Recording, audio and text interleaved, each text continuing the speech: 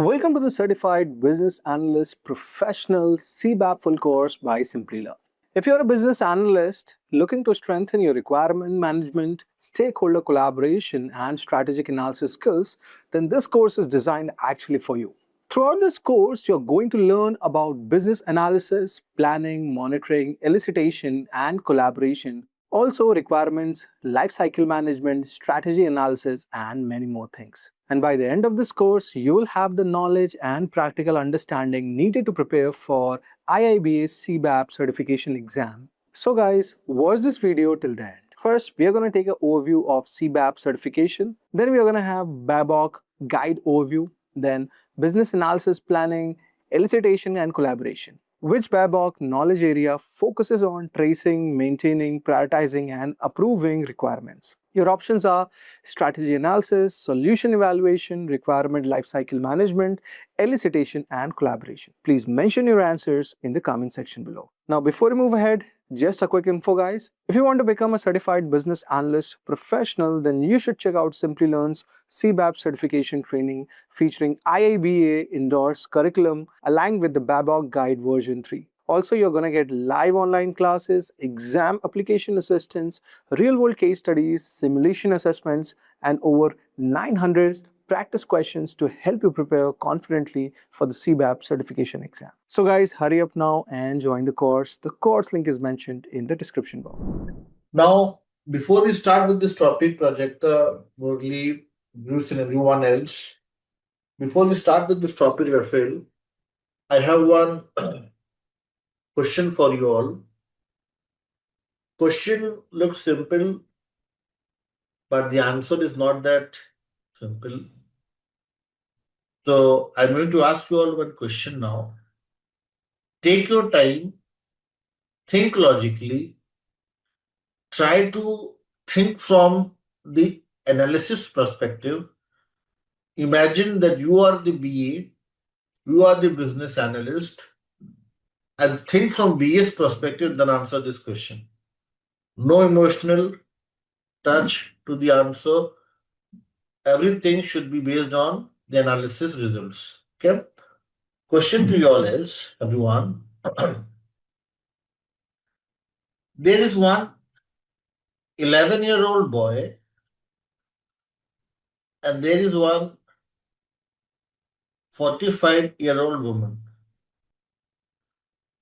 Raphael, Bruce, and everyone else, 11-year-old boy, 45-year-old woman, and you are the business analyst, part of company ABC, and senior management ask you, they request you to explain core concepts of inflation to one of them. Whom would you prefer and why? Let me repeat my question. My question is, the scenario is, there is one 11-year-old boy, 45-year-old woman. There are two people here, two choices for you. You are the business analyst. You are getting some instruction from the senior management that there is one very core important topic, inflation, that you have to explain, you have to provide information, and you have to select one of them. Who would you prefer to work with? Who would you prefer to share the details of inflation and why? Question open for you all to answer. Think logically, take your time. Don't think emotionally, think logically and then answer. Whom would you prefer?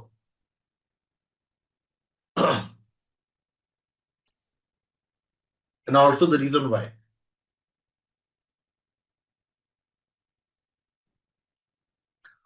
Malik is mentioning here, I'll go with 11-year-old boy because it's easier to explain increase of price.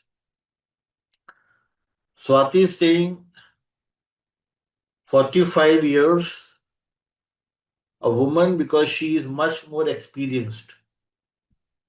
Okay, so you're saying number of years on planet Earth is equal to number of years as an experienced person. Year is equal to experience. Supriya is saying I'll go with a woman because she is having more experience. So how with this age you are concluding that she has experience? Is there anything that relates experience with age? Prajakta is saying 45 women because woman has already aware. I would prefer explaining to a woman because she is grown up and really understand through examples. And 11 boys won't understand things from with the help of examples. Boys are deaf and dumb. Do you think that? Komal is saying, and somebody is coming up with a very diplomatic answer. Rafael is saying, I'll go with both. See, people saying both. Yes, this is this is the very good characteristic for BA, but this manipulation won't work here. You have to select one of them. Nobody was interested to know that why we need to explain inflation to them. Nobody said that how would the company benefit, what are the benefits that we'll realize if we explain to them. Nobody asked questions like what is the educational qualification. Yes, don't you all think most Shivangi asked, yeah, that's why I had ignored your answer intentionally. I saw your answer, but I ignored it because I knew that it was good answer. Yes, it was intentional ignorance to focus on other answers. Yes, so Shivangi was correct. The answer is everyone. And Shivangi and others, thank you for your participation. This is my intent behind sharing this example. You all can see here 71% of the failed software projects are traced to poor requirements globally.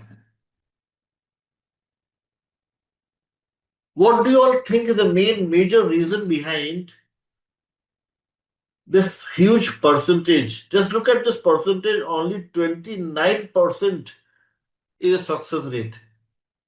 Just 29%.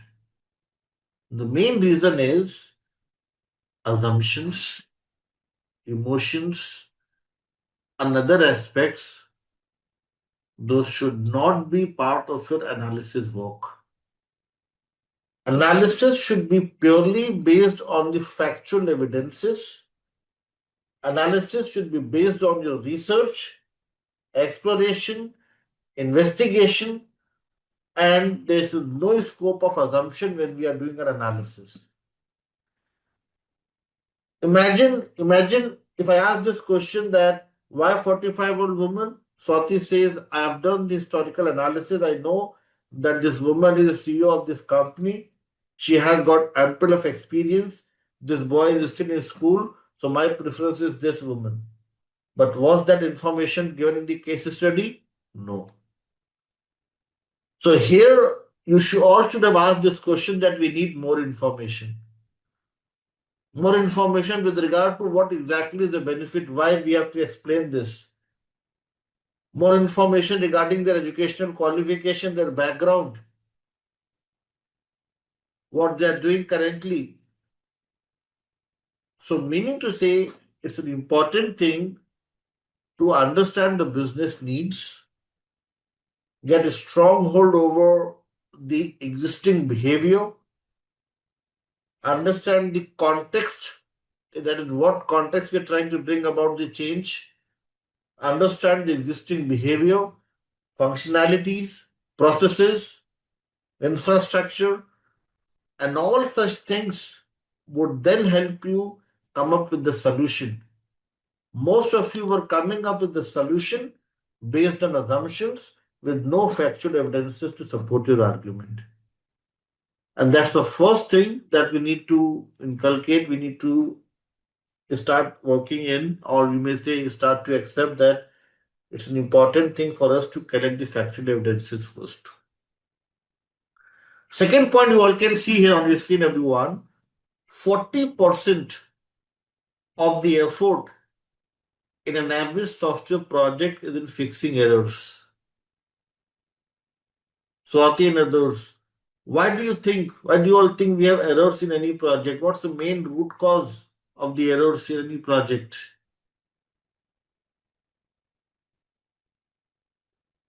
What's the main reason of issues or defects in any project? Assumptions, incomplete analysis.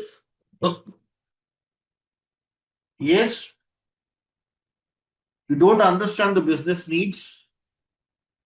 Yes, you have not gathered all the required information and you jump to the solution. No proper testing. Jashi is blaming testers and saying BA is the perfect person, but testers are causing you problems. Yes, but testers are dependent on you for the requirements. If your requirements are not clear, then you cannot blame the testers. Yes, so don't blame testers. Put the blame on the BA first and then the testers. Yes. Okay. Requirement is half cooked, improper testing and documentation leads to all such things. Yes. And you all can see here requirements defects. And Arifullah is saying that sometimes change in the business requirement is also a reason. So in a way, you're trying to blame the business users for this thing. It is one of the factor. Yes, but you would agree with me, Arifullah and others. This is something beyond our control to make those things like if business keeps on changing the things. There's something that we can restrict, but some few things are beyond our control. But the thing that's in our control is to do proper detailed analysis, gain proper understanding of the requirements, understand the business needs. Maybe then your business users will not come up with additional requirements more frequently. Maybe you'll be able to win their trust, and that way, that maybe if you work in an organized manner and you are able to define the scope well, they won't change the requirements frequently. Yes. So if you're more organized, if you're more structured in your analysis, if you're able to win the trust of your business users, you may find even the improvement at their end as well. That happens. I've seen this thing, I've experienced this in my projects. That if you are not organized, they're also not organized. They means the business user, but if you are coming with more structured approach, even they're also more structured accordingly. Yes, so in our live sessions, everyone, we will talk about some standard set of practices. We will talk about few important tools and technologies, few important techniques. Those may help you improve on business analysis capabilities. Those will help you provide a complete solution in accordance with the given set of business requirements. Doing the analysis in such a manner that you're able to provide an end-to-end solution. End-to-end solution would help you solve the business problems, make them realize benefits, and the solution would be regarded as a valuable solution, a sustainable solution, usable for the purpose. So all such things we'll discuss in detail in our live session. Business analysis body of knowledge will discuss in detail from chapter number 10 till the last chapter. 50 techniques, 30 important tasks, 6 knowledge areas, 6 underlying competencies. These all would help us come up with a very organized approach, use some standardized templates, certain important modeling notations. Those may help us come up with a better solution, a complete solution for the given business problems. So this is the first thing to start with everyone. And this was about having these W's on your screen. W's means you are asking questions to gain more clarity, gain more and more information. You are able to draw out, explore, identify the information that is relevant to the change. And that's the purpose of having these W's here. But if you observe here, there is one very important W missing here. This is known as 5WH criteria, but one W is missing. Which W is missing, everyone? Who? And who represents your stakeholders.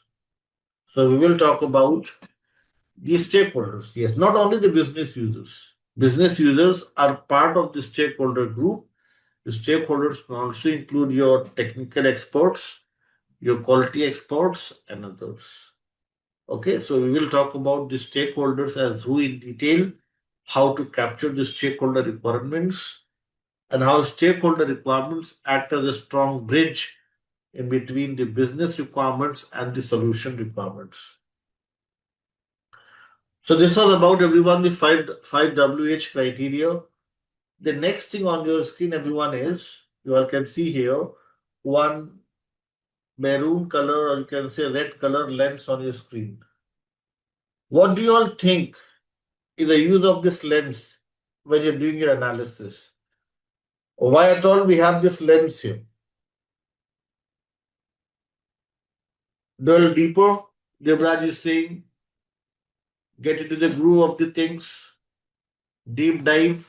Okay, I'll take you all back to your 8th standard physics or science subject.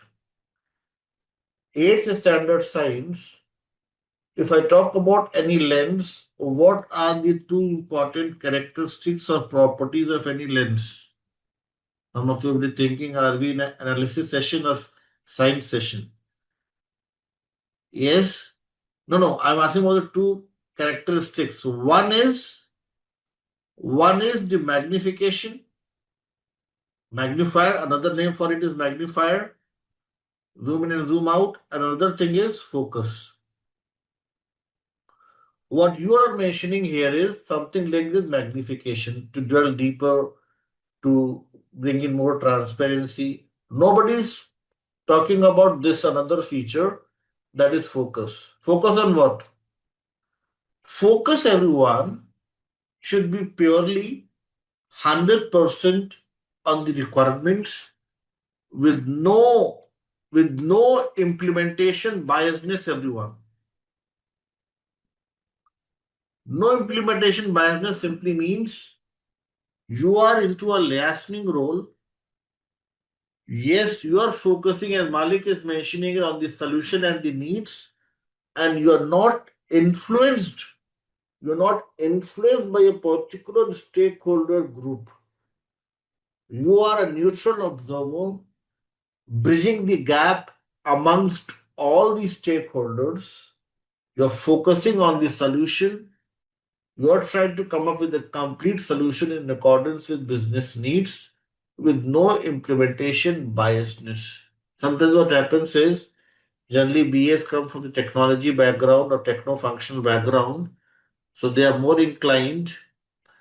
We have to, I'm not saying that we don't have to consider it.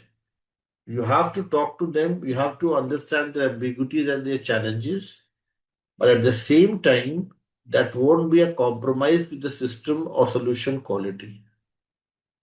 I'm not saying that you won't consider their request, you will turn a deaf ear to what they are saying.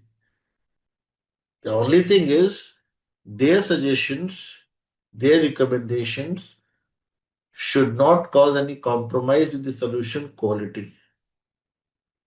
Okay, their solution should make your solution align with the technology, but not any compromise with the solution or the, you may say, components of the solutions.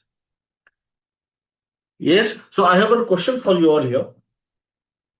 Let's see how many of you are able to. Yes, so I'm going to ask you all one question. So that way I'll be able to expound more on that. So if you are able to answer this question, you will get more clarity around this thing. So I have this question for you all. See if you're able to answer this. If you are, it means you understand what I'm trying to say.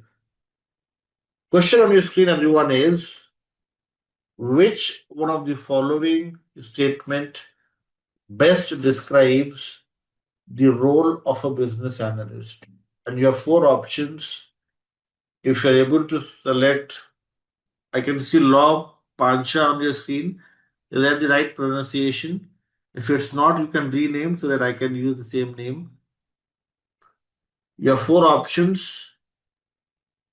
See which option tells you about a neutral observer into a listening role, talking to everyone, not just one group.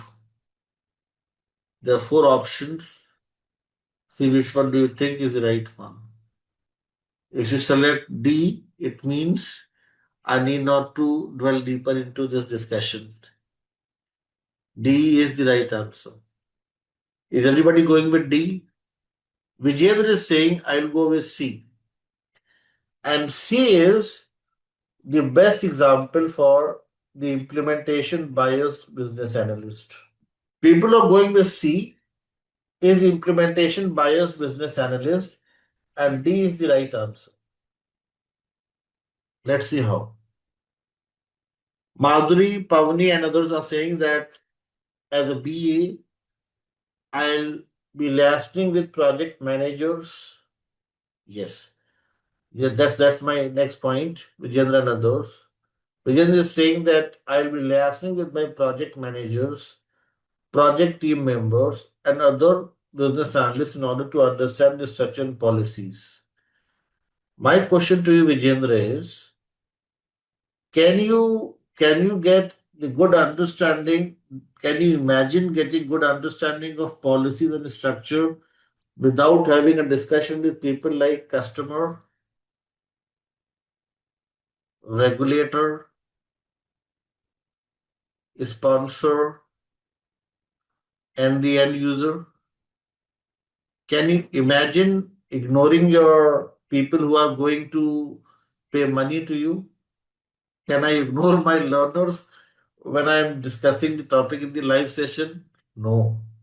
They are the most important people. Because of them, we are all having a discussion. The same thing happens in any project. So, meaning to say, it's an important thing for you to look into the demands of your internal team. This is an internal team. Project number C is about having a discussion with solution delivery team. This is a solution delivery team. You have to talk to them. You have to talk to them for sure. Yes, you have to talk to them for sure, Shivangi and others. You have to talk to them, solution delivery.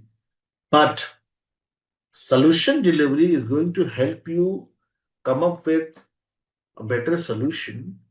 But Shivangi, can you imagine getting the requirements or clarity on the requirements without having a discussion with the end user or the customer? No. You have to bridge the gap. You are into a liaising role. People who are going with C, I have one visual that is going to help you accept what I am discussing here. This is a visual on your screen, everyone.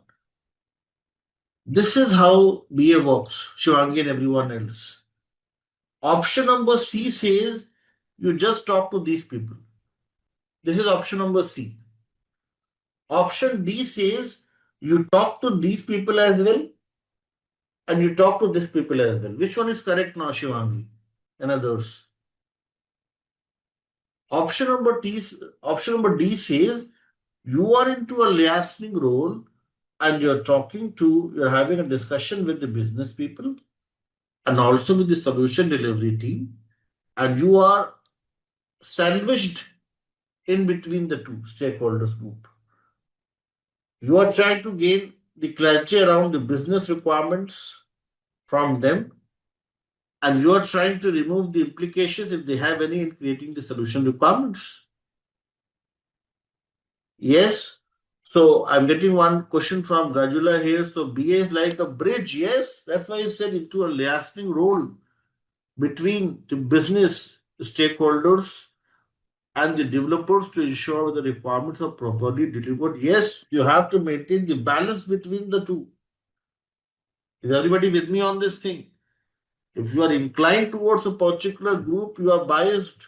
But if you focus on the demands of all the people and you are able to come up with a solution that's in line with the business expectation and also aligned with your system capabilities, that's how you work as a business analyst. So that's why option number D is the right one and C is incorrect. C makes you implementation biased. Okay? Is everybody now agreeing with this discussion? Is everybody accepting that option D is correct and C is not? Yes, perfect. Yes, thank you everyone for your participation. Thank you so much everyone for your responses. So now everyone understood totally. Thank you, Vijendra. So we have talked about everyone the first very important thing to start with, and that is 5WH and this process centric lens. I'll summarize what we have discussed so far. So we have started with a discussion wherein I mentioned that for any BA, it's an important thing to perform research, exploration, investigation, apply 5WH analysis with with minimal scope of assumption. No assumption your business analysis work. That she is old, so she has experience. Somebody is new, so he won't be able to do the things. No. It's all about your analysis results, your evidences, those help you take a better decision. Second thing is this process-centric lens. This lens would help you dig deeper into the given problem, break down the complex requirement into smaller fragments, do the analysis at a more atomic level. And when you're doing your detailed analysis, you have to talk to different people and you have to focus on the objectives when you talk to them and not get influenced by them. If you get influenced by them, if you are inclined towards some stakeholder group, that may lead to a solution that is implementation biased or business users biased, and biasness may lead to several errors or issues. So this was about the 5WH. Shall I think, can I ask why, if W was present in this slide, yes, then I wouldn't have asked that question. So it's an intentional attempt from our end to miss that W so that we can have questions from you all. Yes. Do you want me to add this W so that people in the next batch don't have such a good discussion? Shahzad, we can do that. Yes. So W is missing here. The purpose is to make you all think and ask such questions. Okay, everyone. I hope everybody is with me till this point. 5WH and the process centric lens. Shall we move ahead and talk about defining needs? Everyone. Next thing is everyone defining needs. Now, when we talk about needs, everyone, needs can be in the form of problems to be solved, or needs can also be in the form of opportunities to grow. Let's discuss one project, the first one in your LMS. We'll try to identify the problems. Let's read few paragraphs together, and then I'll ask you all, Shahzad, Badri, Shivangi, and everyone else, if you all can come up with few important business needs. What is business analysis? So it's about doing your detailed analysis to a process-centric lens, defining needs, recommending solutions that enables change, and this change helps in continuous improvement. Let's take one example, everyone, to understand what are the enablers and why enablers are so important, how they help you bring about the change. Law and others. For example, if I say the current state or the as is state is, I'm talking about the Unilever project, one example from the Unilever project. Current state is that the Unilever employees,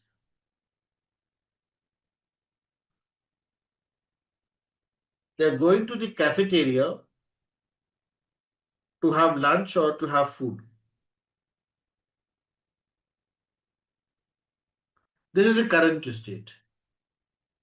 And the future state or the change is that you have your mobile phone, you have your cell phone, smartphone, and you're having one app there as canteen ordering system, and you're ordering a meal online.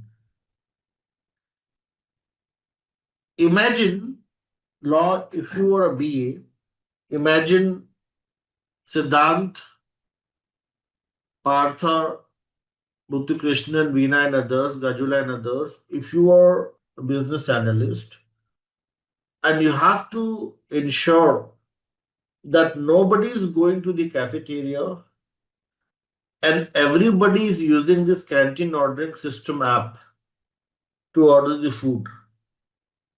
How you'll enable this change? What are the necessary steps? Those may help you ensure that people accept this change.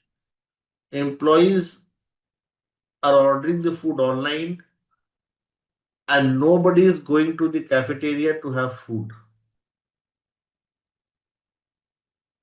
How you'll enable this change, everyone? One of my learner in one of my morning batch, India hours, had to say that shut down the cafeteria and they'll have no other option than to go and order the food online. Is this enabler to shut down the cafeteria? Are we in the Hitler's era? Yeah.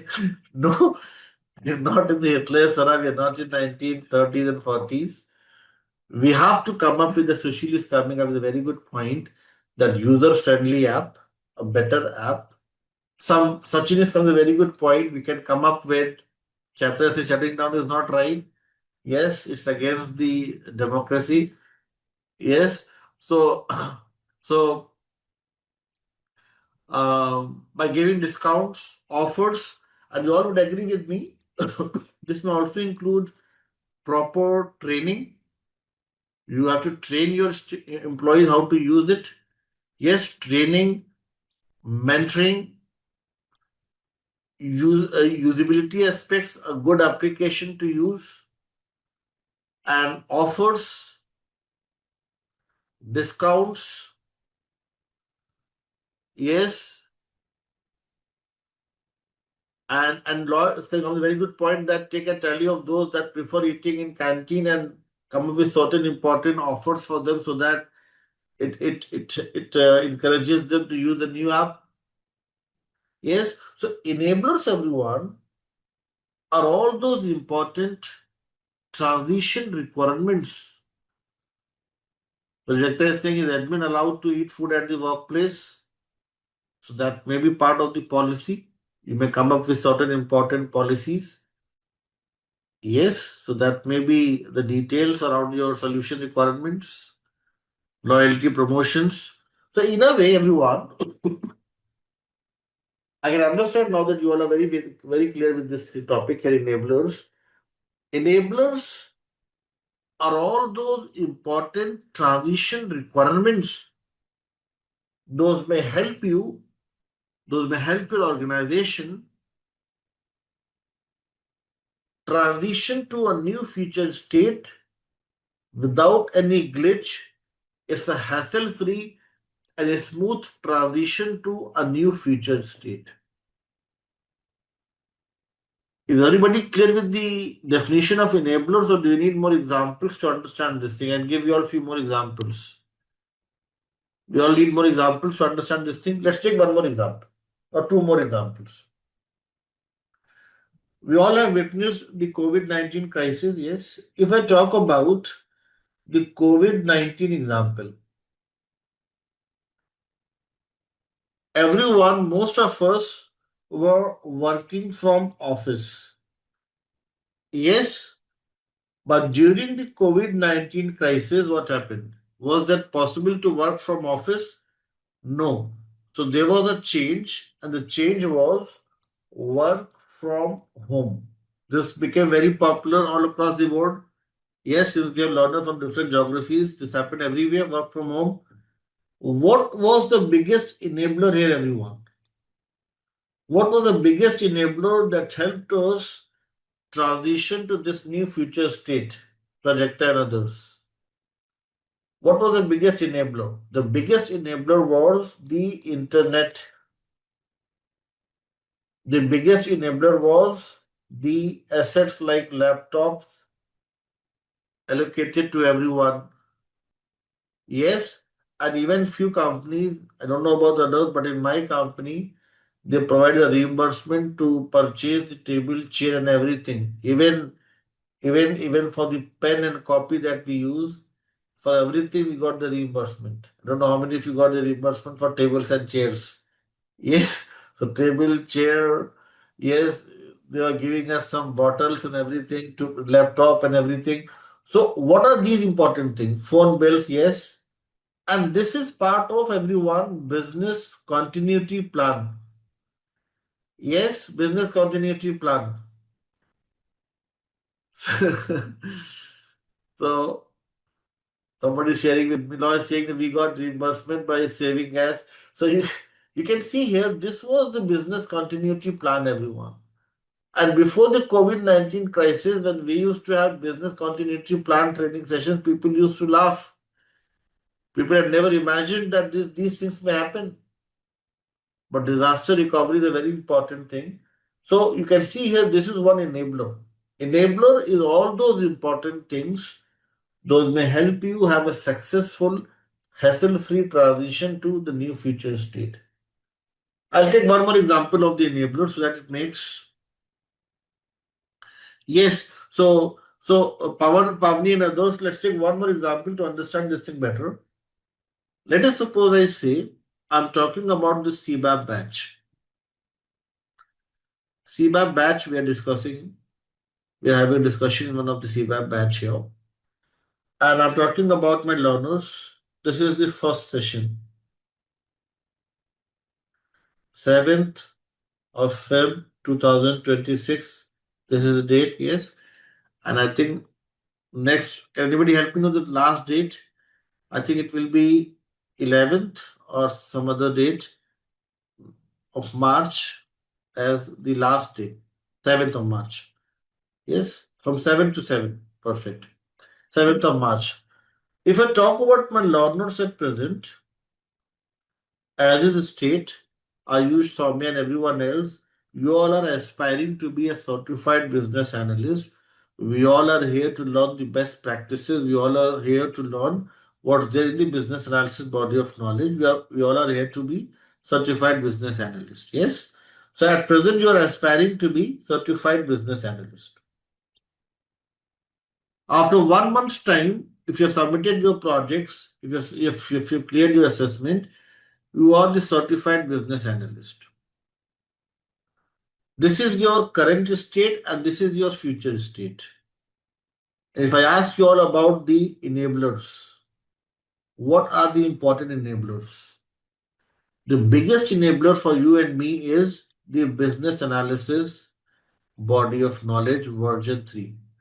I have mugged up in last 12 years. I'm throwing out what I have learned. Yes, before the live sessions, I used to learn this thing early morning, just mugging up everything, and now you can see the results. Yes. So, so BABOK V3 is the biggest source, biggest enabler for you and me over the years. Yes, BABOK V3, one thing. Then for you all, the important thing is the self-learning module, wherein you'll find the sweet, calm, and pleasant voice. Yes, Law, so you are ignoring that lady. In your answer, you're ignoring her. That's not a good thing. So, so self-learning module, lady with the pleasant voice. It's an important thing for you all to listen to those recorded videos to fill in the gaps, if any, in the live session. Then the class notes that I'm sharing with you all, it's an important thing for you all to go through the class notes. Yes. And then once you're done with these things, it's also very important for you all to go through the recordings of the live session. Once you're done with these things, then it's an important thing for you all to work on your projects parallelly during the weekdays. You all have around 5 days time in between the two between like the sessions. Projects, work on your projects, and then you have to ask questions during the Q&A time. If you are working on all these things, everyone, this is the important thing. Indirectly, I'm telling you about your homework for the upcoming sessions with the help of this example. Yes. So homework for you all is that whatever topic we discuss, you all have to go through the BABOK guide, self-learning module, class notes, recordings, work on your projects, and I can assure you of this thing, by 7th of March, you will have the complete understanding of the business analysis, all the important techniques, and this will also help you prepare for your job interviews. Yes, so and these enablers, everyone, one last thing here, enablers, everyone, these are considered to be temporary in nature.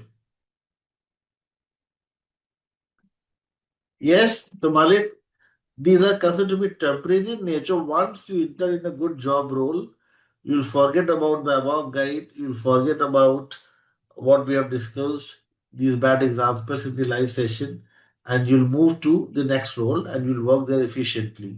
So, enablers, everyone, these are also considered to be the temporary requirements, often unneeded, once we transition to a new future state. Yes, is everybody able to understand the reason why these are considered to be temporary? Because this is not something that we are going to carry on for life. No. We are done with this thing. We are done with CBAP, then attempt CFA, go for FRM, go for, yes, go for some different training program. Yes. So yes, we'll have a break in another 3 or 4 minutes. Yes, just we'll have a break in a few minutes. Let me summarize a few things. So we'll then have a break. Yes. It's time for us to have a break, but just 2 or 3 more minutes. I need to summarize everything. Yes. So Vijay is saying, yes, these are dynamic. So simply enablers, when we're talking about Shivangi, Vijay, and everyone else, these all are few important transition requirements. Those will help you transition successfully, hassle-free, smooth, with no barriers in the realization of value. It will help you ensure that there are no undesirable consequences when we are when we are transitioning to a new future state. These are considered to be temporary in nature because once we have a successful and smooth transition to a new future state, these are often not required. Yes, so that's why these are the important things, the enablers. I've discussed this topic in detail here because they sometimes ask me this question in job interviews that what are the important enablers when we are transitioning to a new future state? So you can easily answer them that these can be in the form of workshops, trainings, mentoring, creation of user manuals, training materials, advertisements. Those all things those may help you successfully transition to a new future state. And this will help in continuous improvement. So now, everyone, we are done with the first topic, and that is what is business analysis. And let me summarize it in another 1 minute, then we'll have a short 15 minutes break. So, what we have discussed here, everyone, that business analysis is about research, exploration, investigation with the help of 5WH analysis. This research should be deep, detailed. You have to dig deeper into the given problem. get into the groove of the problem with the help of a process-centric lens. Process-centric lens signifies here that we are going to focus on the business objectives without any implementation biasness, without having inclination towards any solution delivery team. We are having a discussion. We are acting as a strong bridge in between the business users and the technology experts. This will then help us define needs. Needs are Needs are the form of problems or the opportunities to be solved.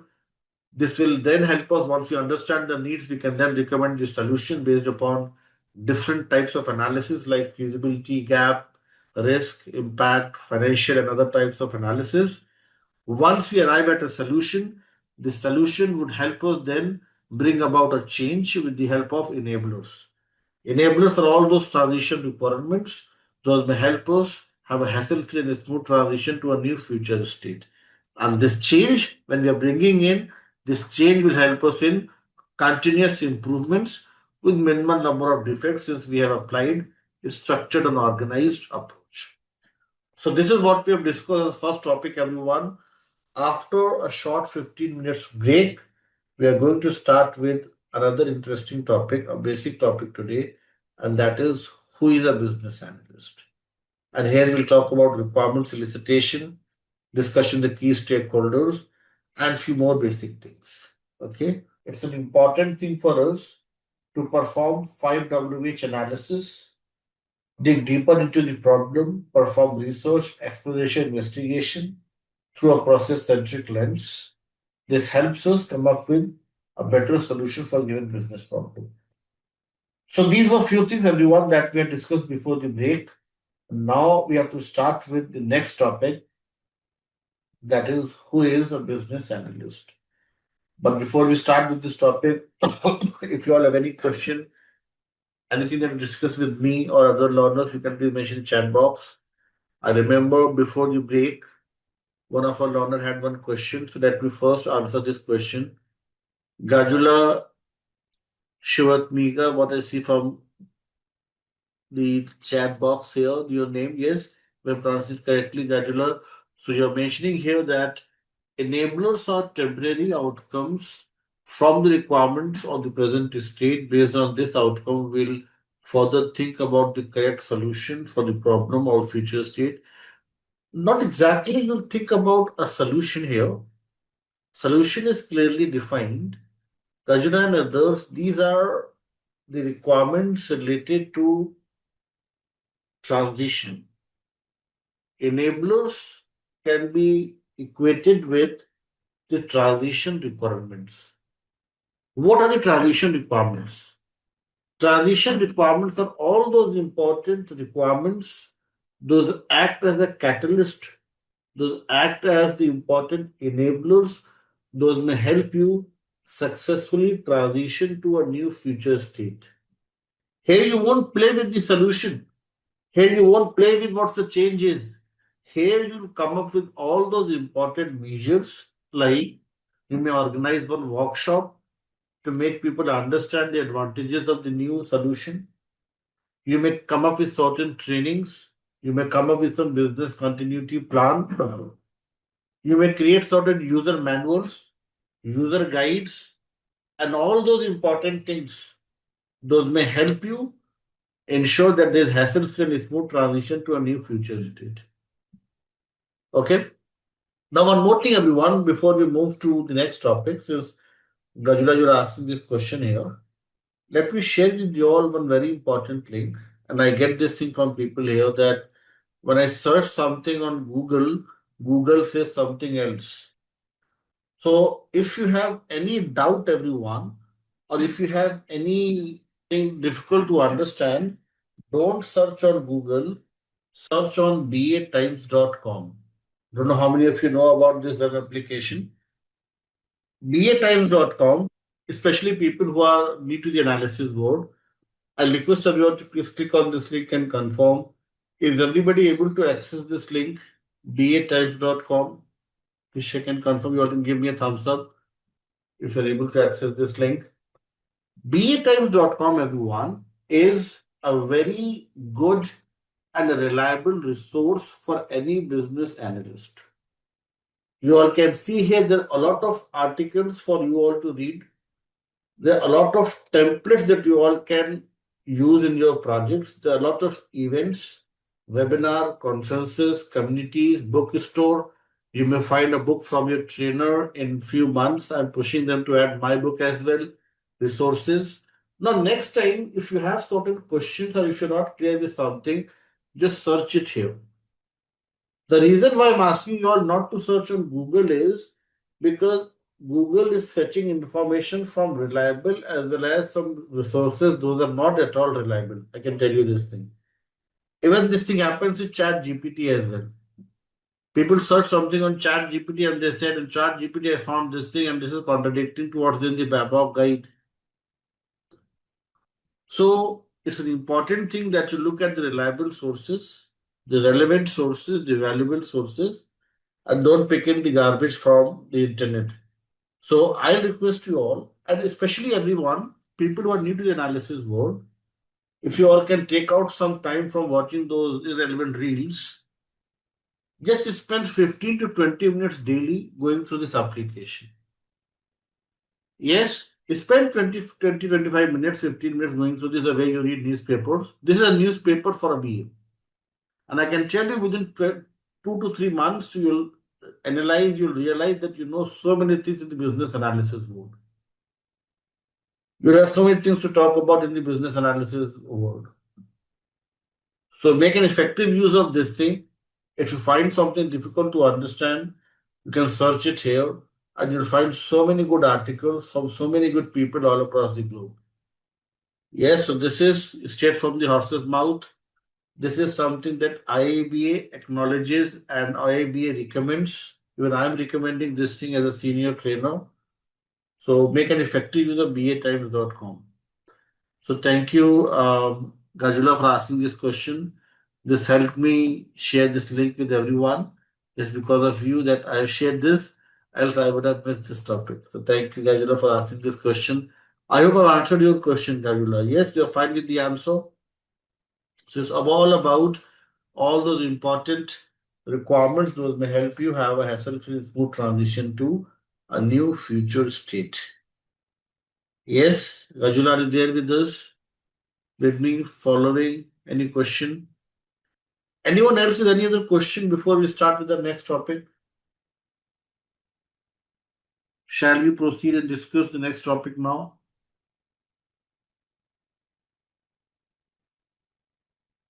Yes, perfect. Thank you, everyone. The next topic, everyone, is Akshay, Bruce, and everyone is who is a business analyst? Now, here you all can see here different color bubbles here. We'll focus on this third one first, and we'll talk about the most important thing, that is requirements elicitation. Elicits the needs from the key stakeholders, performs the elicitation. Shall I get some question for us? However, for all these steps, we may have some standard set of steps, templates to follow and find question. Yes, definitely, yes. So for this thing, Shivangi, once into the knowledge areas, we'll talk about some standardized templates. We'll talk about certain important techniques. Those may help you come up with more structured way of like going through this batimes.com link. So for now, you can search some basic things, but for templates, you'll have to give me another 2 sessions. So after the next 2 sessions, you'll be able to apply right filters in batimes.com. For now, you can search for some basic topics. Yes. So for templates, we'll discuss in detail. Standardized templates like BRD, FRD, FRS, and everything else. Okay, perfect. So thank you, Shivangi, and everyone else. Now, let's talk about requirement solicitation in detail. Let's see what is requirement solicitation, how it is carried out, what's the practical significance behind it. And I'll share with you all one story now. That story is something very much linked with your requirement solicitation. So let's listen to this story and see how many of you are able to tell me the moral of this story. Yes. Stakeholders can be the customer, internal working team as well, right? Just we can no. The stakeholder will discuss are all the important individuals or the groups who are directly or indirectly impacted by the change need or the solution. So this includes, as I mentioned before the break, this may include your um, internal team. This may include your external team. Yes, so it's a mixed bag. It's a mixed bag that may have both internal as well as the external stakeholders. So when we say stakeholders, a stakeholder is not equivalent to business users. There's a misconception. People think that when we say stakeholders, it means business team. No. Even our poor technology experts are also the stakeholders. Okay. So it includes everyone. This is list on your screen, Asif. So we'll discuss about this once you're done with the requirements, solicitation, and who is a business analyst. We'll talk about it. Yes, it depends. It depends how you're organizing the things in your projects. So this topic we have not discussed yet. So we will talk about it. Yes, maybe tomorrow we'll talk about it, not today. The detailed discussion on the stakeholders. Okay. So let's focus on this topic first. Let's talk about the basic topic to start with, and that is who is a business analyst.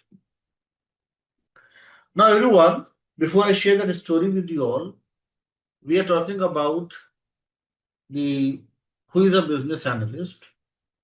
And there is a very basic thing that I want to start with and discuss with you all before I narrate that story to you all. The topic is the important discussion item is very basic thing. One thing is responsibility. Another thing is accountability. Very popular in any project, responsible stakeholders, accountable stakeholders. What do you all think, especially people who are new to the analysis world, is a major difference between a responsible person and an accountable person? Or do you all think it is one and the same thing? So the first topic is we are talking about who is a business analyst. And here it's an important thing for us to know the responsibility and how it is different from accountability. This question open for you all to answer. What is a major difference between a thin line of difference between responsibility and accountability, everyone? Shivangi is saying that BA is responsible in performing the 5WH analysis. If BA is responsible, then who is accountable? Hamid is saying that responsibility is about execution. And this is a brilliant answer. Let me add a red heart to your answer. Absolutely brilliant answer. Thank you so much, Hamid, for your response. Lois saying accountability is more about the ownership. Is that the ownership or the answerability? Are you correct with your word that you have used? Law, think more about it. Is that the ownership or answerability? Responsible can be many, but accountability lies only with BA. Natasha is saying but for what is BA accountable for everything? Accountability is result focused and responsibility is about execution. This is also a very good answer from Malik here. Responsibility is assigned task and accountability is obligation. That's also a wonderful answer. Asif is saying responsibility limits to understanding and taking the ownership. Yes, that's one of the better answer from Asif here. So I can see that most of you are clear with this thing. So let me now take you out to your class notes and let's read few things to the benefit of those who are not clear with this basic difference. So let's discuss this basic difference and then we'll discuss few more things. So let's talk about the responsibility versus accountability, everyone. As per the BABOK guide, responsibility can be defined as a sole ownership. That is, a responsible stakeholder will perform the assigned task directly. It means owning the task, working on it, and ensuring the completeness of the given task. Responsible person is regarded as somebody who is carrying the cross on his shoulders. That is, you are doing the execution. You are the owner and directly working on the task. Like I remember Shivangi was mentioning that BA is responsible to perform requirements gathering. BA is responsible to perform 5WH. But Shivangi, if you are doing this thing, don't you think somebody should monitor what you are doing? Somebody should cross check what analysis you have done? Yes or no? There comes the importance of accountability, everyone. Accountability can be defined as answerability. It is about the peripheral involvement. What is peripheral involvement, everyone? You are not doing the things, but you ensure that the things are done in an appropriate manner. You are tracking, monitoring, and performing the evaluation. Accountability also includes providing a better environment wherein responsible stakeholders can work effectively and come up with required outputs.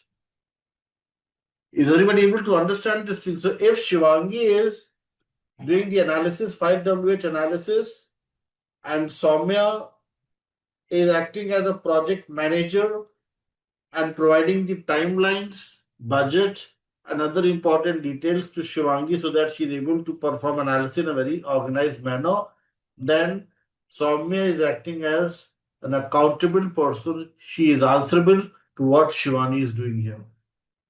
But sometimes what happens is, let us suppose Shivangi is into a very senior position, 15 to 20 years into business analysis. So nobody is monitoring what she is doing and she is directly submitting the details to the business. In that case, you are responsible as well as accountable for your work.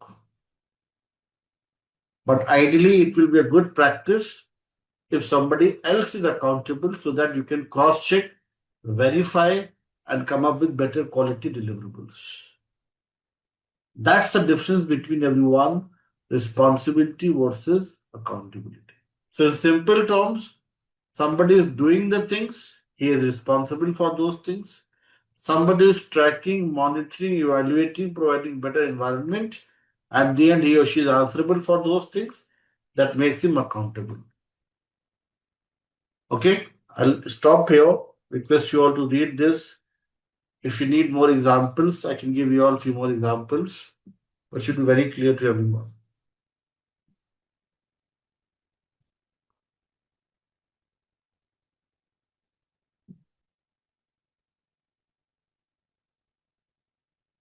Yes, Vishal, Law, and everyone else following this, or you all have any question, you need more example, I can give you all a few more examples. More example? Okay, let's take one more example.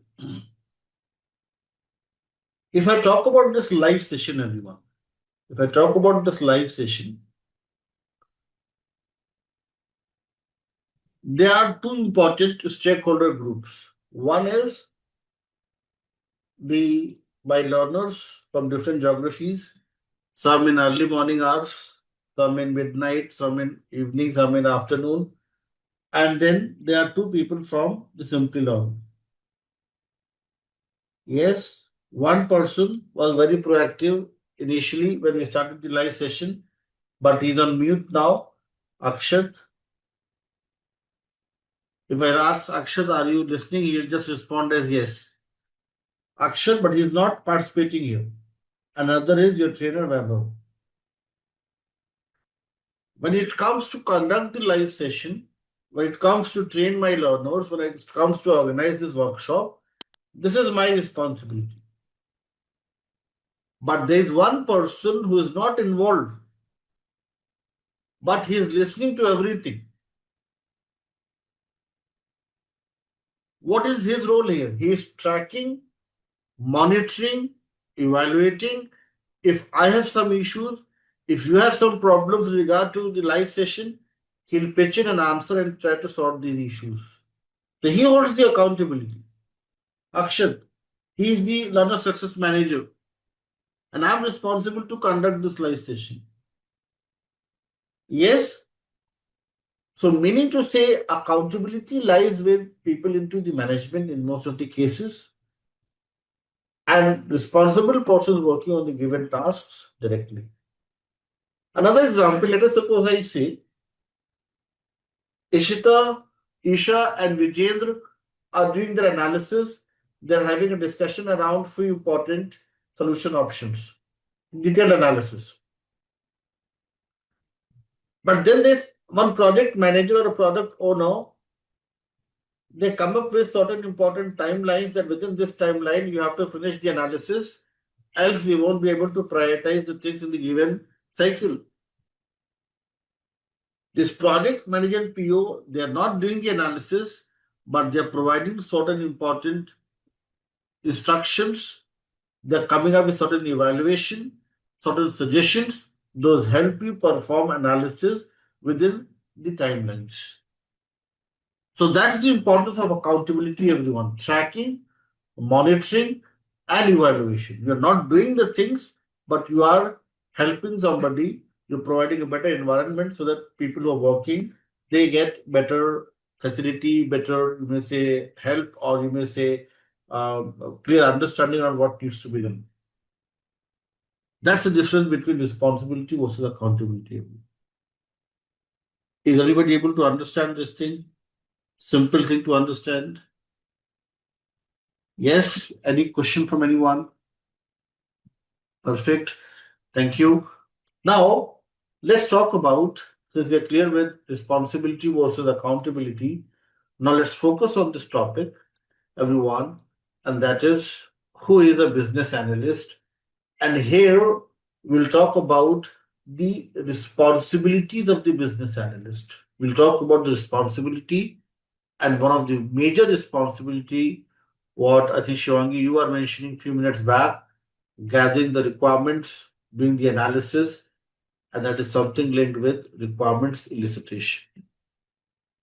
Let's see what is requirements elicitation, how it is carried out with the help of one example. And this example is from a very popular book. I don't know how many of you have read this book, how many of you have heard of this book. I was fan of this book. I used to read this book a lot during my school days. And the name of this book is Arabian Nights. Yes, people from the Gulf countries, from the oil-rich nations can easily relate with this book, Arabian Nights. Yes, and the good thing with this book is there are a lot of stories. Those may inspire you, yes, to work efficiently as a business analyst. So in this book, there was one story.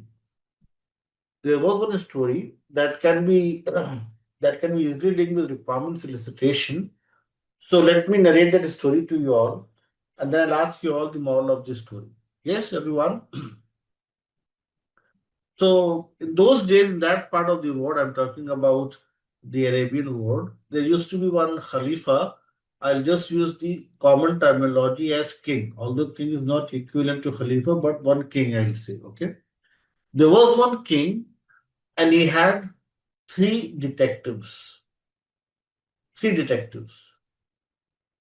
Their names were Arabic, but I'll just make it simple for you all as D1, D2, and D3. These detectives can be considered as a modern day business analyst. And these detectives were gathering requirements for this king. They were having some very good experience. They were providing some very valuable information to the king. This helped this Khalifa, this king, to run his kingdom in a very proper manner, understanding the concerns of people of his country and all such things. One fine day, D1 and D2 got to know through some sources that D3 is getting much higher salary, much better compensation, and above all, they realized that he is getting huge respect in the eyes of the king. Now, D1 and D2 were not happy with this thing because they had similar work experience, similar ways of working 24/7 for the king. So, D1 tried to express his anguish. He wanted to clarify these things with the king. So, he tried to reach out to the king and he was about to ask these questions. But king was a very smart person. He knew that D1 is going to come up with such questions. So, king said, before you ask your questions, I have one important task for you. Would you be able to accomplish this task? Would you be able to complete this activity that I'm going to assign to you? Now, this time, D1 took a prestige issue that whatever task he is going to assign it to me, I'll come up with the best possible result. So, king shares with him a scenario. King says that, as you know, D1, that we are kingdom K1 surrounded by kingdom K2 and K3. He said, yes, definitely yes. He said, we got to know that few vagabonds have entered into our kingdom from K2 side. There are few vagabonds here. I wanted you to do some analysis. I want you to help me know who are these vagabonds, why they are in our kingdom, and come up with all the details around these vagabonds. Given that I'll do this thing right away and share with you the information in a minimal time. D1 went to that place, tried to locate and identify the vagabonds. Within few hours, he was able to locate them. He then had a discussion with those vagabonds, tried to get more information that why they are entering into this kingdom, what they are doing here. He also had a discussion with people around, and he also tried to understand whether people know more about them or not.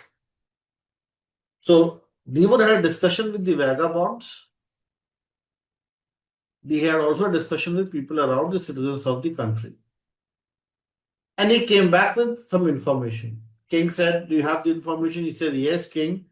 These are few vagabonds passing by our kingdom and they're going to kingdom K3.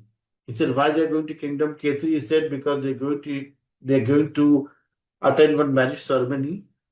So king said, then how much time do you think they'll require to come back? They said within 1 month, within 1 week, they'll come back and they'll go back to their original country, K2. King said, how many men, how many women, are they carrying any instrument that may harm us? Devon said, I never inquired up to that level. I just know that these are the vagabonds. They're going to attend one marriage ceremony and come back within 1 month, 1 week's time. So king asked Devon to stand behind the curtains. Then D2 came in. D2 also had same set of questions for the king, and king assigned the same task to D2 as well. Now D2 went to that place, had discussion with these vagabonds, had discussion with people around, and D2 came up with a lot of information as compared to D1. King was asking several questions, D2 was answering all of them.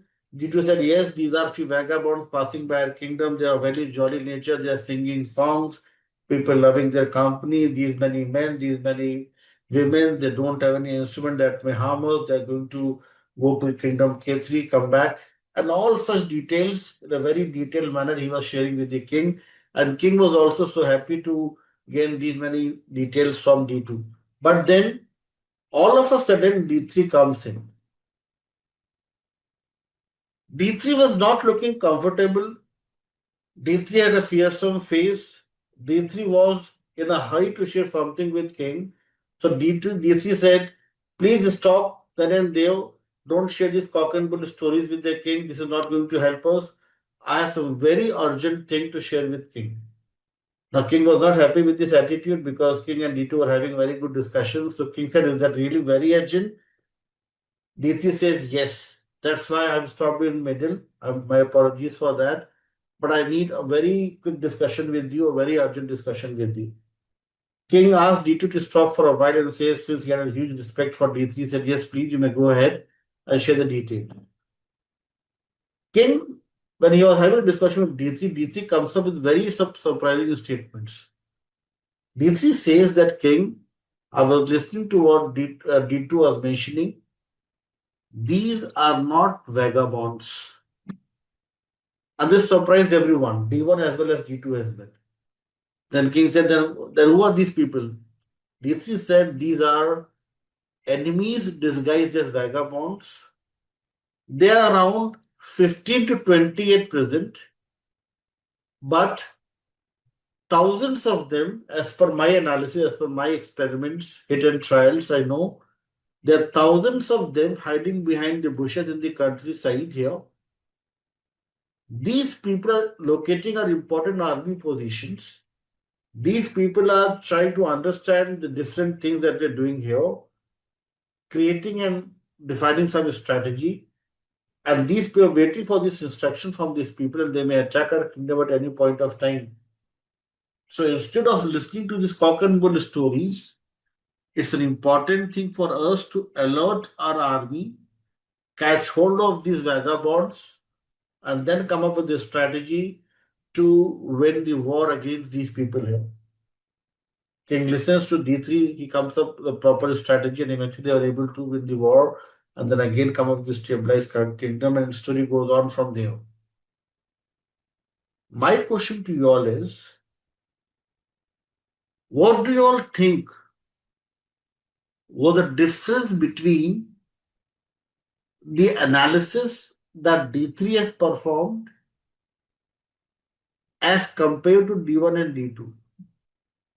Law is saying D1 and D2 are getting less salary. Less salary means less work. Yes, that's not the right thing to say. I think it's a lighter note. But my question to you all is, what is the moral of this story, Law? Why do you think D3 was able to come up with a better solution? How D3 was able to say that these are enemies, and why D1 and D2 were not able to predict this thing? Vijayendra is saying D3 was CBAP certified analyst. Yes, and D1 and D2 were not. What else? Think more about it. Veena is saying to do the deep research, detailed analysis. What else?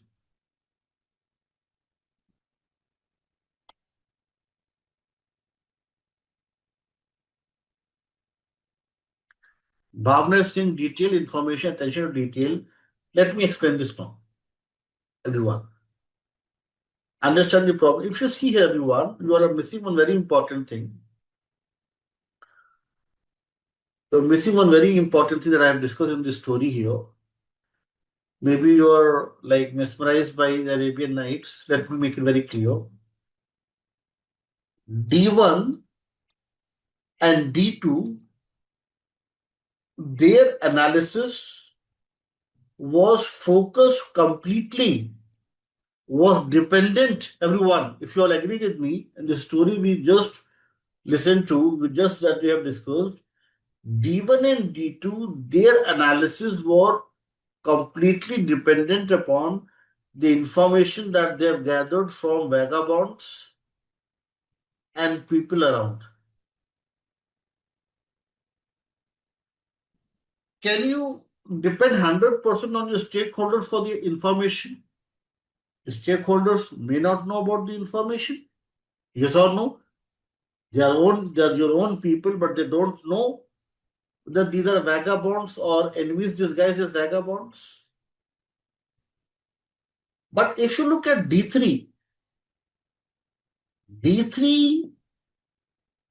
is performing requirements elicitation. He is talking to people. But along with that, he's also doing his own research. He's also performing certain experiments. So, moral of the story is it's an important thing. It's an important thing for a business analyst to perform requirements elicitation with the help of these three important pillars. Let's discuss the moral of the story now with the help of what's there in your class notes, everyone. In your class notes, session number 1, you'll find the answer. Answer is, everyone, moral of the story is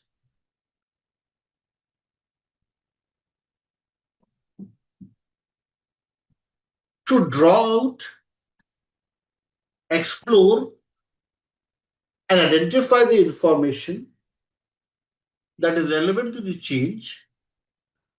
Business analyst should focus upon three things: collaboration, that D1 and D2 did. They both collaborated with people around and vagabonds.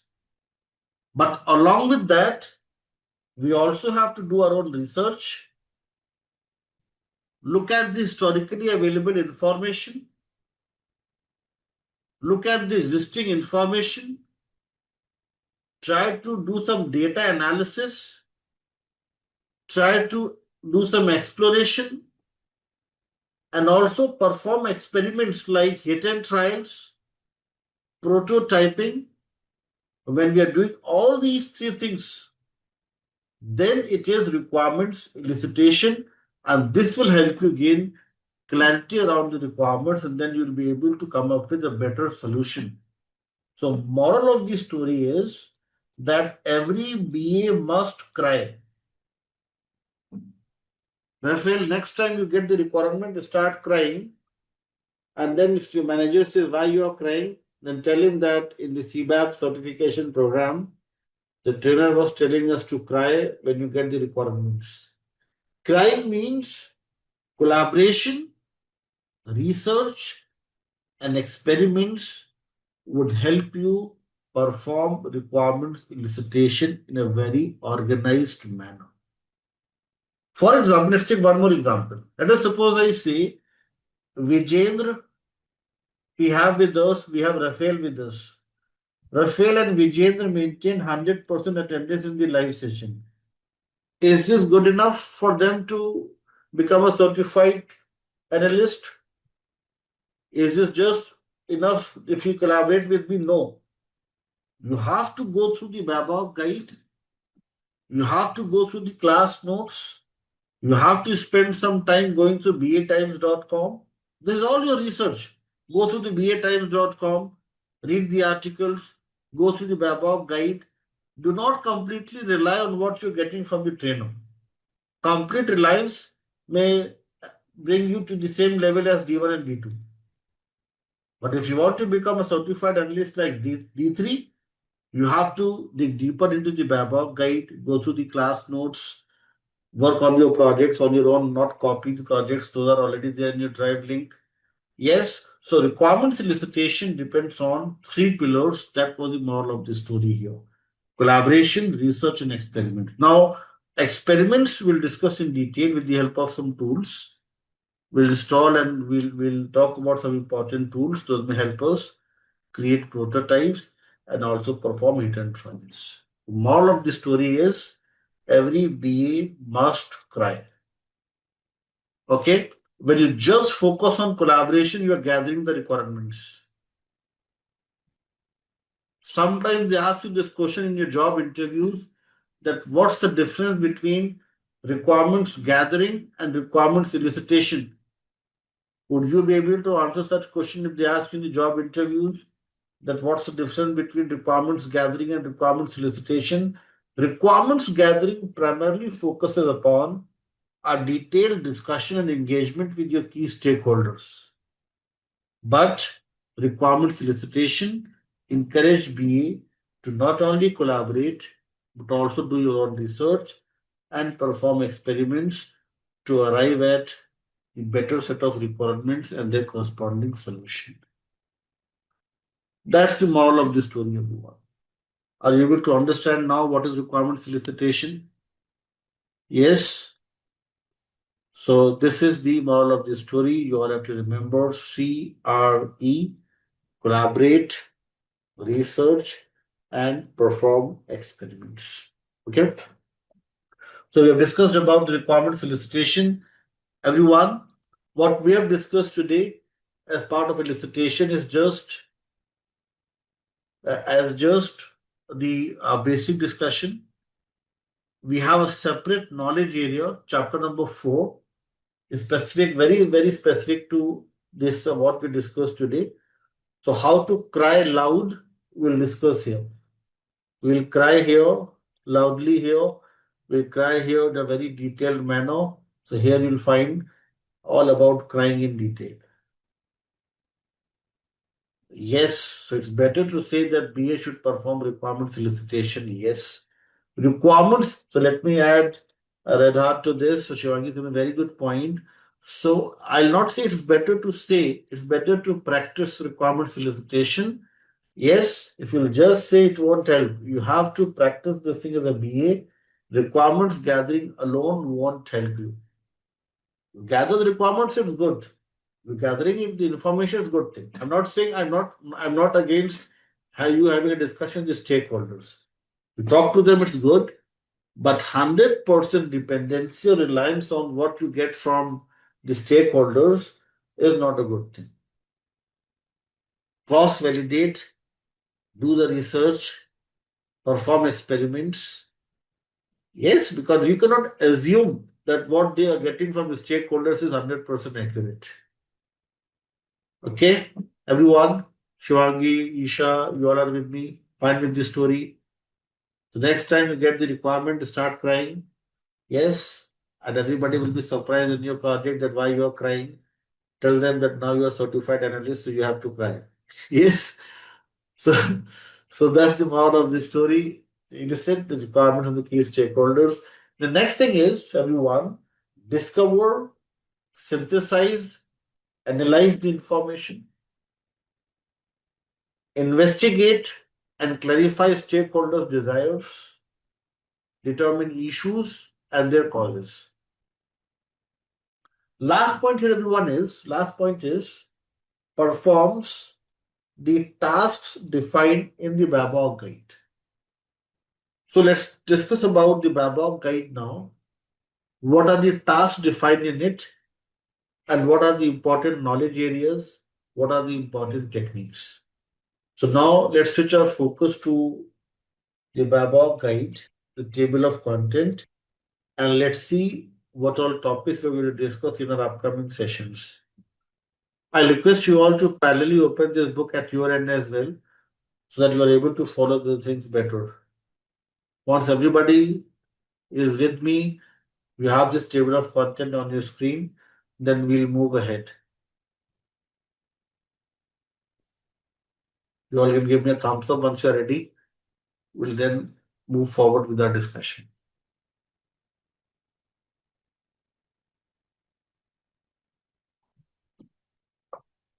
Yes, everyone, perfect, thank you. Now, everyone, chapter number 1, ready, everyone? Yes, thank you. Chapter number 1 and chapter number 2, these two chapters are the basic introduction to business analysis. Like today, we have discussed about the purpose, what is business analysis, we're discussing who is a business analyst, and we're also talking about now the structure of the BABOK guide. This is the introduction. In tomorrow's session, we'll talk about the stakeholders in detail. If time allows, today we'll discuss. We'll talk about the 6 core concepts, key terms, and tomorrow's session will also start the discussion around the creation of the BRDs, how to document the BRD. We'll discuss the standardized template BRD. We'll talk about the FSDs. We'll talk about the user stories. We'll talk about the functional requirements, non-functional requirements, all these things. So this is again the introduction to business analysis. So chapter number 1 and chapter number 2 are the two important chapters as part of the introduction. Then everyone, the chapter number 3, please focus here everyone. Chapter number 3 is the first knowledge area that we're going to start with. First knowledge area is business analysis, planning and monitoring. And here we'll discuss about 5 important tasks here. These are the important tasks to be performed by the business analyst. 3.1, 3.2, 3.3, 4 and 5. These we'll discuss in detail as part of chapter number 3. Then after the first knowledge area, the second knowledge area is elicitation and collaboration, everyone. Again, 5 important tasks here. Then the third knowledge area, requirements lifecycle management, 5 important tasks here. Strategy analysis, again 4 important tasks here. Requirements analysis and design definition, 6 important tasks.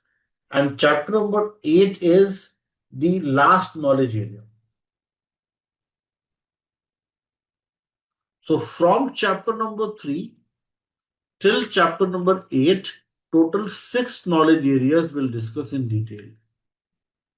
And if I sum up all the important tasks here, so we'll discuss 30 important tasks as part of these 6 knowledge areas. So chapter number 3 till chapter number 8, 6 knowledge areas having 30 total tasks in number.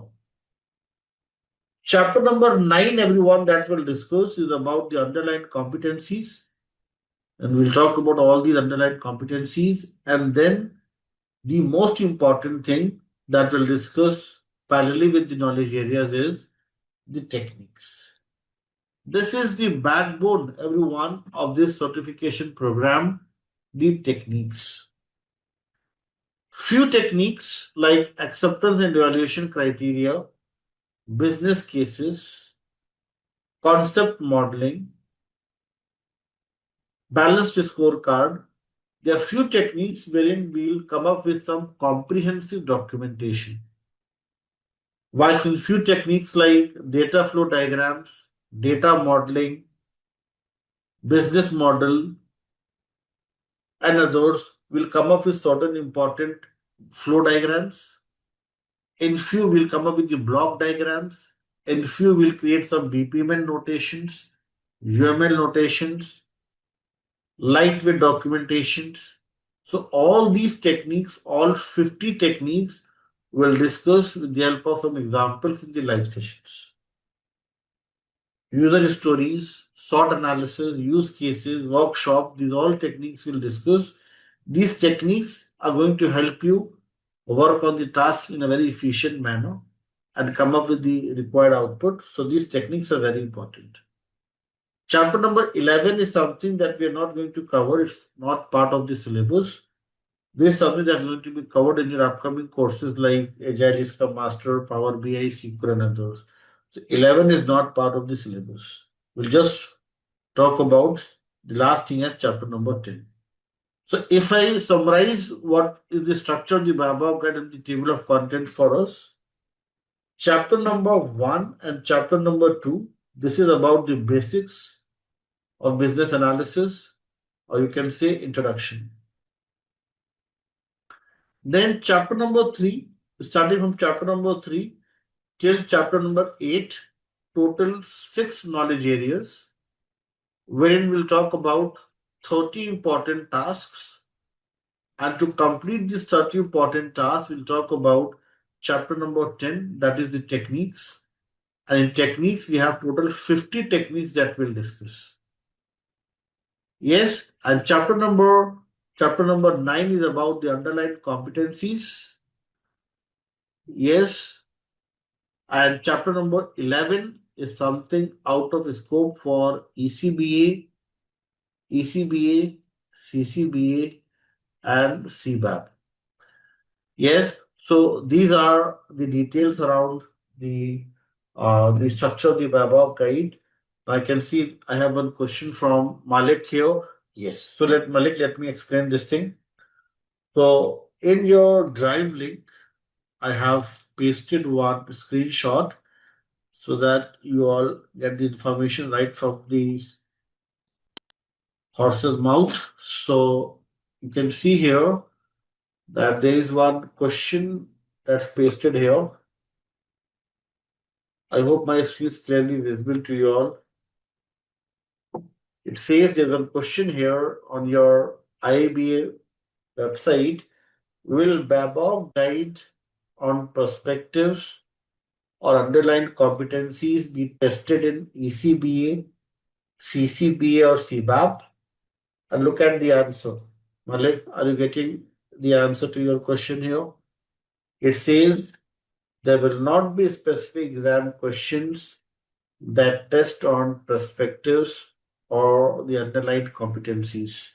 So even chapter number 9 is also not part of the syllabus, but we are going to discuss 9 as well as part of 11 as well. If time allows, I'll cover 11 as well. But 11 is our, you may say, the lowest priority. Okay. Sometimes we have the time in our live session, so we can talk about it. Yes, since I have a PG degree in data science and machine learning as well, so it's not that difficult for me to cover BI and all such things. Okay. Power BI and SQL are part of the master's program, and you will find separate trainer, different trainer talking about those things. I am here to just talk about CBAP business analysis for another 1 month. After that, you'll find a different trainer for Power BI, a different trainer for Tableau, and other courses. Okay, 6 knowledge areas, not 5. Malik, 6 knowledge areas from chapter number 3 till chapter number 6, chapter number 8, the total 6 knowledge areas. 6 knowledge areas, 30 important tasks. Okay. Yes, Malik, Partha, Shivangi, and everyone else, you all are with me. So let me reopen the table of content here and go back to what we had discussed. So this is what we have discussed. I'll take a pause here, wait for your questions before we move to the next topic. Yes, so this is about the syllabus. This is about what we will discuss in the next 1 month. Every weekend, we're going to talk about these important topics. So this is about the structure of the BABOK guide. And now we have completed. Is CBAP certification post all module or only this one? Yes. So this is a good question, Vijendra. Once we are done with our discussion around these important topics, and once you have unlocked your certificate, you are eligible to appear for the CBAP examination conducted by IABA. Yes. So just give me a second.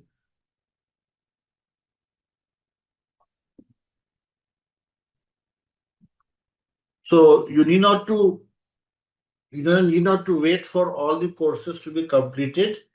If you're planning to appear for IABA examination, once we are done with our discussion and you have submitted your project as well as you have cleared the assessment, you can simply appear for the examination.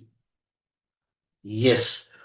For 7,500 hours eligibility, I have created few important documents in your drive link.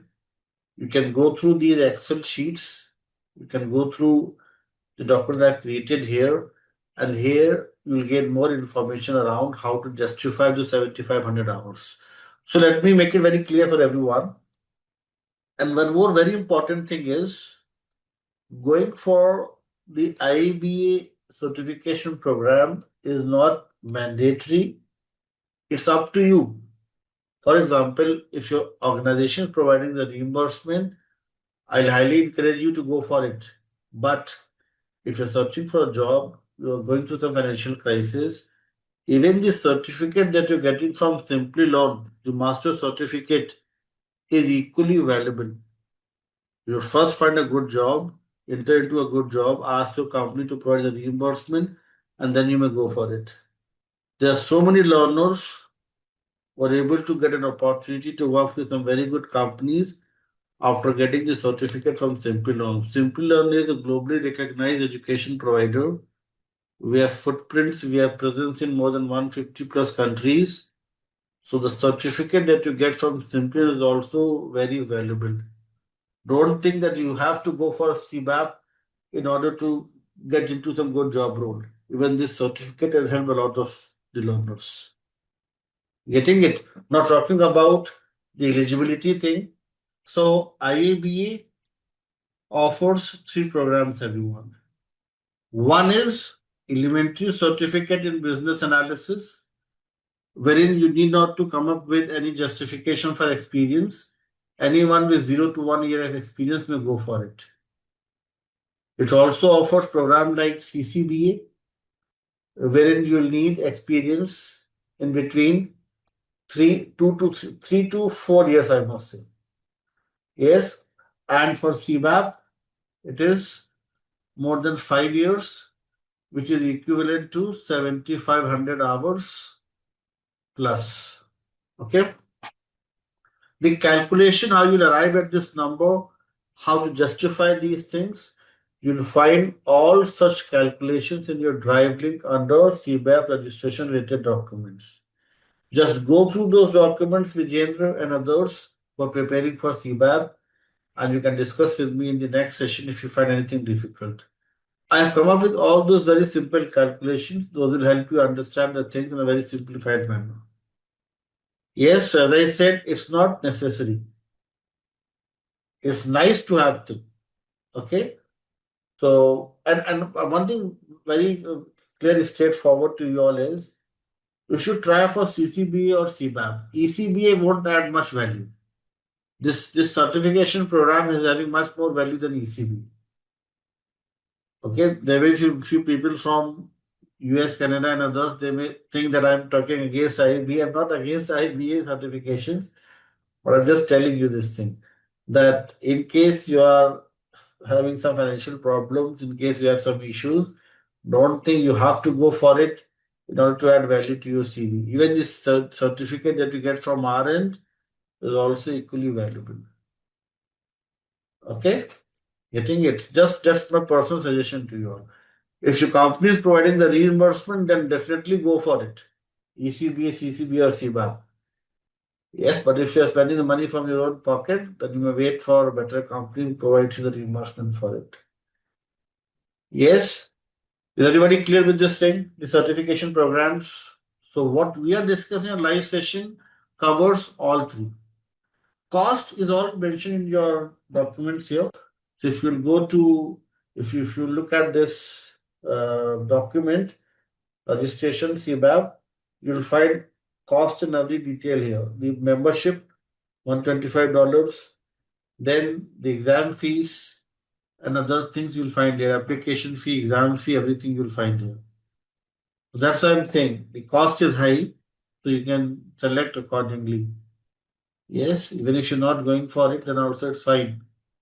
The certificate that you'll get from RN is also valuable. Okay.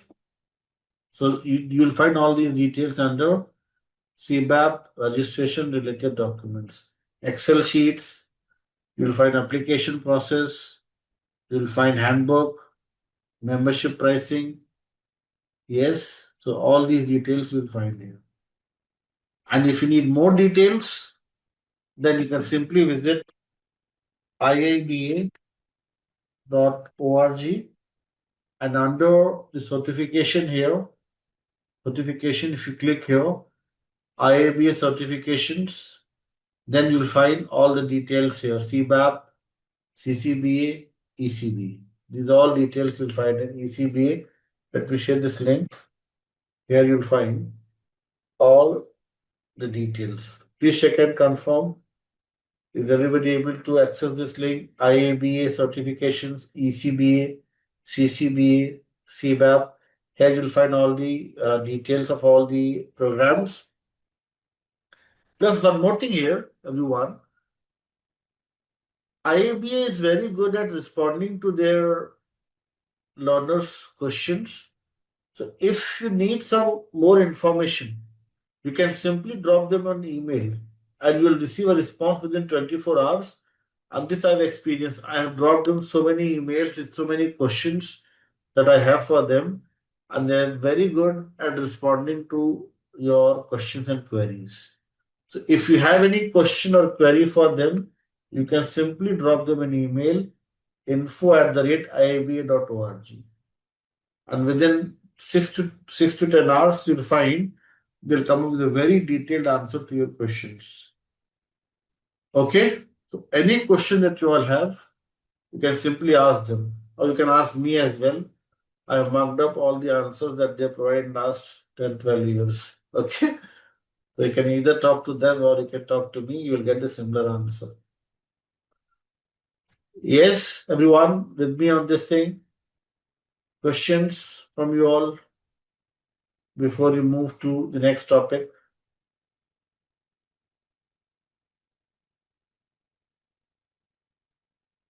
If you all are with me, shall we move ahead and talk about the interesting topic that is the stakeholders?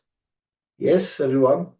Our next topic, we won't be able to finish this topic today, but yes, we'll start with this topic today.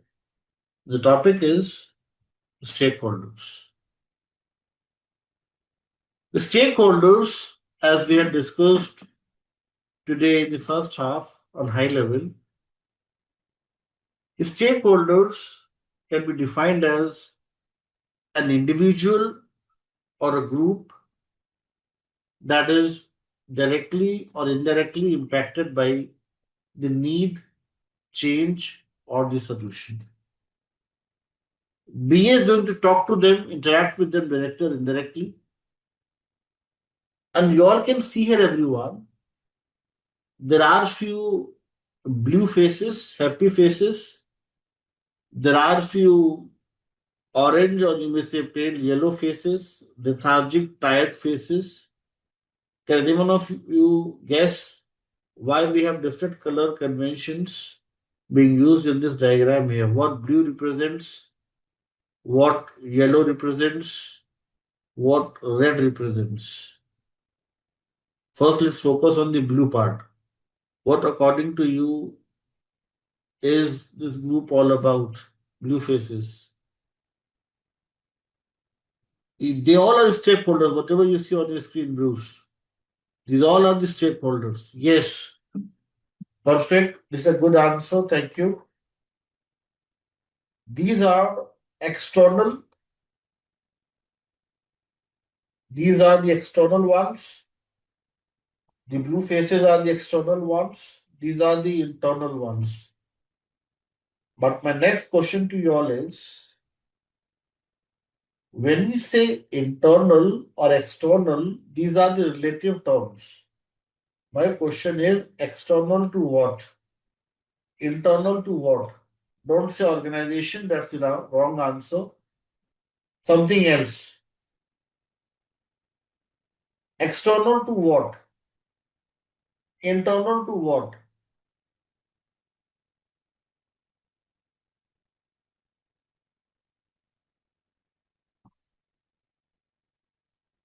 Yes. Absolutely wonderful answers I'm getting from, again, a very good answer from you, Hamid, and from you, Law. Yes. The correct answer is solution delivery.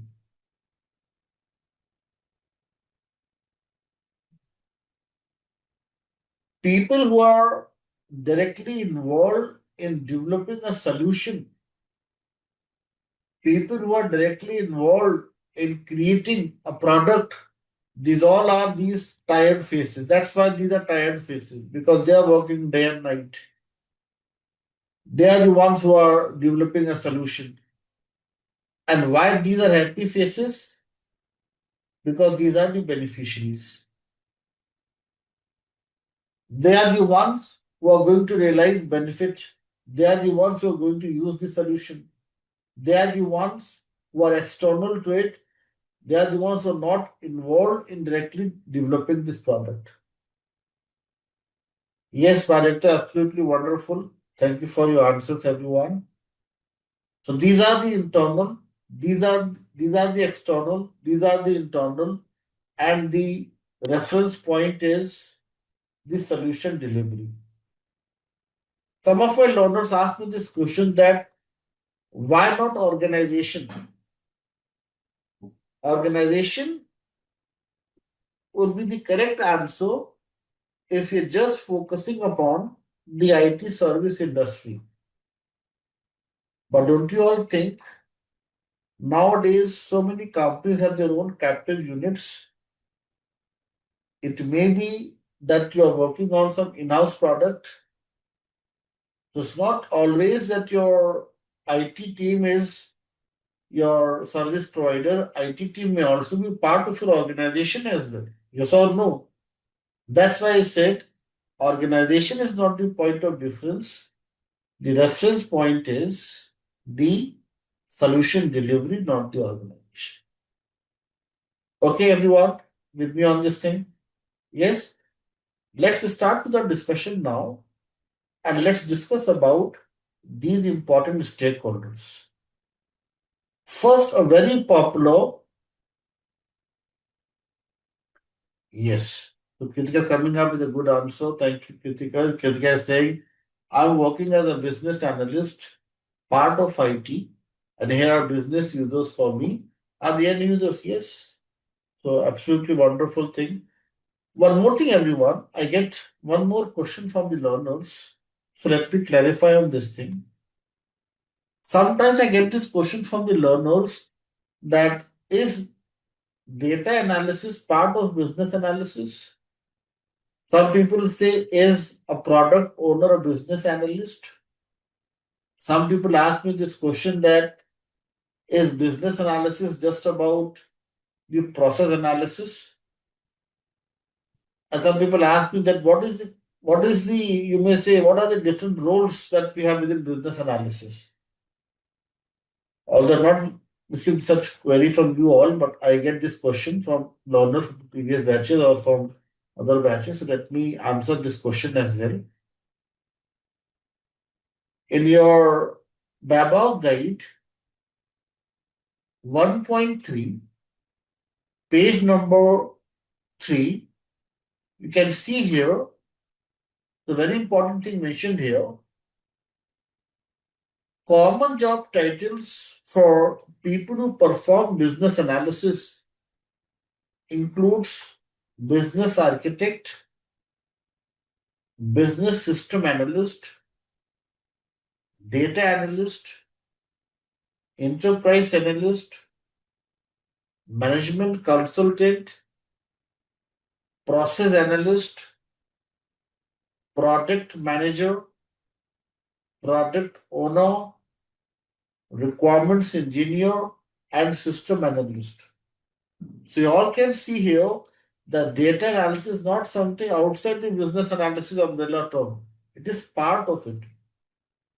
Like if I talk about my career path, when I was new to the business analysis world, since I come from a technology background, I got an opportunity to work as a system analyst, and alongside I was also doing some data analysis. After doing some certifications, after having some good experience into the business analysis world, I got the opportunity to work as a process specialist, process analyst. And then after a few years, I got an opportunity to work as a product owner and with this role as a management consultant in my current organization. So meaning to say that business analysis profile has several job titles. It's sometimes based upon your work experience, it's sometimes based upon your skill set, and also about your background. Okay, so these are the common job titles for people who perform business analysis. So product owner, product manager, enterprise analyst, business system architect, system analysis, these all are part of the business analysis umbrella term. Okay, everyone? let's come back to our discussion around the stakeholders. And these are the key stakeholders on your screen.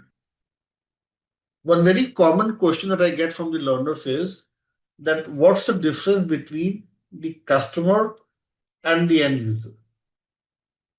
Or these are one and the same thing?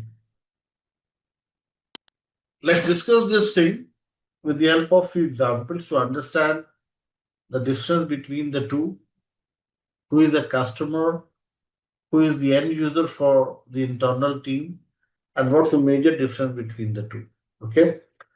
So let me take you all to your projects. Let me ask you all a few questions. So, Partha and others, project number 1, it is canteen ordering system for Unilever.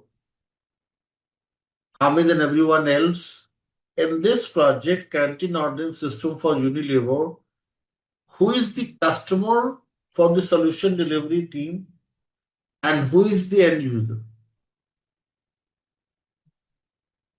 Unilever as an organization is paying for it. They have the legal rights. They are the ones who are owning this product. So Unilever is the customer. Whilst these 1,500 employees, till the time they are part of Unilever, they're able to access this application. They are using it. They're operating it. So they are the end users. Similarly, if I talk about Madhuri and others, library management system for the Stanford University. Yes, I'll come back to your question another in a few minutes. You have a very good point. So we'll come back to this question as well. Library management system for the Stanford. Here, Stanford University as an organization, as an educational institution, is acting as the customer for the development team because Stanford University has the legal rights, has the moral rights. They have purchased or they are paying for this product. But who is using it? Students, alumni, faculty, or staff. These all are the end users. If I talk about WhatsApp Pay, WhatsApp Pay is owned by the company Meta or the Facebook. But who is the end user? You and me, who are using this WhatsApp Pay, are the end users. Hospital management system for Mayo Clinic. Here, the Mayo Clinic is the customer having all those legal rights, whilst the medical staff, the patients, the doctors, the nurses, and everyone else, those all would be the end users. So this was the main difference between the two. Now, one of our learners is coming up with a very good question here that in some cases, customer may also act as the end user. When customer himself or herself start using the product, then he or she becomes the end user. For example, I'll take a very simple example. Let us suppose there is one company, Ford. Yes, Ford, and can anybody help me know what was the main business model of Ford? Why Ford as a company became so popular in US first? What was their business model? Business model was to come up with cheap cars, cheap in the sense with very low prices. Yes, the cars with low prices as compared to companies like you may say BMW, Mercedes, and others. So they came up with a business model to produce and manufacture the cars with lesser rates so that it's easily affordable to a common person. That's why it became so popular in US first and then different parts of the world. So Ford, if I talk about Ford as a company, and if I say today, Isha or Pavni, They pay for this car and they become the owner for it. Yes, Isha and Pavni are sitting on the back seat and there is one driver driving it. Then Isha and Pavni are the customer for Ford and this driver is the end user.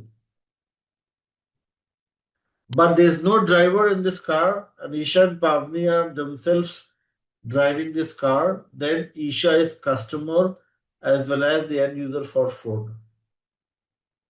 Are you able to understand this example? When in which all cases customers are also acting as end user. So somebody is paying for it and they're also using it. Then in such cases, customer is customer is equivalent to the end user. But in most of the cases, it happens that customer is purchasing it while somebody else is using it. Yes, so that's about the customer and the end user. Everybody with me on this thing, following this thing? Yes. Now let's talk about the last topic for the day and one last story to share with you all, and that's related to regulators. Since there are so many learners here joining from the North American region, so many people here from USA and Canada here. So I'll share one story from 20 years back. I'll take you all back to the year 2007 and 8. 2007 and 8, everyone, or I can include 9 as well. These 3 years are considered to be bad for the business all across the globe. This was a period of great recession. Yes, great recession. And can anybody help me know what happened in US in 2008 and 9? That was the major reason for the recession. Yes, it's also known as the subprime crisis.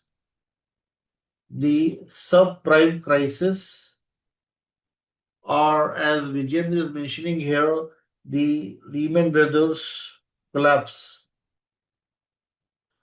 What was the main reason, everyone, behind the Lehman Brothers collapse? Especially people who are joining here from US. I was part of one of the European bank then, and we had a very strong relationship with this financial institution. Yes, housing market bubble somebody is talking about. Yes, what is the housing market bubble, everyone? What happened, everyone? I'll just make it very short since we're into last 15 minutes. Lehman, in those days, in that part of the world, I'm talking about the North American world, real estate business was at its peak. Most of the people all across the world were planning to settle in US. US was considered to be a heaven for people to live, and there was a mad race to leave their native nation and go to US and settle there. And what happened because of this? And also US government opened the doors for everyone that you all can come here, invest and live here, especially the skilled people. As a result of that, there was a huge, you may say, exponential rise in the real estate market. And Lehman Brothers thought of making a lot of investments in the real estate business. And they had huge investment in the real estate business. Due to some reasons, due to some of their bad decisions, you may say, or some market speculations, they started to lose the trust of their investors. People were not only people, but the corporates, the companies started to withdraw their investments from this financial institution. Even in my bank, wherein I was working as an operational, you may say somebody who's into business operations as a very, you may say, new person in the corporate world. we witnessed that all of the people were like, all the banks were willing to withdraw the investment from this Lehman Brothers. As a result, what happened was they were short of, you may say, funds, and I'll use one term from the banking world, liquidity. Liquidity was causing problems. They never had cash or cash equivalents to return to their investors. As a result, what happened was they started to sell their properties, their investments in real estate business. And then what happened? When they started to sell the things, there was a subsequent haircut in the real estate business. What is a haircut? What's the meaning of haircut in the real estate business, everyone? Haircut simply means when there is a significant drop in the prices of the real estate properties because somebody is selling it on a massive scale. Now, what happened was they were selling the things, they were not getting the actual price of what they had invested. As a result, they were not able to clear the debts, and then eventually they were declared bankrupt. Their bankruptcy led to the huge recession all across the globe. And then there is one place in Switzerland. Yes, the name is Basel. Some people say Basel here in India. There was one committee that was established. And the name of the committee was BCBS, Basel Committee for Banking Supervision. And they came up with some important principles, and it was made mandatory for all the European banks. It was made mandatory for all the North American banks to follow those norms. There were clear instructions that if you don't follow these norms, your license will be revoked. And here in India as well, we all follow now. The Reserve Bank of India has accepted these norms. Here in India as well, we follow all these norms. So, what is the importance, everyone? What is the important significance of regulators? Regulators are going to come up with all those important policies, rules, regulations. Those are going to help you avoid the uncertainties in the business. Those are going to help you ensure that your solution is within the given limitations, and it's aligned with the policies of the organization, the country, and other parameters. For example, if I say I'm talking about capital market here in India, people joining from India, what is the name of the governing body, the regulatory body that governs the capital market here in India? SEBI, yes, Security Exchange Board of India, SEBI. If I talk about the banks, nationalized or the private banks, then what's the name of the regulatory body? It's the RBI. Yes, similarly in UK and US as well, we have different bodies monitoring the activities of different people. Like is anyone joining here from UK here? In UK, I work with the HMRC, Her Majesty Queen Elizabeth Department, HMRC. Now it's in the name of the King after the death of the Queen. So HMRC is about the tax collections in UK, and they come up with all those norms for the tax collections. So, meaning to say, regulatory bodies play a very important role when we talk about policies, rules, compliances, and other things. So, first thing that we'll discuss, everyone, was about few statistics that IAB has gathered from different projects all across the globe. It's not just the IT service management projects, it's all the projects in different domains, and they have come up with these statistics. So we had discussed about these statistics, like 71% of failed software projects are traced to poor requirements globally, just 29% success rate, 40% of the effort in an average software project is in fixing errors. Requirements defects account for 56% of the rework. And we also looked at few numbers to understand the money invested and wasted in all these activities, 250 billion plus of annual waste.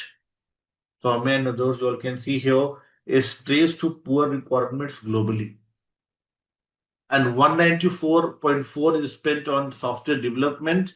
And look at this percentage. 46 billion is spent on fixing software requirement servers. So you see here, the major problem is the poor requirements, and the good opportunity for us is to learn the standard set of practices, the good practices, the important techniques, the important tasks. Those are going to help us provide a better solution, a complete solution, an end-to-end solution for the given business problems.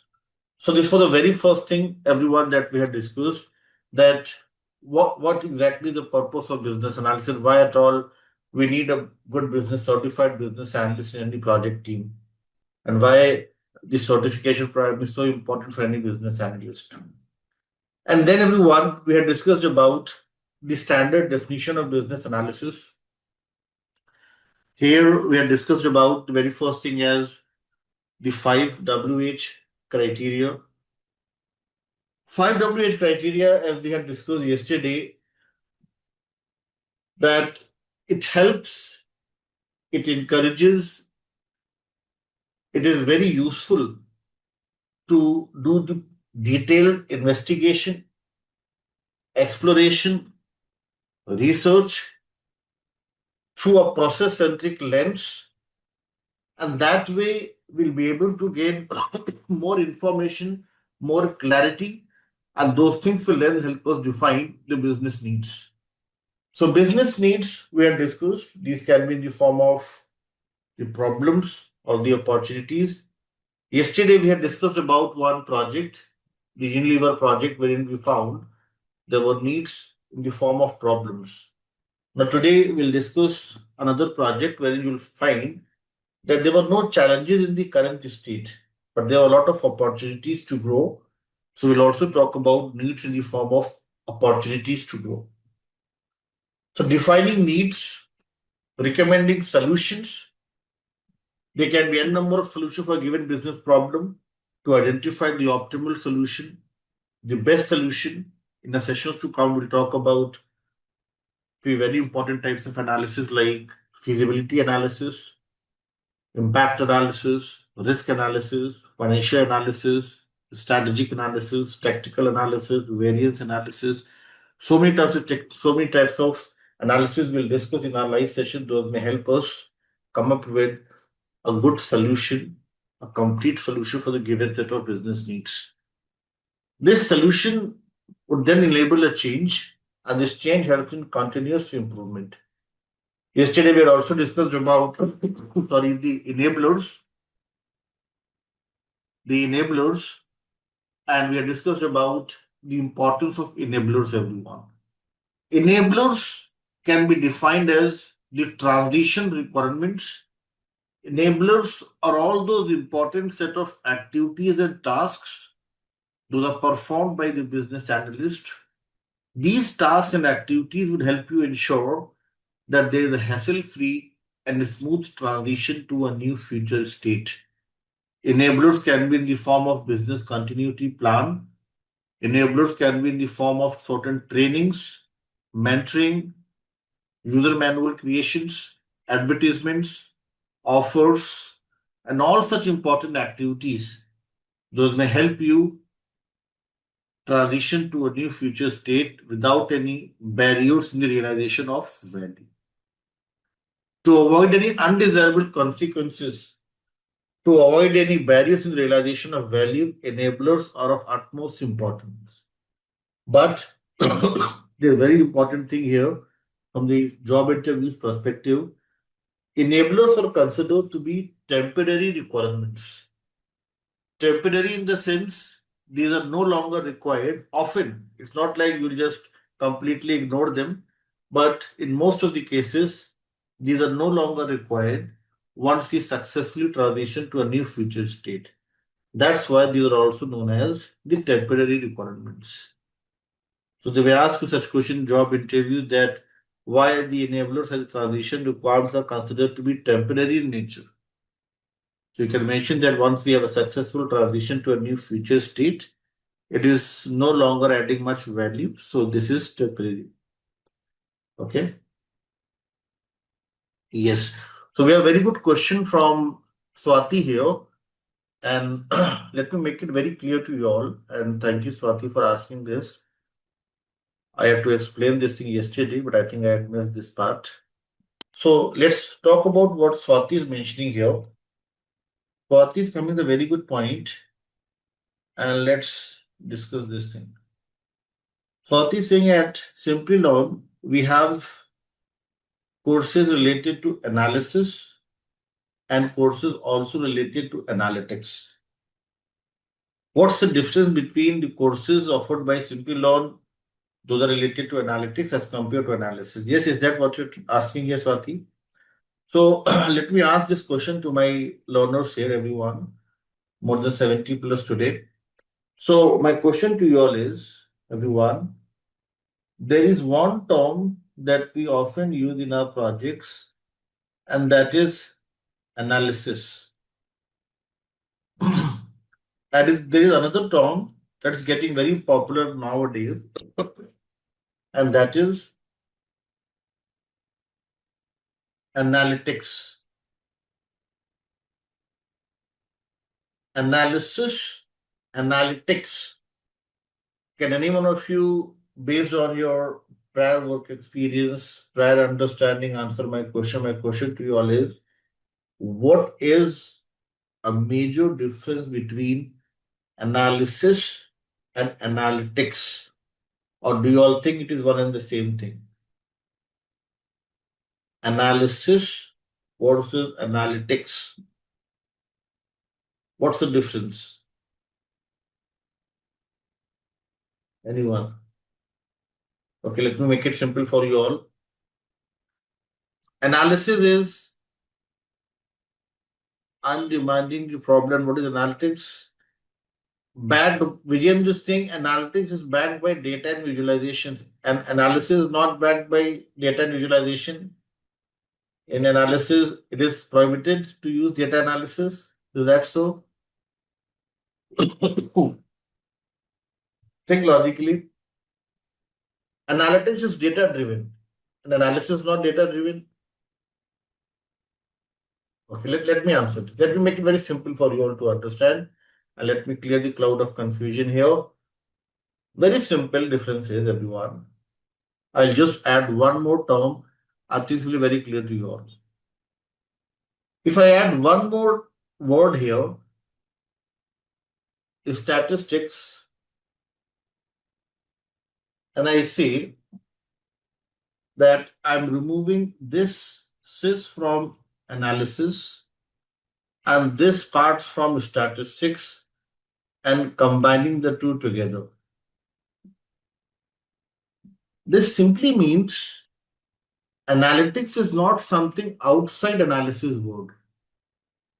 Analysis is a broad and a huge umbrella term that includes different types of research, different types of, you may say, experiments, exploration, investigations. But when, everyone, please focus here, when we're taking the help of mathematics, formulas, measures of central tendency, mean, median, mode, correlation, regression, cluster analysis, probability distribution functions, permutation combination principles, that dimension or that segment within analysis is known as analytics.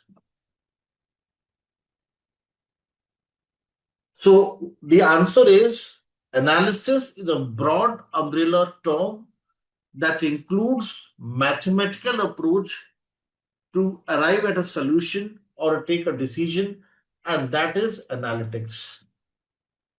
So wherever you find certain formulas being used in an analysis world, it's nothing but one branch of analysis, that is analytics. Okay, so analytics is not something outside analysis. It is an integral part of your business analysis work. Like if I tell you about my current profile, so in my project, there are a lot of AI things coming in, and there are a lot of things related to Python and machine learning coming in. So then, like 2 years back, I had to like register for a PG program in machine learning and AI, and I successfully completed that. Now it's helping me interact and have a better discussion with my team members who are working as an AI expert. Although I'm not coding the things, I'm not like involved in Python programming, but since I know Python, now I know analytics and machine learning, I can easily coordinate with them. So, Swati, are you getting the answer to your question? So, analytics in those courses, you'll find that they will be focused on Python, they'll be focused on learning statistics, probability distribution functions. So those are the other courses offered by Simplilearn. If you need more information, you can simply visit our website and you will find more details around the content and the syllabus. Okay, and you'll find tools like SAS, RStudio, Python, Tableau. What else? You'll find the advanced Python. Yes, if you are interested to know more about advanced Python and all, I can share those details, but those are not part of your syllabus. Okay, getting it. So simple answer is when you rely on mathematics to take certain decisions, when you rely on statistics to come up with any particular solution for a given business problem, this is known as analytics. As simple as that. Okay. Any question from anyone?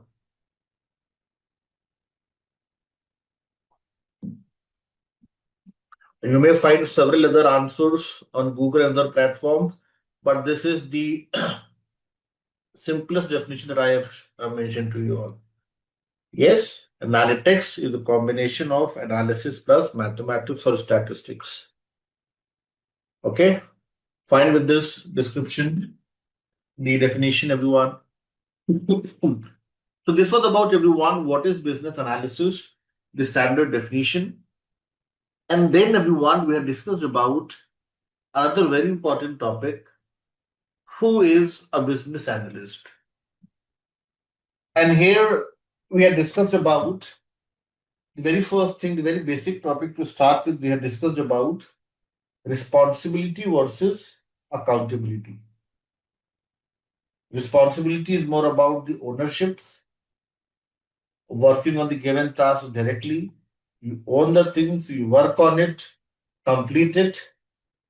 But there's some other person, some other group who is tracking, monitoring, evaluating what you are doing. Also providing better environment facilities. Those may help you work efficiently. And that group is the accountable group or people who are accountable for what you are doing as a responsible person. So accountability, we have discussed more about the answerability, while responsibility is more about the ownership. And then everyone, we have discussed about requirements elicitation yesterday. Requirements elicitation is to draw out, explore, and identify the information that is relevant to need, change, or the solution. And yesterday, everyone, we had discussed about three important pillars to requirements elicitation. Pillar number 1, pillar number 2, pillar number 3. Can any one of you recollect and mention the chat box those three important pillars to requirements elicitation that we had discussed yesterday? So yes, whenever you get some requirements to analyze, you start crying. When you're crying, it means you are collaborating with your key stakeholders to gain more and more information. The stakeholders may not know about the full information. With the projector and others, maybe the stakeholders are also new to this project. So it's also very important that along with collaboration, gathering the requirements, you also do your own research. Now, for research, in our sessions to come, we'll talk about the historical data analysis using data mining, data modeling, data flow diagrams, how to look at the existing stories in the SharePoint and Jira and other tools. So, research is more about analyzing, discovering the information, synthesizing the information, looking at the historically available information, getting some insights from the existing data. Those all things will be part of the research. Research can also be in the form of document analysis. Let us suppose I say I share one topic with you all, and Kritika and Projekta sharing this, or like Kritika and Projekta search this thing on batimes.com. Don't you all think if Projekta and Kritika are looking for the information on batimes.com, this is also kind of a secondary research when you look for something, yes, on Google or some other external source, yes. So if you're doing your research, as I mentioned yesterday, do not directly search on Google because it may come up with some contradictory information. That's not the right information. So if you're doing your research after the live session, prefer batimes.com. Okay, that's the best way to do your own research.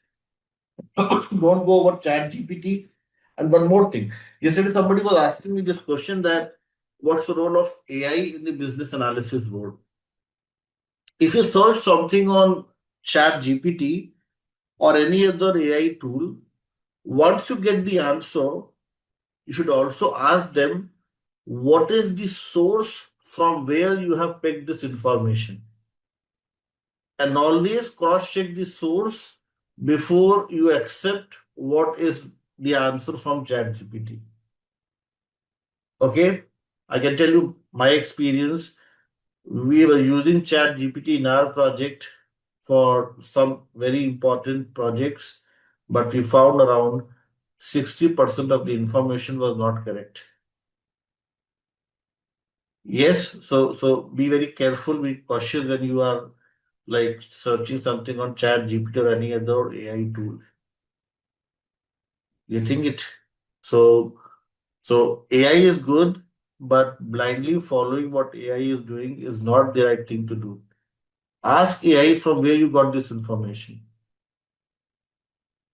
Okay? So, so that's why it's an important thing that when you do your research, you search for a reliable source. And then the last thing is experiments. In the experiments yesterday, we had discussed about that. We'll discuss in our sessions to come how to create the POCs, prototypes, the MVP. Yes. So for experiments, everyone, I have one homework for you all. And very short and very interesting homework is, everyone, homework for you all is, and this we'll discuss in the next session. Homework is for you all to just read through one article from batimes.com, and this is something linked with, yes. So this article, let me share in the chat box, especially for those people who are not from the BS business analysis profile and they are planning to switch to BS profile, people from sales and other domains. The homework is please click on this link and confirm. You all can give me a thumbs up on this link. Is everybody able to access this link? Demystify MVPs, prototypes, and other in the BA landscape. Now, the homework for you all is, everyone, just read through what is prototype. Just read through what is prototype, what is proof of concept, what is MVP, what is MMF, what is MLP. Just 5 important definitions I'm giving you all as a homework to read through. And then in our next session, that is on Saturday, next Saturday, we'll talk about these important concepts in detail. Okay, people have some misconception about these things. When I talk about these in the live session, some people come up with some irrelevant counter questions. So to avoid such things, I'm requesting you all to read through this article on batiles.com. And then in our next session, we will discuss these topics in detail: prototype, POCs, MVP, MMF, and MLP. And it's very important for people who are preparing for the job interviews. One more link I would like to share with you all here before we move ahead. And it's important for those who are preparing for job interviews. At Simplilearn, we have created few questionnaires, especially for people who are preparing for job interviews. Again, one more link. I'm sorry I'm sharing so many links with you all. Please click on this link as well, bookmark this link, and help me know if you are able to access this link. Top 65 plus business analyst questions and answers. Yes. Now, here what we have done, everyone, this is especially for those people who are preparing for the job interviews. You all can see here, we have come up with some very basic questions to start with, and there are more than 65 plus questions. I am covering all of them in the live session. My intent is to cover all of them. And the homework for you all is to parallelly go through these questions. And during the Q&A time, you can come up with your questions that I went through this thing, I've read this thing, and I don't find this thing easy to understand. And then we can discuss your question during the Q&A time. So you all can parallelly start going through these questions that you have here in this top 65 interview questions, and then we can discuss on your questions in our live session. Okay. So for today, you can just go through a question number one and question number two, question number three also, and fourth one we'll discuss in our next session. So first three questions you all can go through, read through this thing, and if you find anything difficult to understand, we can discuss in live session.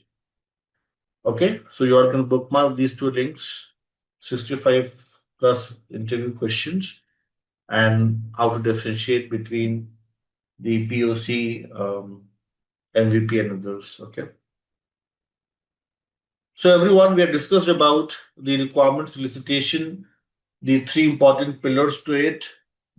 Then we also discussed about the structure of the BABOK guide. And let me ask you all one question here. Yesterday we had discussed about the structure of the business analysis body of knowledge. And here we have discussed about few important things. Dash many knowledge areas, dash number of tasks, dash number of techniques, and dash number of underlying competencies. Kritika is saying 50 knowledge areas. Is that the right answer? Don't you think 50 is a huge number? 50 is the number of techniques. 6 knowledge areas, 30 important tasks, and 6 underlying competencies. Yes. So 6 knowledge areas from chapter number 3 till chapter number 8, 6 knowledge areas. These knowledge areas include 30 important tasks, and chapter number 10 is about the techniques. Chapter number 9 is about underlying competencies. Chapter number 11 we have discussed is not part of your syllabus. Yes. So thank you, Kritika. Yes, correct. 29 competencies. Okay, you are adding the sub competencies as well. Then it's right. But 29 are not the competencies, it's competencies plus sub competencies. The total 6 in number, within which you may find 7 more sub competencies. So correct, Gajula. Thank you. Thank you, Gajula, Kritika, Jagan, Bruce, Veena, Dennis, Nikita, and everyone else for your participation. So everyone, these were a few important things, Swati and everyone else, that we had discussed yesterday. We had also discussed about the stakeholders as last topic yesterday. We'll revisit this topic again once we're done with the BACCM model. So the first topic for the day we want to start with is everyone the BACCM model. So let's talk about the BACCM model now. But before we start with this topic and talk about the business analysis core concept model, yes. Now, before we start with this topic, I am coming up with one statement, and you all have to come up with the answer.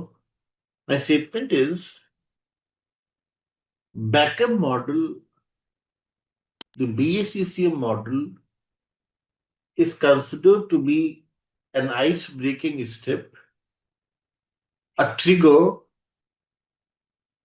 to understand the high level requirements. Those can be then transformed into the low level requirements.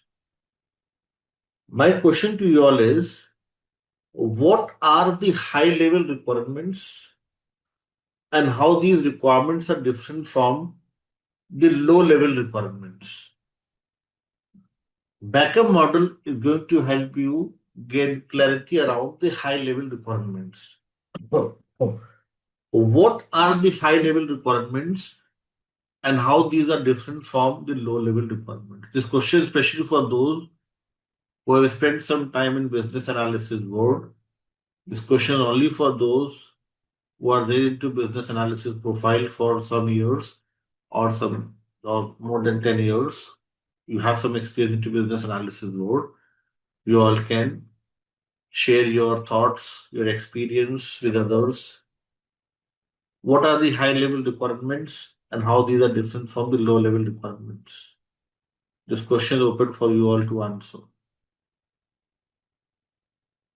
Meanwhile, I'll open the details in your class notes. The answer is there in your class notes. So in your class notes, session number 1, page number 2, you will find the answer, everyone. High level requirements, everyone. Okay, I'm getting some good answers. So let me first read the answer from the learners and then I'll come up with what is there in the BABOK guide. Law is saying high level requirements describe what the business needs are. Okay, perfect.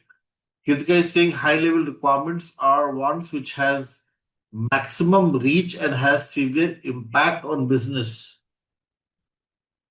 Okay.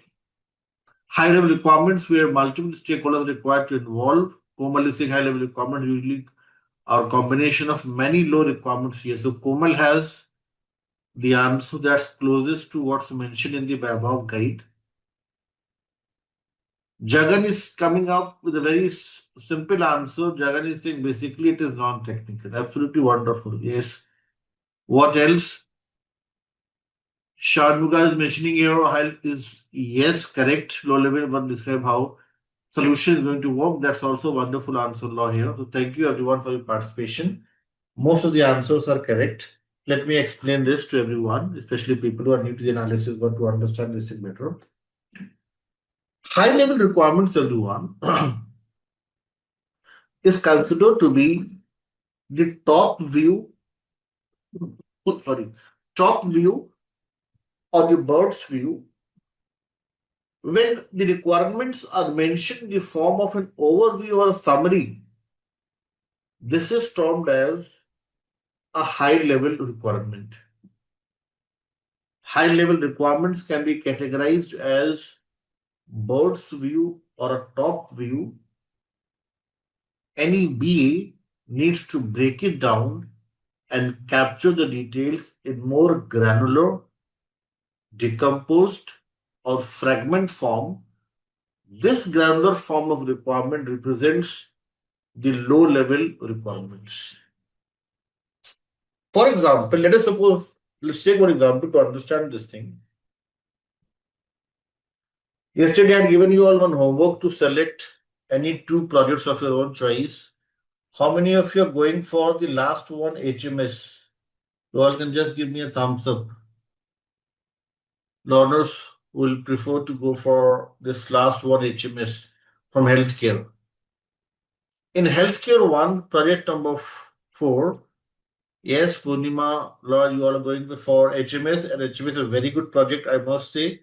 So you have made a very good choice. HMS is one of my favorite project, and it's good for people who are new to the analysis work to select this one HMS. It's one of the better projects. So let us suppose I say everyone, the example is that you have to develop the hospital management system. When we say we have to develop, when we have to create this product HMS, this is the high level requirement for us. Just the summary that we need to develop an advanced solution HMS. Law comes up with the detailed analysis and says that for HMS, the very important thing is the patient's registration. Patient's registration would include the name of the patient, their medical history, their contact details, their residential address, and other scanned copy of the existing tests or existing consultation with other hospitals. Once they submit these details, one patient ID would be created, one unique ID. This unique ID would help them get the appointment with doctors, consultation with doctors. For consultation with the doctors, they have to come up with the time slots, they have to pay that fees, they have to visit the OPD and other things. Then, after appointment with doctors, what else can be part of it? Lab tests, laboratories, yes, blood tests and all such things, radiology and all such things. Then medicines, then something else. When you are decomposing this summary or high level requirements into smaller fragments, these all represent your low level requirements. Yes, law is saying that you're missing a very important thing for which we are creating this HMS. The payments, everything is dependent on payment. Yes, so I haven't missed that part. I have mentioned this thing at the time of appointment itself. Yes, so I am more interested in payments. That's why payments I had mentioned here itself before we go to the medicine part. Okay, so payment is first instance itself. Yes, so so payments is a very important thing that you are mentioning here. Yes, so HMS we are trying to come up with. Someone is mentioning about the companies like IFCO, Tokyo, yes, and other companies. So the insurance, reimbursements, and all such things may also be part of it. So meaning to say, and these are the details. So when we are dwelling deeper into the details, in a way we are focusing, we are trying to define the low level requirements. Is everybody able to understand the difference between high level requirement and the low level requirement? High level requirement simply means a summary, overview, or just a top view. But low level means you are doing your detailed analysis, you are breaking it down into smaller fragments. Okay. Now, I would also like to share with you all, everyone, one very important tool that may help you create the low level requirements. So let me share, just give me a second. Let me open one good diagram and then I'll share with you all. Just allow me one more minute. So this is one thing I want to share with you all here, everyone. And this is a very good, yes, kind of a use case you can say. I'll request you all to please click on this link and confirm is everybody able to access this link. This is one very good tool, everyone. And the name of the tool is Creately. Now, Creately tool, everyone, this helps you not only create some good visuals, but they also share with you all some sample or some examples. Those may help you understand how to use a given template. Like if I click on this one, if you see here, let me increase the size here. You can see here, let us suppose I say you have to create a website like the canteen ordering system. Now you all can see here that for this website, you have to create one home page, header, sidebar, logos. Header should include logos, navigation. So you can see a breakup. This is the main topic. This is the main topic. This is the subtopic. Subtopic into further subtopics. And that way we are able to come up with low level requirement. Creation of a website is kind of a high level requirement for us. And with the help of Creately tool, we were able to functionally decompose and come up with the smaller granules in the form of low level requirements. Yes, everyone. So if and this is very important for you all to know how to do such thing, because now in the agile world, this is the expectation from a BA to create something on these lines to represent high level and low level requirements. So Creately tool you all can try as a basic tool to start with, and you all can see here, everyone, on top you have the option to edit this template. So you can also edit this template and customize it as per your requirements. So you just simply need to click on edit, and you can edit the text here and make it as your own template. So for Creately to work, you can open any template, click on edit, and then double click and change whatever you want to. Like you can make it as canteen ordering system.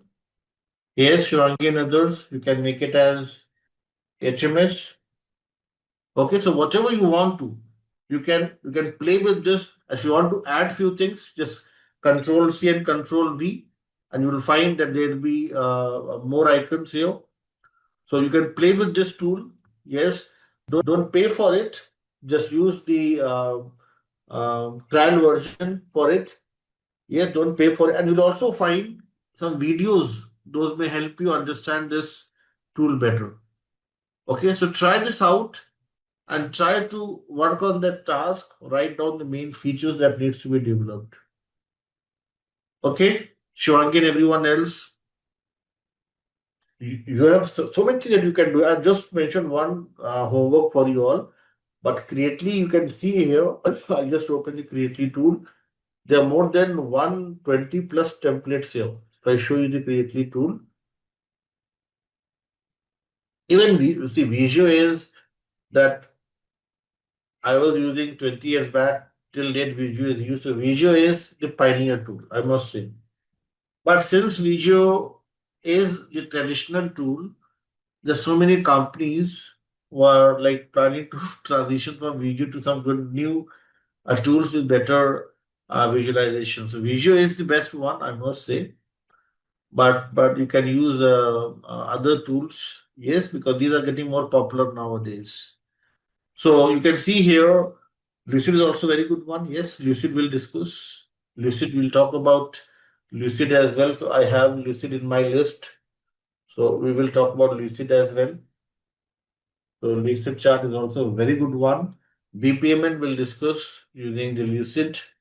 Draw.io as well. If you see here, Draw.io is already there on my screen. So we will talk about all these tools. So you have to hold your horses. We'll talk about all such tools. Yes, this is Draw.io, Ritika. This is your Lucid one that we'll discuss. This is the Creately. So one by one, step by step, we'll cover all these tools. So for today, just the very small homework, the very simple thing is that using the mind mapping template, create the feature list. Is that simple for you all? Yes, just use this template and create the list of features. Yes, Shivangi and everyone else following this thing. And if you find anything difficult, you can share your screen in our next session and we can discuss those things together. Okay. We will definitely have questions and I'm here to answer your questions. Okay, so try it yourself, see if you're able to. Yes, you can use this tool creatively. And you can see here that, and I've just shown you one of them. If you think that you want to use some other template, you can go to this WBS and you can use some other template as well. So when you open hand, whichever one you think is good one. Like if you want this the curved one, you can use this curved one. This is also a good one. If you see here this curved one, project title 4.1, 4.2, this is also. Yes, getting it. No, types of map and all is not part of the syllabus because we just in your BABOK guide, it's just mentioned the mind map. Okay, so dwelling deeper is something that you can do yourself. But the important thing is for you to know how to decompose the things. Okay, now there can be different types of maps. That's for you to explore and do the research. The concept is the main thing is that you know the high level requirement and using different types of map, you're able to decompose it. Okay, getting it. But do we give the input to this tool and generate the template with the generated? Yes, definitely. Yes, you can do that. You can give your inputs, but it will not generate. It will just, you can simply edit. Or if you find this tool a bit complex, Shivangi and others, I'll share with you all the very basic one. App diagram, the draw.io. Here you can create your own. You will not have any sample one to edit. I've shared with you all this one because here you will get some sample templates to refer. So you can explore creatively. If you find this good, you can use this one. Else I'll share with you all 5 to 8 more tools.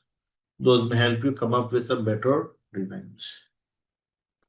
Okay, everyone. So is everybody clear with the difference between the high level versus low level requirements? If somebody asks you this question in your job interviews, especially people who are new to the analysis world, would you be able to answer such questions? High level requirements versus low level requirements? Yes. So that was about everyone, the high level versus low level. Now let's delve deeper into these core concepts here and let's talk about these 6 core concepts. First one is everyone, the needs. Yesterday, everyone, we had discussed about the needs, and those are all in the form of problems that we had identified in the Unilever project. Yes. Today, we'll discuss another project wherein you'll find that there is no problem as such, but there is an opportunity to grow. Context, everyone, is a very important thing. Circumstances that influence or are influenced by and provide understanding of the change. Context is about everyone. Yesterday, if you all remember, when I had discussed with you all that question 45-year-old woman and 11-year-old boy, I was expecting that some of my learners come up with the question that what is the context? And I think Shivangi was the only one, I think Law as well, 1 or 2 learners who asked this question that why we are doing this thing, and nobody asked. Everyone was coming up with the assumption-based solution. Yes. So what is the context, everyone? Context is going to help you understand the background, the existing behavior, what exactly is happening in the current behavior that may help you come up with a proper definition of business needs. Context is something that will help you understand what are the existing functionalities, how organization operates at present, what are their strengths, what are their weaknesses, That way you'll be able to understand what are the important business drivers for the change. Is everybody with me on this thing? So context is a very important thing to analyze first. When you analyze the current state, it will help you then define the context. Context is going to help you understand the business objectives, the business drivers. Yes, so that's why context is an important thing when you are analyzing the high level requirements. Is everybody clear with this thing? Vijendra, I think you had this question on context. Are you fine with the answer now? Yes, everyone. So this is your BACCM model with 6 core concepts. One more example. Okay, let's talk about the WhatsApp Pay.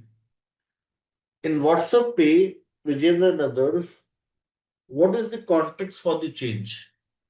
Why Meta as a company is planning to launch a new app or planning to launch a new product? What's the context? Context is, can anybody help me know what's the context? Harnis has a very good point, digital payment. But why at all the digital payment? Why at all they're bringing about a change, or why at all they think that this is going to be a good business for them? There are several things. If you see here, first important thing is that globally people are transitioning to the digital payment process. Nobody is now willing to pay the cash from their pocket. Simply they can scan the code and they can pay for it. So it's easy. So people are switching to digital payment. So it's in demand. So that's why they're going for it. And they also have a huge customer base. So they think this will be a profitable business for them. Yes, but ultimately that was not the good business for them after 6 years or 8 years. Okay, but still they are earning good revenues from it. So context is going to help you understand why a change has been initiated. What were the key business drivers behind it? Okay, so that's about the context. Anik is saying that send money to family, friends while chatting and while watching reels. Yes, I'll add one more thing. At the same time, yes, become very integral part of everybody's life.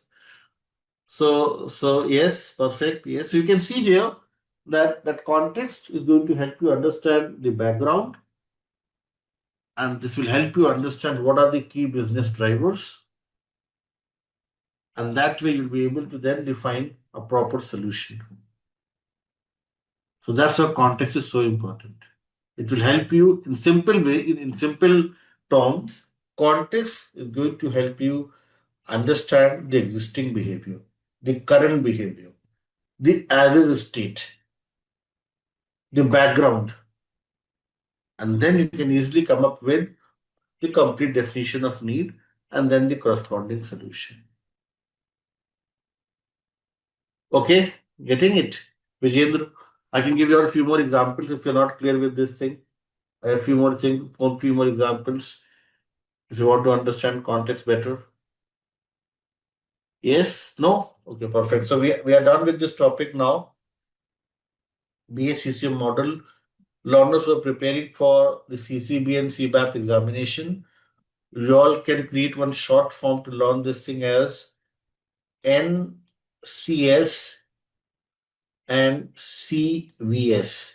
NCS and CVS are the 6 core concepts: need, change, solution, context, value, and the key stakeholders. NCS and CVS.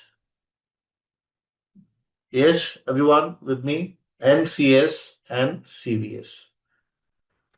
Okay. The next topic is relatively more important, everyone, and that is the requirements classification. Here, Vijay and others will discuss about context one more time with the help of one BRD template. So you'll understand context better once we'll talk about BRD in detail. Okay, so we'll revisit context one more time. Requirements classification schema is our next topic, and you all can see here, everyone, four different types of requirements: business requirements, stakeholder requirements, solution requirements, and then the transition requirements. Yesterday, we had discussed about the transition requirements in the form of enablers. So today, we are going to focus upon these three, that is business, stakeholders, and solution requirements. Business requirements, everyone, and stakeholder requirements, these are combined together and they're documented in one standardized template. And can anyone of you guess what's the name of the template? The business analysis standardized template that captures both business and the stakeholder requirements? Yes, absolutely wonderful answer, Dennis and Ahmed. Answer is BRD. BRD is one standardized template wherein you'll find the complete description of the business requirements and the stakeholder requirements. Business requirements and stakeholder requirements, these are also known as the high level requirements. Here you will find some summary, some short descriptions, and then when you perform your detailed analysis, when you apply several important techniques, it will then help you break down this BRD into smaller fragments, and this fragment level information is your low level requirement, and this is defined as the solution requirement, everyone. Solution requirement, this is a very good question that law you're asking me, and I'll come up with the answer in a few minutes. Solution requirements, everyone, is nothing but the low level details, how well you're able to break down the summary, the overview into smaller granules, how well you're able to come up with the details around the BRD. And solution requirements include functional and the non-functional requirements. So, Kritika will take one example. We'll now discuss one sample BRD. So, this will help you understand in a very better manner what exactly the BRD represents and what exactly business requirements represent. So, let's discuss one sample BRD now. And then you'll also get the answer to your question, law, that who is documenting. Once we'll discuss the BRD components, you will get to know that whether your business users are writing it or the BA is doing it. Okay. So let's discuss one sample BRD now. And with the help of BRD, let's see what are the important components to it, who is writing it, why we are writing it, and what's the practical significance behind it. I'll directly take you all to the very important thing, and that is project summary. You all can see here, it's mentioned. Let me increase the font size. I hope it's very clearly visible to everyone on my screen, the project summary. Yes, so you all can see here, project summary, objectives, background, and then at last you'll find the business drivers. Objectives, these should describe this should describe the overall goal in developing a project. High level description, just the high level description, not the details. High level descriptions of what the project will do, how they're aligned to business objectives, and the requirement for interaction with other systems. This is also very important thing. Second thing is, everyone, the background. Background, everyone, is about, if you look at this explanation here, provide a brief history of how the project came to be proposed and initiated, including business issues, problems identified, and expected benefits of implementing the project and developing the project. And last thing is business drivers. List the business drivers that make development of this product important. This can be financial, operational, market, or environmental. And Vijayendra, you had this question on context. These three things you'll be able to define if you know this core concept, context. Yes, Vijayendra, with me on this thing. So context, if you know, it will help you define the objectives, that what product is going to do, how they're aligned to the business objectives, and how the requirements are going to interact with other systems, the linked systems. What are the financial benefits? What are the monetary benefits? Operational benefits? Market conditions, environmental conditions, all such things can be easily defined if you know the context. Yes, Law is saying what's the difference between the objectives and the drivers? Yes. So what are the drivers, everyone? Let us suppose I say, let's try to understand this thing with the help of one example. If I say canteen ordering system, financial driver is, you all would agree with me, office productivity. Yes or no? Financial driver is the office productivity. Once you come up with this app, this will help you uplift the office productivity. Operational benefit is that it will drive employee satisfaction. Now, Law and Vaibhav are not going to stand in long queues waiting for the tables to be vacant. This will help uplift their business operations. Market and the environmental conditions are now that now you're providing better services, no more food wastage, no more wastage of time, proper time management, and all such things. And that way you may also attract people, and people are now willing to work with Unilever instead of filing for job, instead of requesting for job with other companies. They're now preferring Unilever because it has got better facilities, employee centric, better products, better services. So these are the drivers. Now look at the objective. What are the objectives? Objectives tell you that what product is going to do. Product is going to help you request food delivered to your work location. And what are the interaction with other systems? Okay, if I ask for one question, Law and others, canteen ordering system, what are the important interactions?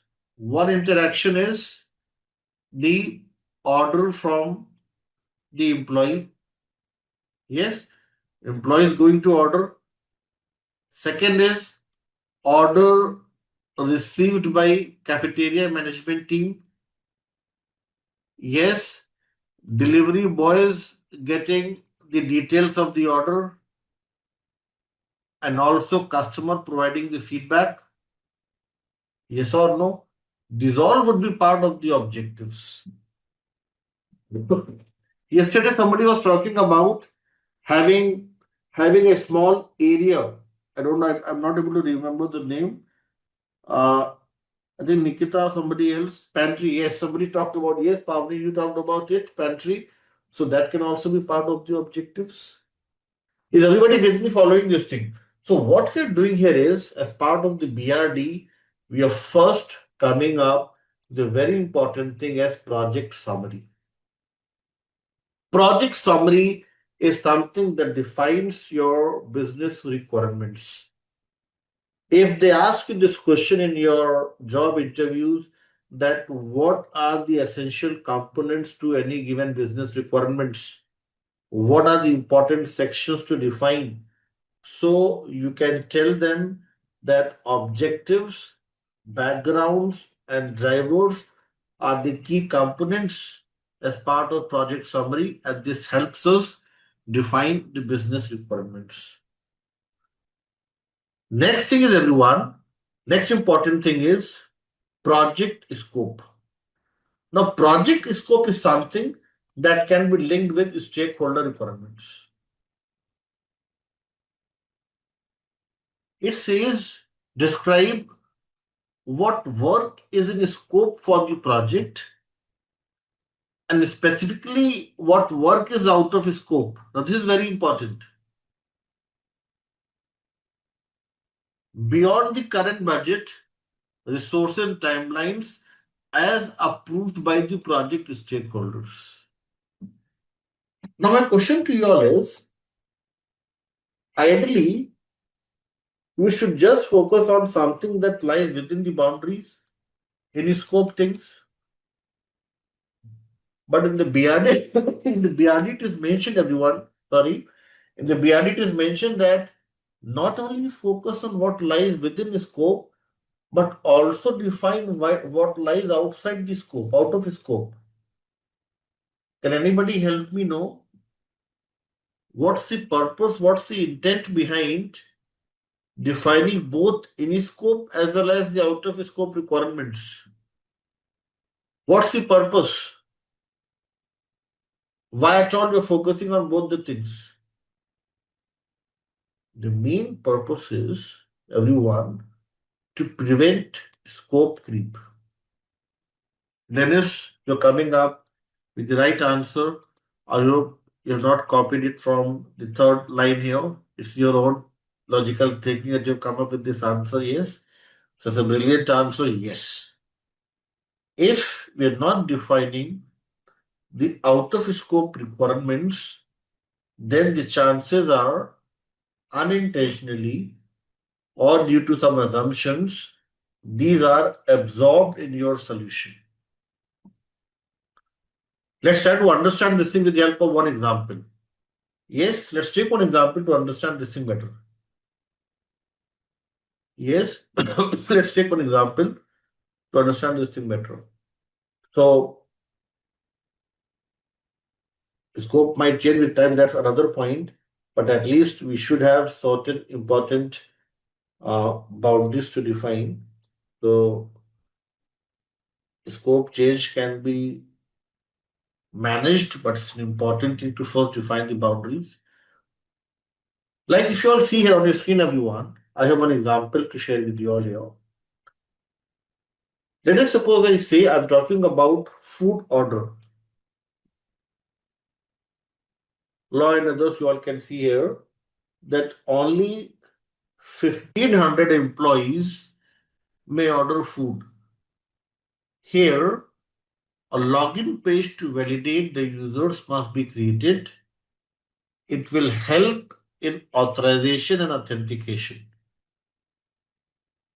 No other person or employee outside Unilever is authorized to order food. Now, this way, if you are capturing the in-scope and out-of-scope requirements, it will help our technicians, our technology experts understand how to come up with thick and strong boundaries for our solution. Now, if I ask you how you will ensure that it's just the Unilever employee and no other person ordering, how you will ensure that this thing happens? What you'll do then? You'll simply try to come up with certain authentication, as Isha is mentioning here, a very good point, that you can only log in if you have the official email ID and one-time password shared over your ID. If you If you are able, yes, so ID password integrate with employee ID, which is a very good point. Yes, the employee ID can be one of the very important authentication. Nowadays, we have this SSO feature in most of the companies. Yes, single sign-on. That's also very good authentication feature. How many of you are using it? It's a very good feature nowadays, the SSO one, wherein you just need to enter your employee ID and based on certain authentications at their end, they'll take you to the next page if yes. So several authentications may help, like order timing. Employees may order food during the weekdays only, not on weekends, and between 12 noon to 2 p.m. only. It's not like if you have uh, uh, like you enter into the office at 9 a.m. in the morning and you feel hungry and you're ordering food. Yes, it's just about 12 noon to 2 p.m. that you'll be able to order the food. So that way, if you are able to come up with certain important restrictions, boundaries, you are able to define the project scope. Yes, SSO may cause problems. Yes, it has some shortcomings as well. So what I'm trying to explain you all here is the project scope that should include both any scope as well as the out of scope requirements. Out of scope requirements would help you ensure that you prevent scope creep. Okay?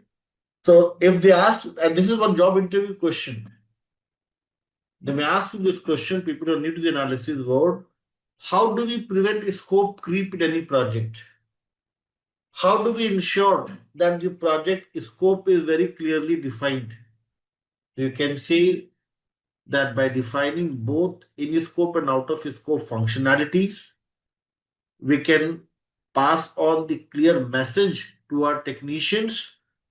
This will help them create thick and strong boundaries, considering that what lies within scope, what lies outside the scope, and this way we'll be able to prevent scope creep condition. This way we'll be able to prevent any redundant, duplicate, or unwanted component in the solution. Is everybody clear with the scope creep, or do you need some examples to understand the scope creep better? Do you need some examples to understand the scope creep better? I can give you all one more example. Yes, let's take one more example. Yes, let's take one example. Let us suppose I say I'm talking about hospital management system. And in hospital management system, we have one form as patient's registration. During the patient registration, let us suppose I say we have Madhuri with us, and Madhuri is filling this patient registration form. She has mentioned the name, the date of birth, the medical history, and then there's an option to select the doctor from the list of doctors. This is the list of doctors based on their specialization, and this is one combo box, a list box wherein there are all names displayed. Madhuri is selecting Dr. Mr. Dr. XYZ, books an appointment with this doctor. The appointment is scheduled. Timings is also mentioned. And when Madhuri is going to the hospital, she is there in the OPD and she shares the details of the appointment. She is surprised to know that this doctor is no longer empaneled with Mayo Clinic. This doctor left the organization, the hospital, 1 month back. Madhuri is not happy with this thing. She has traveled 15 kilometers to consult this doctor.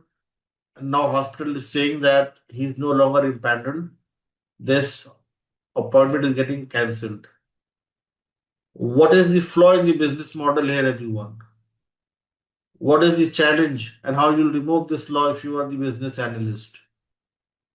If you are the business analyst, what you'll do is you'll come up with one very important step that if any doctor is getting impaneled, his name, his details should be removed the same day to avoid any chaos and confusion. His name appearing in this list is causing scope creep. This scope creep is causing problems for Madhuri.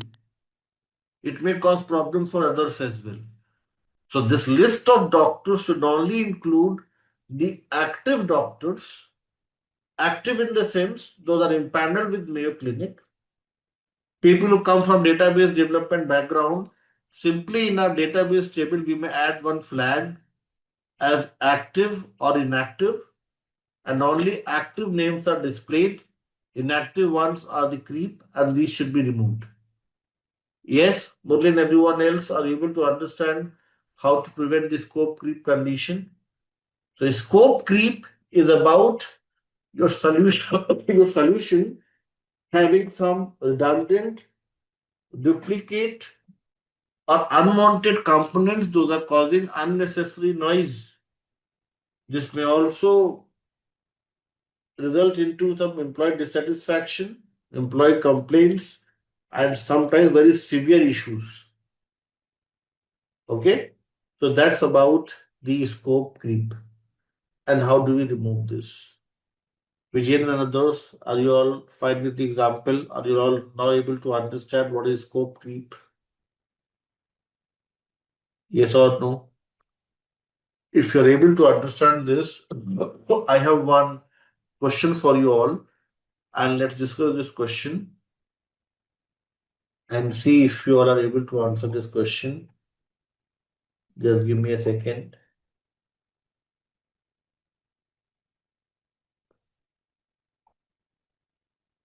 So, law and others, if you look at this question here,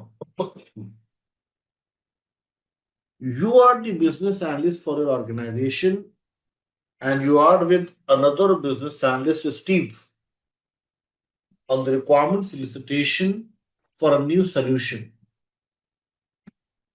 You warn Steve,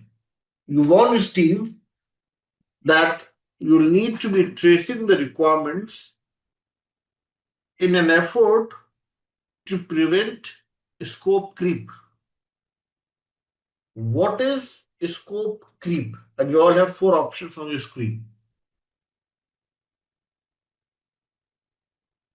Hamid is quick to answer. He says option number A, and A is the right answer. The scope grows slightly larger as more requirements, often unneeded, are added to the scope. So that's why option number A is the right answer. Thank you, everyone, for your participation here. So we have discussed about, everyone, the business requirements and the stakeholder requirements, everyone. Let me summarize what we have discussed, then we'll have a short break. And after that, we'll talk about solution requirements. And we'll also discuss one case study to understand these requirements better. So I have one more case study to share with you all.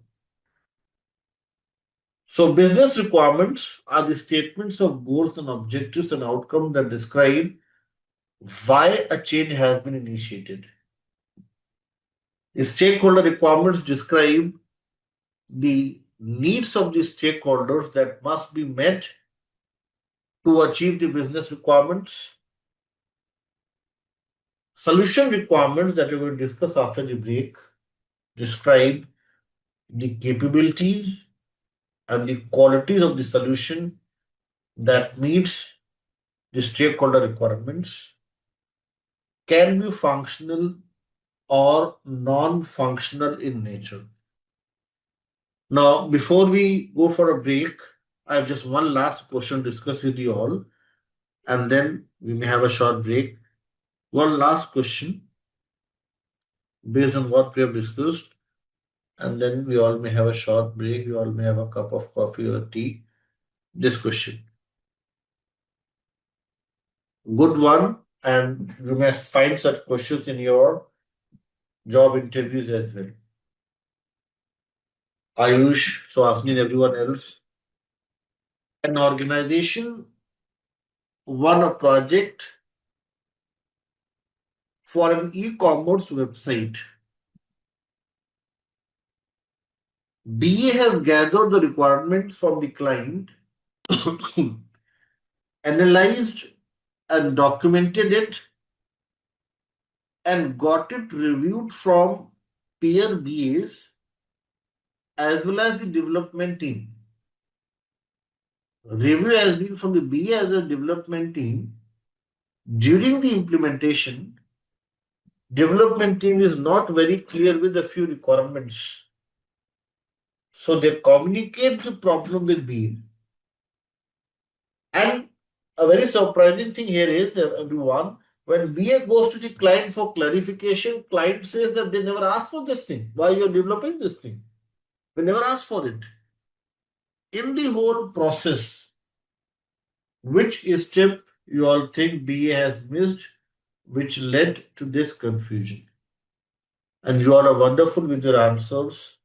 Answer is without, without, answer is B. B is the right answer. People are saying A. You can see here that he has gathered the requirements, analyzed and documented it. So he has gathered it, he has done his research, he has also documented. So he has followed crying. He has cried. Yes, he has cried, but the challenge is the review is only internal.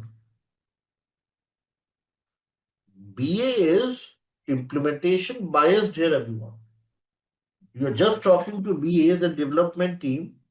Can you ever ignore your business users and start with your development? No. That's kind of, you may say, the biggest blunder, or you may say it's like the biggest mistake by any business analyst in any project.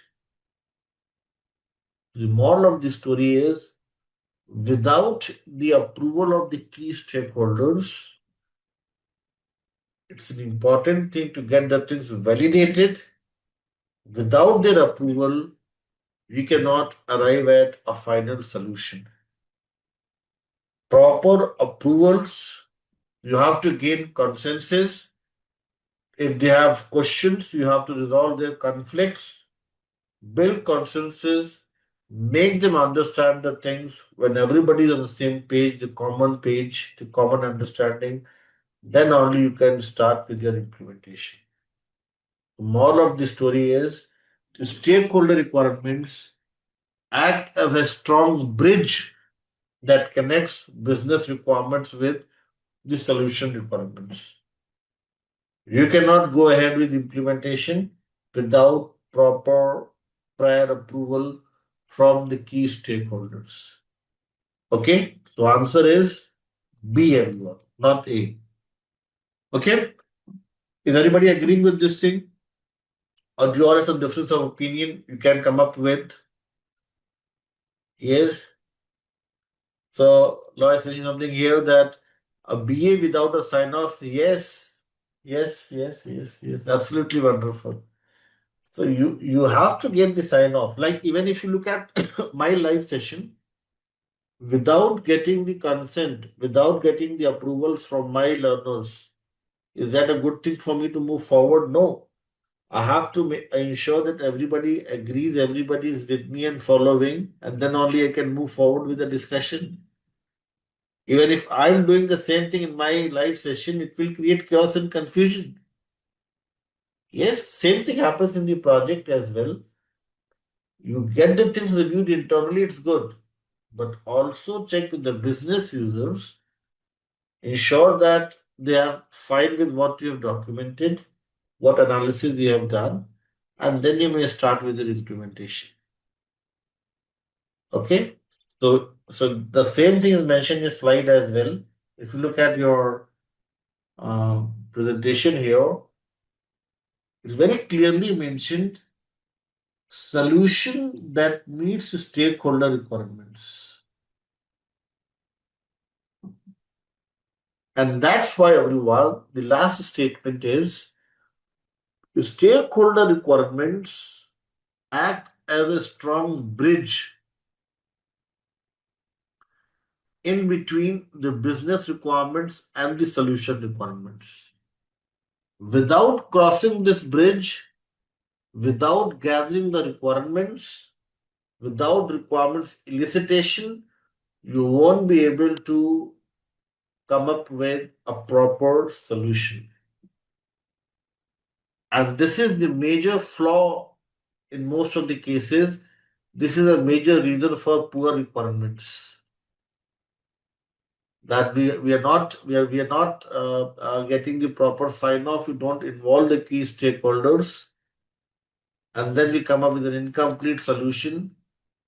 Business people blaming the BA blaming the business team, and eventually everything collapse. Yes, project shut down, and you're looking for a new job. So, so things should be very organized, structured. Yes, so this answers your question. It's an important thing that you write the BRD. Yes, in conjunction with your domain subject matter experts and your business team. If your business team is kind enough to share the details with you, that doesn't mean that it's a BRD. You have to document it, have a discussion with them, gain the approvals, and then you can start with your solution requirement. So when people ask me this question that do we need to write the BRD? After this whole explanation, I get the statement like what Law is mentioning here. So you can remove that question mark and replace with full stop. Yes, that's the moral of this story. Yes, everyone. So after the break, we'll discuss a very interesting case study and we'll again talk about these requirements in detail. And then we'll also today talk about the Jira tool. We'll try to install and create credentials on Jira and we'll write few stories using the Jira tool today. What do you all think can be a good solution for the given set of requirements? So let me share one case study with you all now. It's there in your class notes, session number 2. I hope it's clearly visible to everyone. My screen, requirements classification schema case study. Yes. Okay, let's read this thing together. And then you all have to think, analyze, and come up with a solution for this case study. So this is basically for my project. This is the real-time case study from what we did a few years back. So there is one application, everyone, the website that is primarily designed for those employees who are on the verge of retirement or are simply resigning from the company. This application helps them raise a few tickets and request for reimbursement and helps them raise requests for pension and provident fund withdrawal. During the COVID-19 crisis, this happened in my project, we started getting complaints that this application was causing some problems. Performance was very low sometimes, and sometimes it was not responsive, and on few occasions it goes down completely. So now, since this was causing problems and there were lots of complaints from different business users, so this was assigned to me to like discuss and resolve this problem. So I then discussed this problem with my production support manager, and he shared some valuable inputs. He mentioned that this application was designed 10 years back, and the scalability was marked as 20. So when we say the scalability was marked as 20, this simply means there can be 20 concurrent users to this application, not more than that. If there are more than that, yes, users at a time, as Kritika is mentioning here, So 20 concurrent users. If there are more than 20, it may start to create some problems. Now, during this COVID crisis, you all will agree with me, government in different countries came up with a lot of relaxations to withdraw your savings, to withdraw your funds. So now what happened? Like there was, you may say, huge traffic, and the traffic increased many folds, and sometimes there are more than 300 plus users logging into the application. Now this was one problem. This is your case study on your screen. Now Ayush, Ritika, and everyone else, imagine if you were a BA like me facing such problem in the project, Shehbaz, and another, Akshay, Isha, and others. What do you think can be a possible solution for such given business requirements? What do you all think can be the best approach to resolve customer queries to ensure that people are not facing this problem? What can be a good solution for this case study, everyone? Questions open for you all to answer. Jagan is saying that very simple thing is increase the bandwidth of the database in the cloud infrastructure. So similar suggestion I had for similar suggestion I had from the production support manager. I said, why don't we increase the scalability? I never came up with such a good answer like Jagan, but I said like very simple, in very simple terms, that please increase the scalability up to 500 and so that everybody can use it. But Jagan, when I said this thing, the production support manager had a smile on his face. He said, if it was that simple, we would have already done this thing. The challenge is it's our own dedicated server, the old technology. 10 years back, we had developed this thing. And if we'll try our level best, we can increase the scalability up to 50. Then I said 50 is not going to solve the purpose.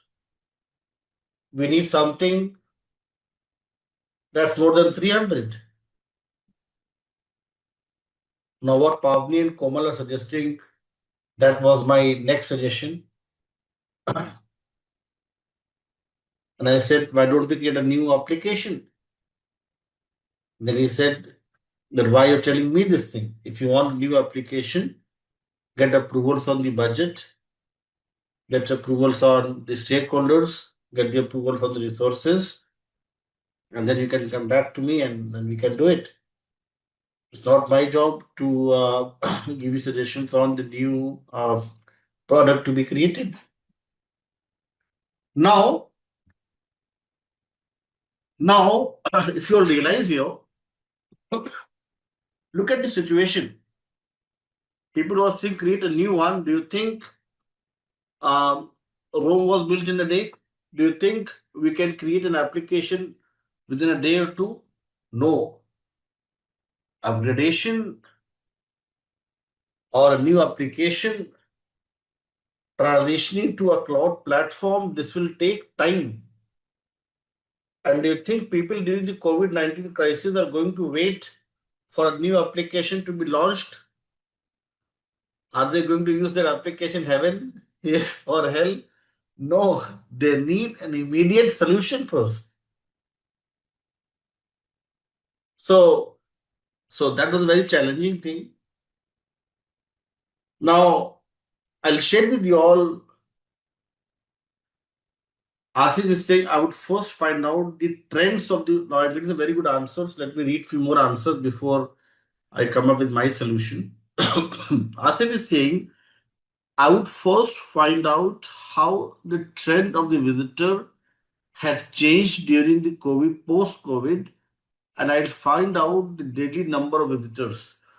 So this information is already given to you. Daily number of visitors is crossing 300. Law is saying that short-term fix is performing tuning, infrastructure scaling. Absolutely wonderful answer. Thank you. Komal is saying advise them to route the requirement from the alternate source. Okay, so if there's alternate source, then we can do that. But in our case, there was no alternate source available. Pavni is saying investigate, collect data. How many are going to retire and resign?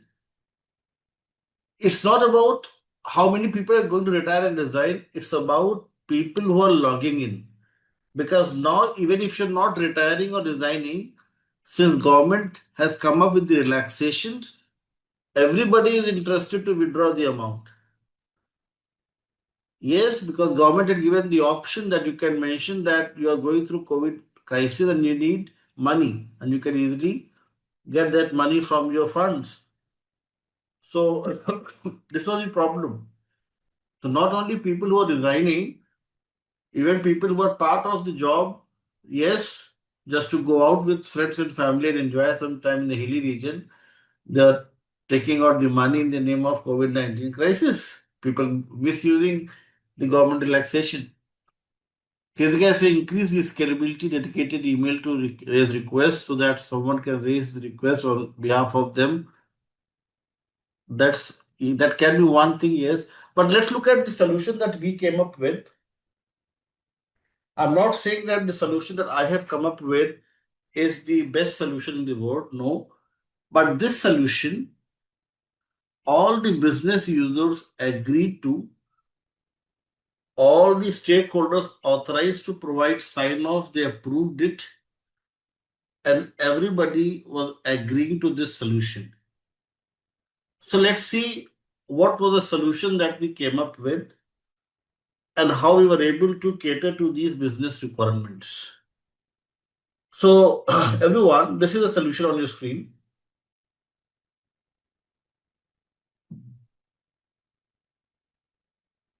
Solution is everyone on your screen.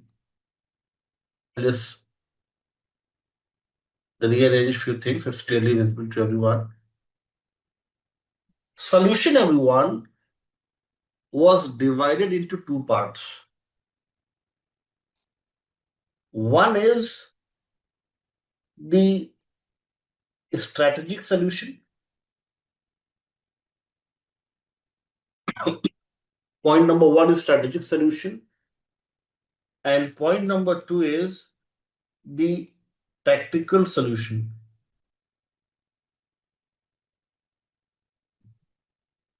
My question to you all is, what is the difference between the strategic solution and the tactical solution? A strategic solution, everyone, is a structured, organized, and well-defined solution that's going to fetch goodness in long run. A solution from long-term perspective. A solution with minimal defects. A solution with all those capabilities, those may drive customer satisfaction. That's the strategic solution. So as most of you were saying, Jagan and everyone else, we raised one request to create a new application with a scalability marked as 1000, everything on the cloud platform, the advanced application based on the AI capabilities, and this request was approved.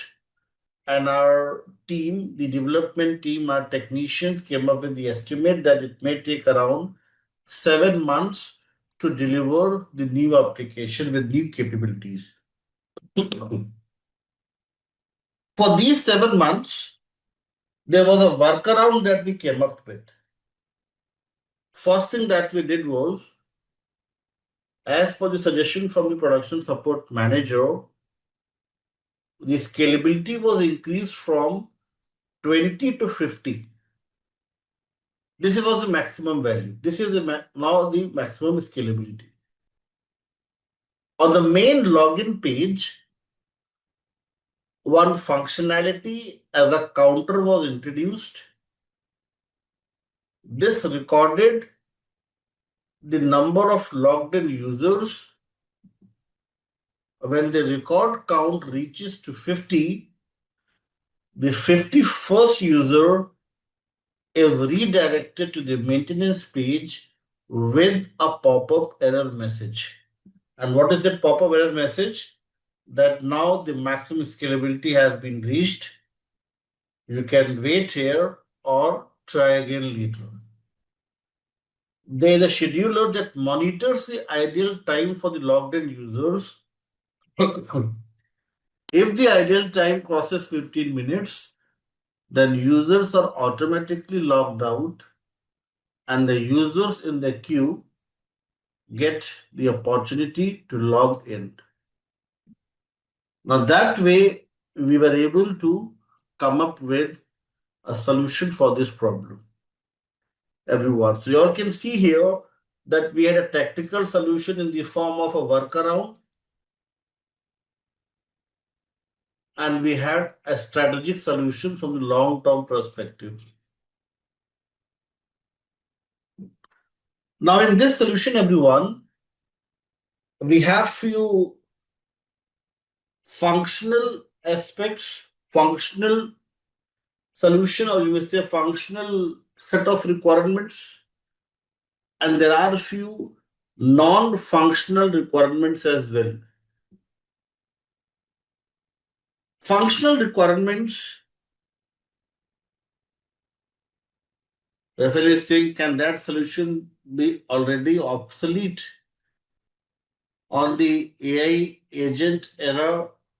That's also something, a good question, a debatable topic that we can discuss here. But let's keep this topic for the Q&A time. We can discuss this thing. So let me first complete this thing. Now, if you see everyone in this solution here, we are talking about certain important features to be developed, certain important functionalities are introduced, and we're also talking about certain non-functional requirements.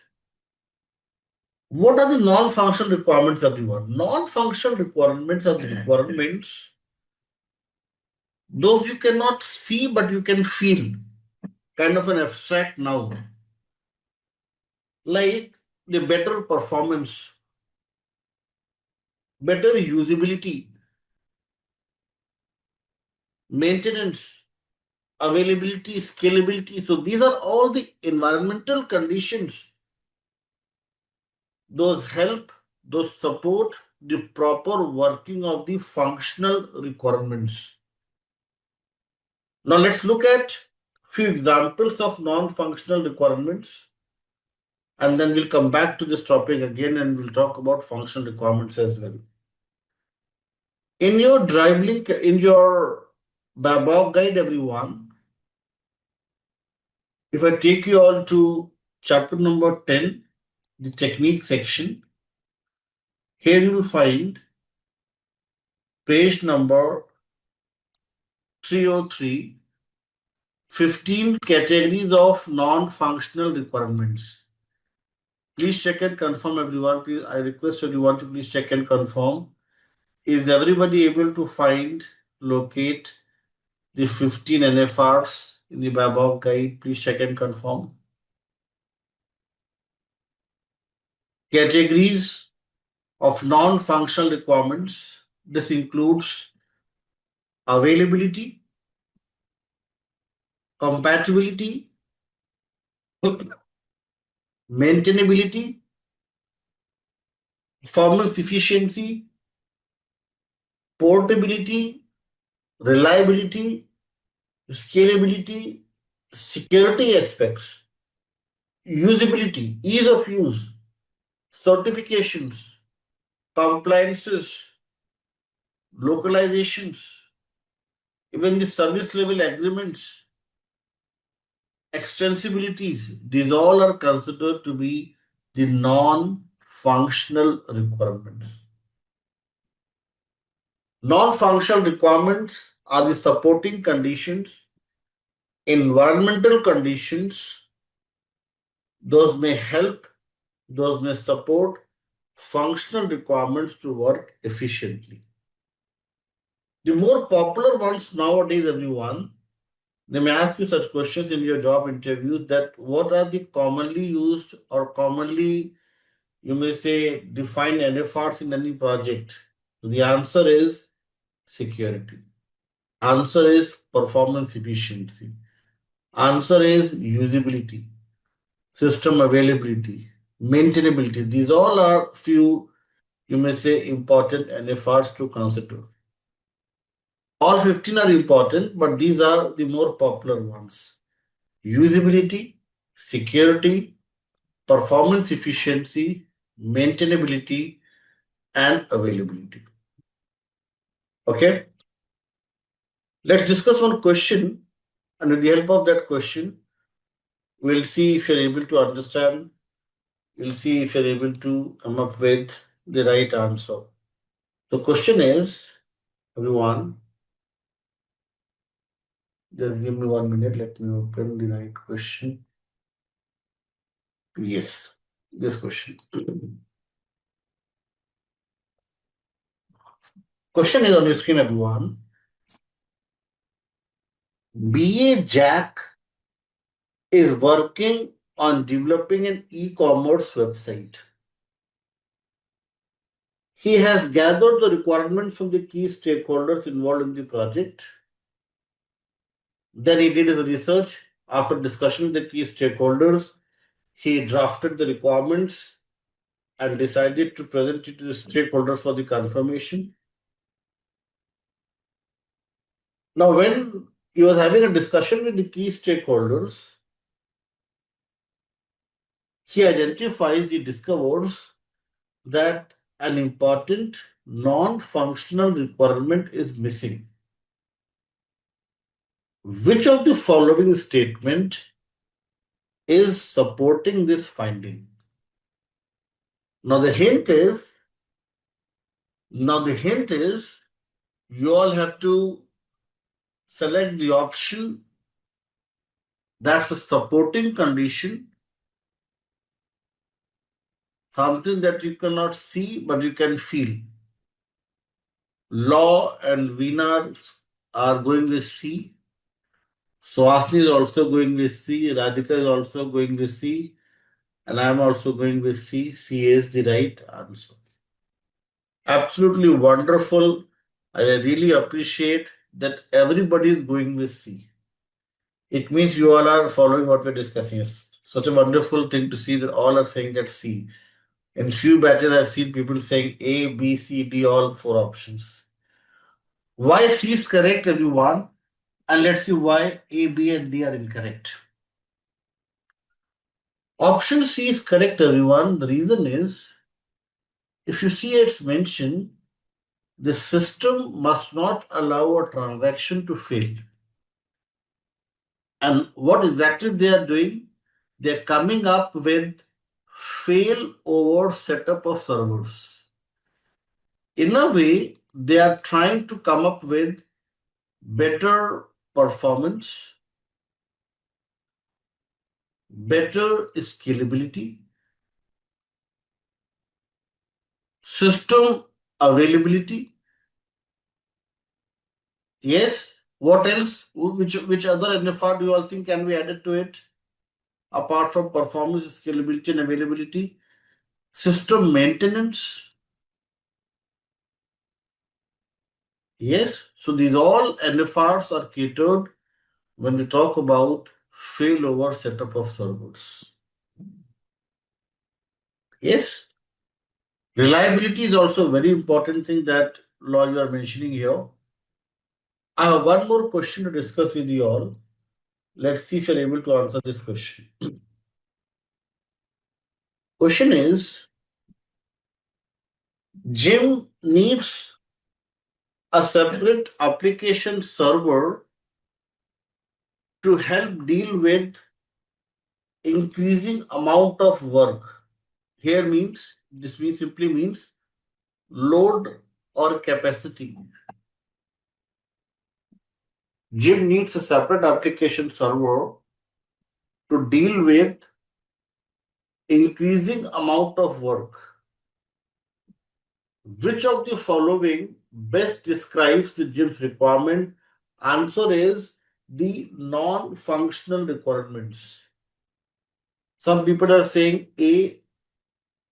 So what exactly makes you think, Jagan, because you gave a very good answer a few minutes back, why do you think answer is A? And somebody else, Kumar, is also saying A. Is there any specific reason why you went with answer number A? When you when you're talking about the server capacity or to deal with increasing amount of load, don't you think this is something linked with the environmental conditions? This is something a supporting condition. So the answer is non-functional requirements, everyone, option number B, not the option number A. And let's read few things here. You'll gain more clarity. Non-functional requirements capture conditions that do not directly relate to the behavior or the functionality of the solution, but rather describe environmental conditions under which solution must remain effective or qualities that the system must have. Yes, Jagan and Komal, are you fine with the answer? Are you now agreeing that option number B is correct, not the option number A? Yes, or do you have something to discuss? If you have some argument or some other point that you want to discuss, mention, you can. We can discuss your question if you have any. Yes. So, meaning to say, everyone, this is all about the supporting conditions, the environmental conditions.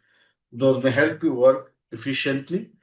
Functionalities would remain intact, and this will help you come up with better performance-oriented system. So that's your non-functional requirement, everyone. Homework for you all is, everyone. The homework is the BABOK guide, page number 303. Go through all these 15 NFRs. Just read and let me know if you have any question around these 15 NFRs. Is everybody fine with the homework? Just to go through these 15 NFRs and see if that's making sense to you all. If yes, we'll move ahead. If you have some questions, then we'll discuss in the next session. Okay? Is everybody fine with functional and non-functional requirements? Link once more. Okay. So this is the drive link that ends with du not, and here you will find one folder as CBAP ebook where you will find the link to download the BABOK guide.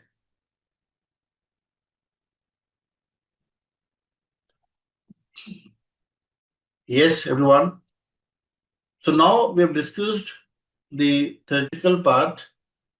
We have discussed about these 4 different types of requirements. If you all are with me, shall we proceed and talk about very good tool today, a very interesting tool, and that is Jira. Jira is a very popular tool in the agile projects nowadays, and Jira helps us capture all these 4 types of requirements. If you all are with me and no other question for me, TFS is also a good one. Now the name for TFS is changed. TFS is now known as Azure DevOps. Yes. Earlier it was TFS. Now it is Azure DevOps. Even I'm using TFS. That's why I know. Yes. TFS is also a very good one, I must say. But we'll talk about Jira first. The reason is for TFS trial version, Microsoft asked for the credit card details. And most of us are reluctant to share the details, although they won't deduct any payment, but they ask for the details, and that's why people find it difficult to or reluctant to install this. So we will talk about Jira first, and then we'll also talk about TFS. Is there anyone who is using Rally in their projects?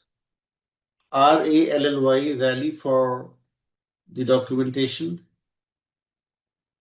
Trello, anyone using Trello? So we'll talk about all such tools. But first, today, we'll talk about the most pioneer one, the legacy tool, that is Jira.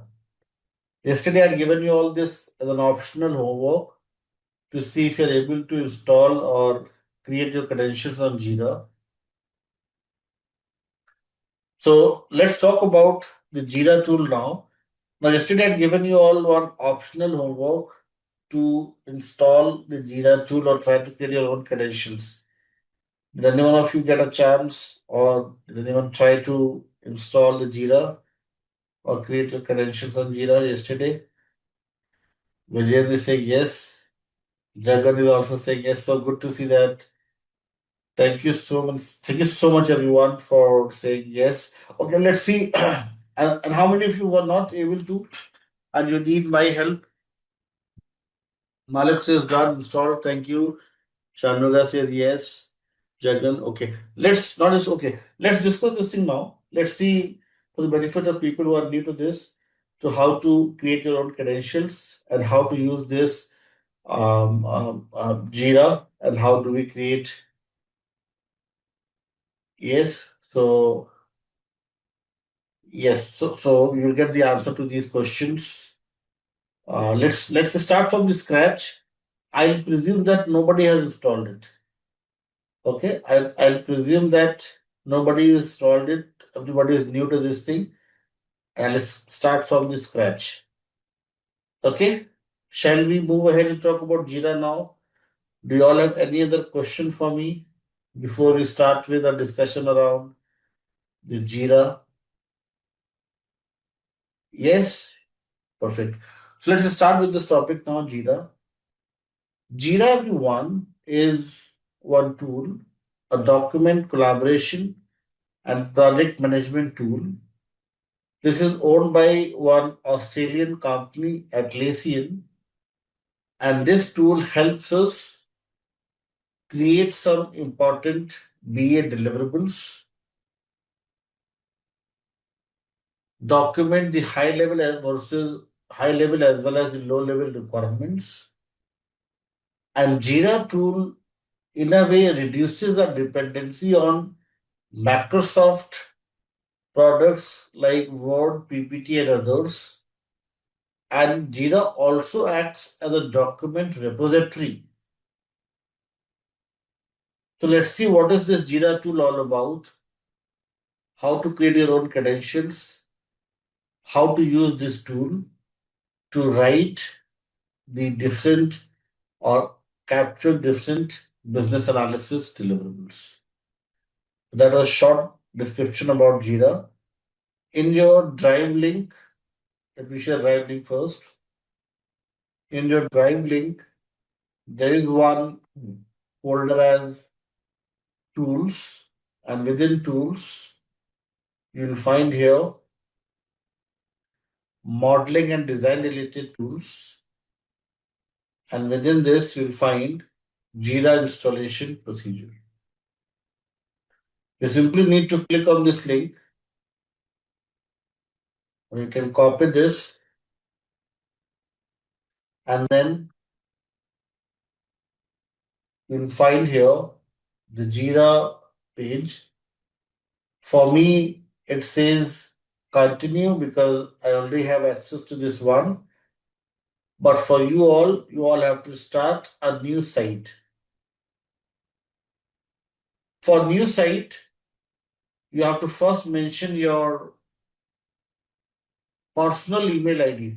Never mention your official address because it may create some problems because they may come up with certain advertisements and other over your email, official email.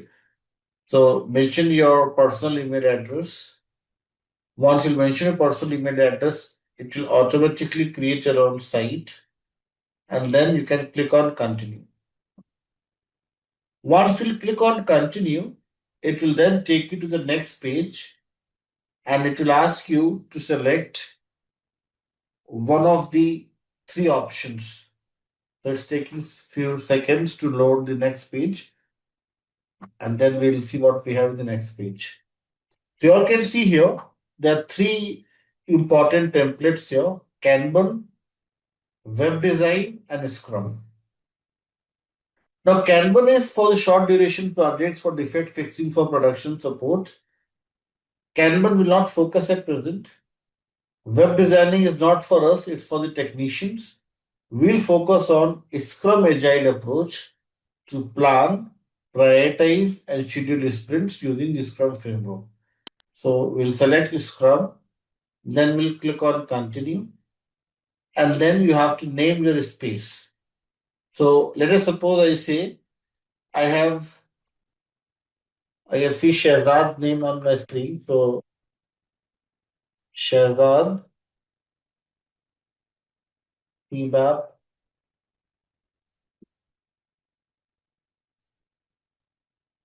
sample project. Shahzad CBAP sample project, and I click on get started.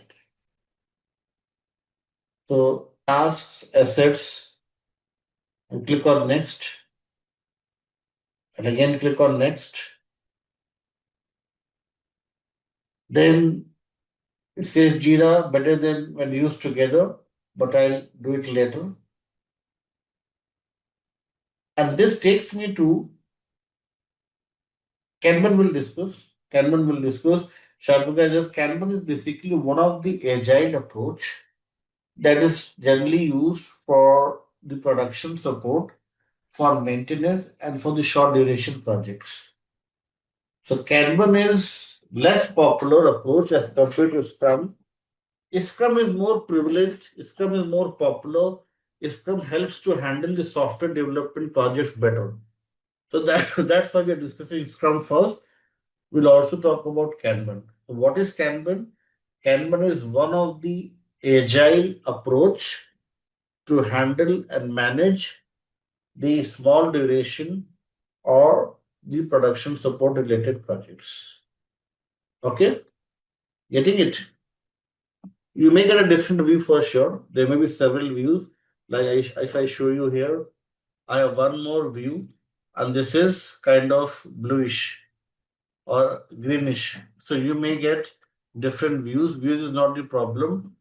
The important thing is, are you able to see the name of the space, and also are you able to see the button like create, and others? Are you able to find Jira on top? Everyone, yes or no? Karishma, Shanmuga, and others. Is everybody able to reach till this page, or do you all have any issues?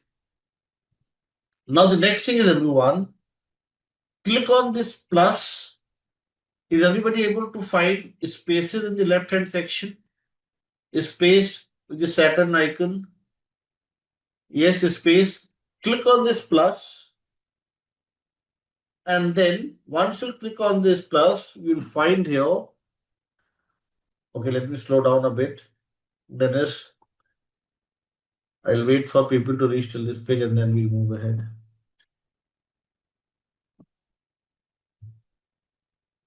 Once everybody is here onto this main dashboard, we'll then move ahead. Dennis, everyone.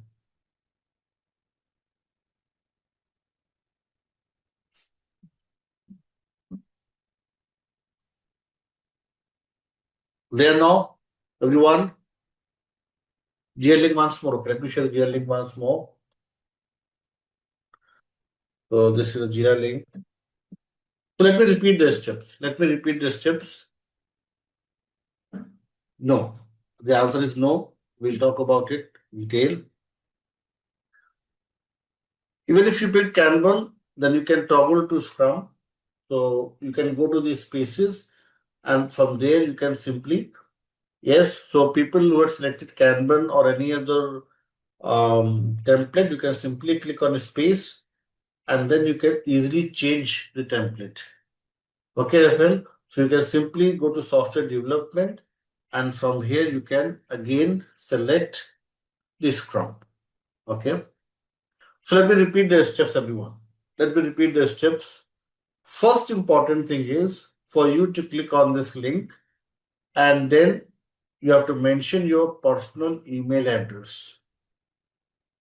When you'll mention your personal email address, then it will automatically create your own site. Yes, once your site is created and there's a green tick, then you can click on continue and then select the Scrum template. Once you select the Scrum template, it will ask you to create your own space, and there you have to mention something as a title to create your own space. Then click on continue and the job is done. It will take you to the main Jira dashboard. On main Jira dashboard, let me repeat, this is the main Jira dashboard. You have to click on this space, this plus button, this plus icon here. In the software development, now you all can see one more thing here, that Jira has a diversified use. It's used in sales, analytics, operations, designing, finance, human resources, marketing. Yes, last week I was into the HR analytics course and we created some dashboards for the HR team. So it's not just confined to software development. It's also used for analytics. It's used for HR analytics. It's also used for marketing, product management, work management. We are going to focus on software development. I'm going to select Scrum here. Use this template, team managed, and then you can mention the name of your space. Like I can mention here, Rafael, CBAP, sample project,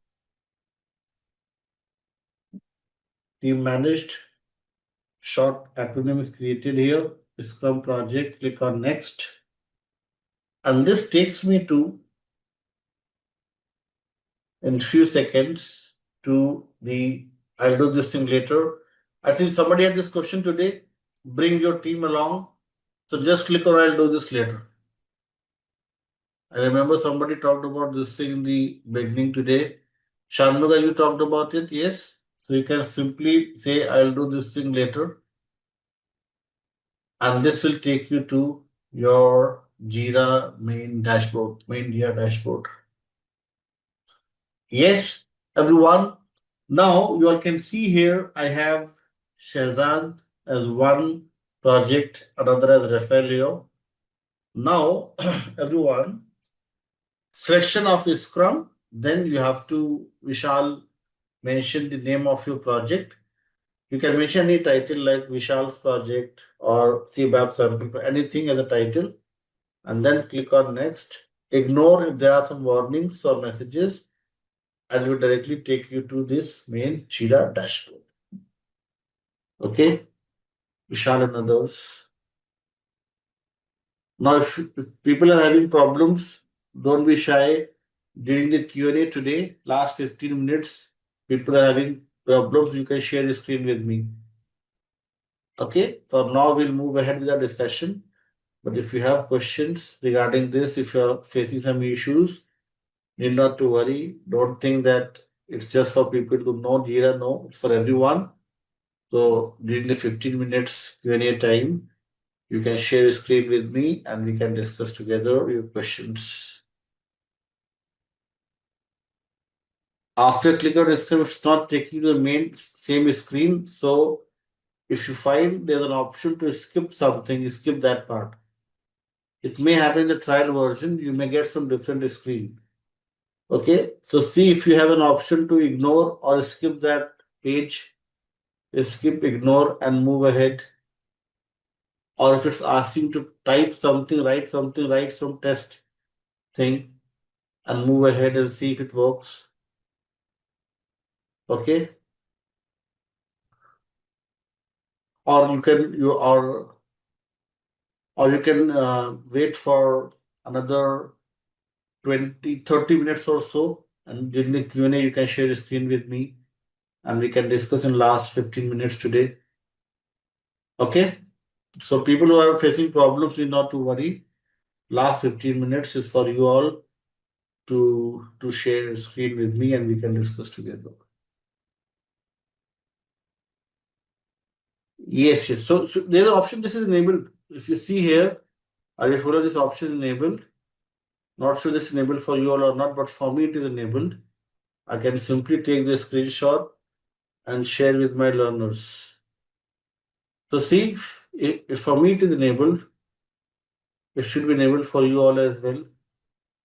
If it is not, yes, enabled for you, Ayush. So check Arif, if you're able to just click on this one, you see on my screen, and you'll be able to simply share your screenshot with me. Okay. And if you have some questions or if you're not able to during the Q&A today, you can share a screen with me and we can do it together. Okay. Okay, everyone. Shall we talk about the one very basic thing today to start with? If you all are with me and you all have this Jira page, this Jira dashboard on your screen, shall we move ahead? Yes. Let's talk about everyone. The first very important thing. In your drive link, everyone, in your drive link, there is one folder as class notes, within which you'll find one document as Jira Basics. Let's focus on this document. Please click on this link and let's read few things together.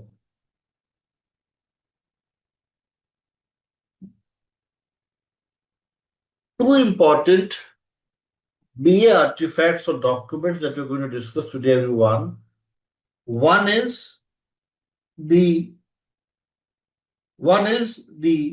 epic. Another is the user story. Epic, everyone, represents the high level requirements,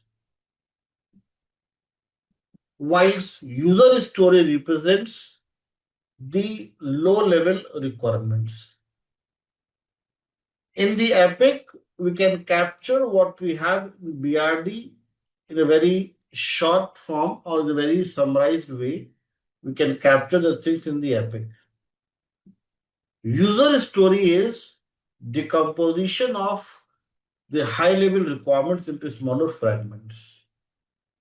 So, one epic, everyone, may have several user stories and user stories.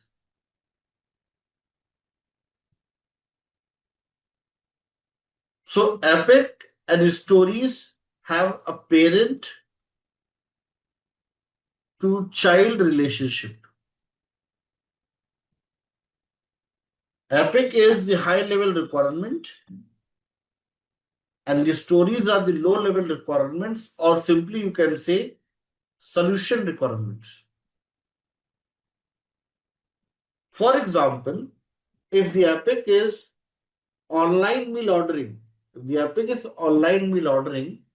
yes, I'm coming back again and let me repeat this thing.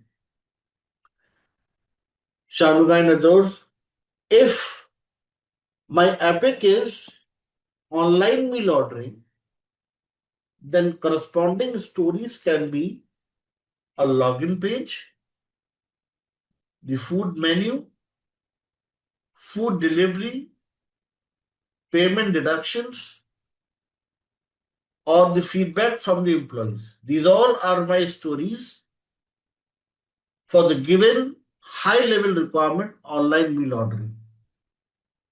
So what exactly epic means, everyone? The summary, the overview, or simply the high level requirements. And this high level requirement can be broken down into smaller fragments. And these are the low level requirements, the solution requirements. Yes. And Malik is extending this thing that I was planning to discuss in the next session. Malik is saying the next level of decomposition is within a story, we may have tasks, subtasks, and other activities. Absolutely wonderful. But till this point, I'm not going to the third level today. I'll just focus on first two things. So Malik and everyone else, is everybody able to understand this critical part, the parent to child relationship? If you are, then let's try to do this thing using the Jira tool. Is everybody able to understand the relationship between epic and the story? Or do you need more examples? I can come up with more examples if you're not clear with this. Shall we discuss more examples? Or you all are clear with this? Not clear?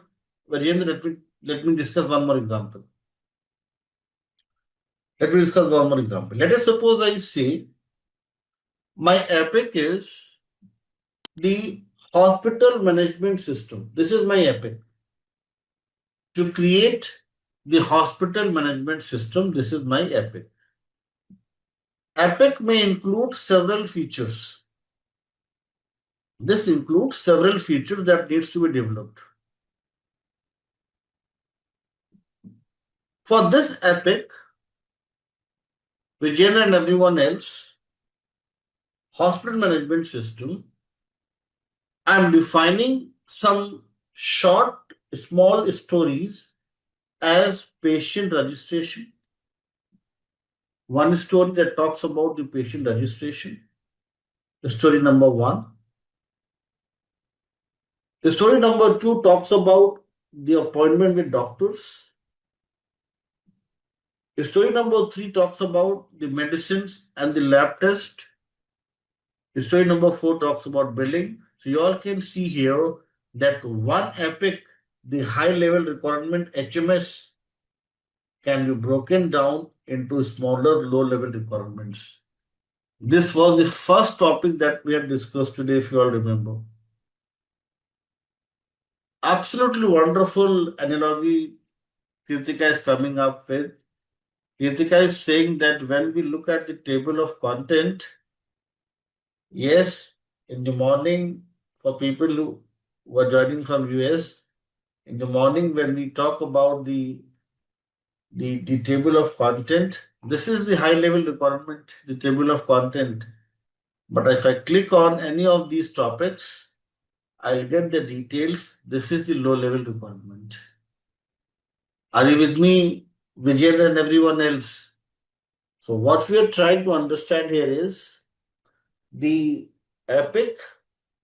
Epic is the high level requirements, the summary, and this epic can be broken down into smaller fragments. And these fragments, these granular level details are my solution requirements, the low level requirements. Now, this was the theoretical part. Let's establish this relationship in Jira by performing some basic steps. Let's do this thing in Jira. So, everyone, on the top of this page, the top ribbon, if you'll move towards right, after this search, you'll find one blue button with plus icon here. Is everybody able to find this blue button on top? Yes or no? Yes. Click on this blue button and then you can see here, you will find here work type as user story. Now here, just make it a bigger screen and instead of story, first select epic. Please check and confirm. Is everybody able to find the work type as epic in this drop down list? Vijay is saying yes. Vishal is saying yes. Rafael is also with me. Yes. Madhuri, if you have a task and you're not able to find the epic, then it means that you have not selected the Scrum template. So you simply need to go to people who are not able to find the epic. You simply need to go to the space, click on this plus, select software development template, then Scrum, then create your own new space, then click on submit, and then you'll find it. Okay, Madhuri and others, if you're not able to find epic and the story in this list, it means you are not at the right space. You have to create the Scrum space using this plus icon here. Okay, and if you face any problem during this thing, during the Q&A, Madhuri and others, you can share your screen with me and we can discuss. Okay, everyone. So Epic I have selected, and then the summary I have mentioned here as canteen ordering system. Description we're not discussing today. Description we'll discuss in the next session, or next to next session we'll talk about how to write this. For now, you can leave this blank and then just click on create. When you'll click on create, everyone, you'll find one message that changes are saved, and you have this epic created as RCSP, something like this. And this is the epic created here. Please check and confirm. Is everybody getting this message? And are you all able to find the epic like this? Yes, Rafael is saying yes. How about others, everyone? Is everybody able to create the epic the way we have done here? Yes. Perfect. Now everyone, let's try to create. Yes. You are getting SCSP because you are using your name, Shahbaz. I think it is Shahbaz. C, I'm not sure why C, but SP means Scrum project. Okay, like for me it is Rafael. So RCSP. Okay, perfect. So now we have one epic. Now let's create one user story. For user story, again we'll click on this blue button. Work type we'll select as the story. And the story will create one login page.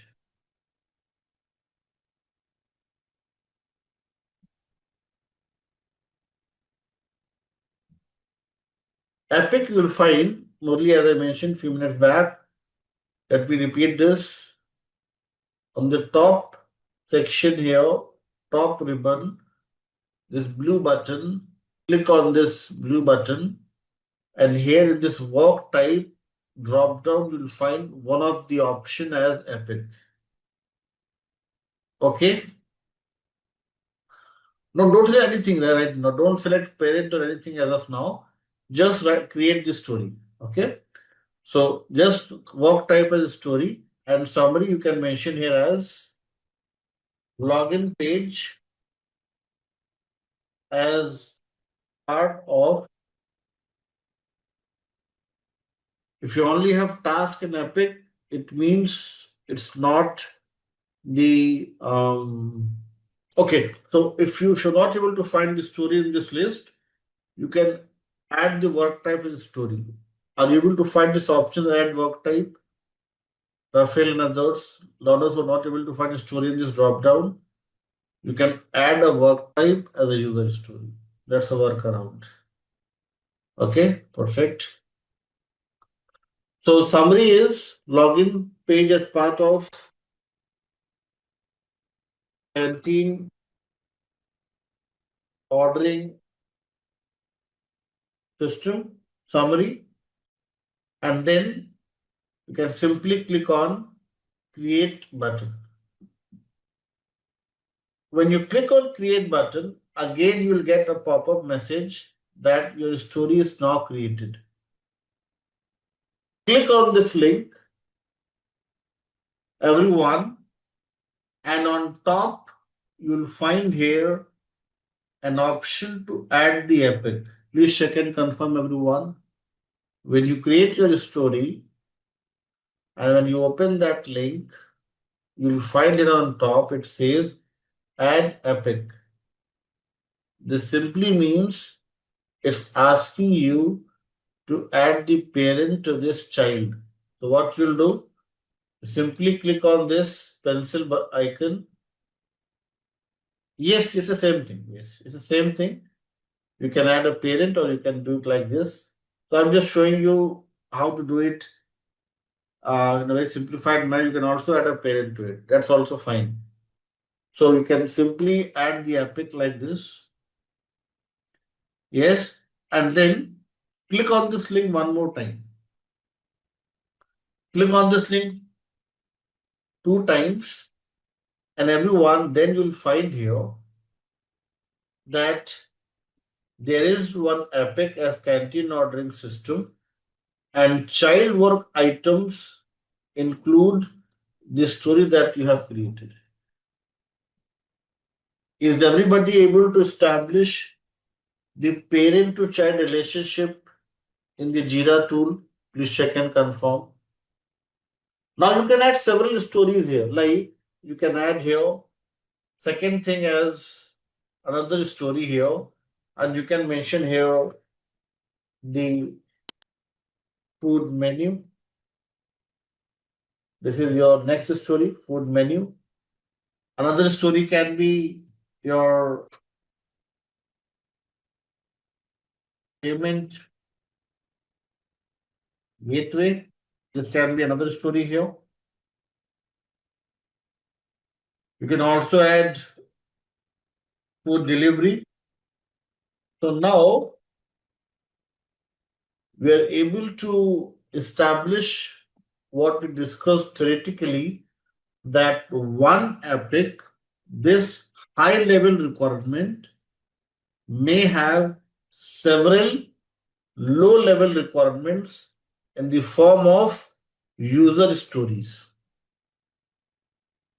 Yes, is everybody able to perform this basic activity? Are you able to establish the parent to child relationship, the epic, and the user stories, everyone? Yes or no? No, Shehbaz? So, what is exactly the problem that you're facing? Probably you're not able to. What's the reason? If you can share the reason with me. Okay, there are people with answers no as well. Okay, so we can, you can share your screen with me in another 15 minutes. Okay, we'll have. Okay. So I'm not able to find my created epic. Okay, if you're not able, okay, yeah, let me answer this thing. I got your point. Learners who are not able to do this thing, let me tell you the workaround. Click on your project name, like here for me it is Rafael, and then you'll find one tab as backlog. Arif, Shahbaz, and others are able to find this backlog just below the name of your project. Yes, click on the backlog, and then in the backlog, if you mouse over, you'll find an option to add the epic. Please check and confirm. In your backlog, you will find the stories that you have created, and if you mouse over, you'll find an option to add the epic. Yes. And also, as Jagan has a very good point here, you can also click on more, go to the recent tab, and under recent, you'll find it. Okay. If you go to recent, you'll find all the recent items that you have created. Yes, Jagan. Thank you for mentioning this. So you can find under recent all your recent activities. Please check and confirm Arif and others. Under more, go to recent. Within recent, you'll find all the epics and the stories that you have created. Bhavna says then, yes. So if I begin and others, adding parent is like adding an epic. Yes. So you can simply, one more workaround is, one more alternative is, you can simply edit your story, and in your parent you can add, Vijay, you can see here. When I've added the epic, automatically in the parent, the name is displayed here, canteen ordering system. So the answer is yes. Adding a parent is like adding an epic. So Epic is acting as a parent for any given user story. Okay, everyone. So I'm planning to have extend the Q&A today to 20 minutes so that you all can share the screen with me. I'll just try to wrap up everything in another 10 minutes. Okay, so that you all can share the screen with me and we can sort out your issues. So we'll have 20 minutes Q&A today. Okay, so I have 10 more minutes to finish few things. Let me finish this topic and then you all can share a screen with me. People were saying no, and we can sort your queries together. Okay, so just allow me 10 more minutes to summarize things and then it's all yours. You all can share the screen with me and you can discuss it with me. Okay, so everyone, you all can see here that in the backlog, I have so many items here, so many stories here, and if I move towards right, there is one drop down here with options like in progress, done, and view workflow. If I click on this view workflow, you all can see here that we can easily perform requirements traceability here. We can track and monitor the work items. We can see, we can examine, we can evaluate whether the item is moving towards the completion or not. So that's another very important feature in Jira that helps us track and monitor the work items. Now, let me do one basic activity and let's see how many of you are able to answer my question. If you all focus here on this part, I'll change the status from to do to in progress, then from in progress to done. Yes, this I've changed from in progress to done, and the name of the story is RCSP2. Now I'll refresh my screen, and on refresh of the screen, you'll find that in my backlog, that story no longer exists. Let me repeat this. For the RCSP3, I'll change the story to done and then I'll refresh the screen. Now this is also removed. Can any one of you help me know why these stories are getting removed when I'm changing the status to done? The simple, straightforward answer is backlog means remaining work items. When I've changed the story status to done, it means it has been completed. Once it has been completed, it's no longer a backlog, it's a completed work item. Now, if I want my story back in this backlog, what I'll do? If I want those items to be back in the backlog, what Jagan was suggesting, I'll go to this more, to the recent option. In the recent option, I'll find my stories here, like login page. I'll change the status from done to in progress. I'll again click on this link, go to the backlog, and this story reappears. Same thing, I'll go to the more option, recent, and I'll check for the other story that I have here, and I can again change the status and it will be back in my board again. Yes, Sean is mentioning that if it is completed in the backlog, won't you do the sprint points? That's a very good point that Sean you're mentioning here. A very good point, I must say.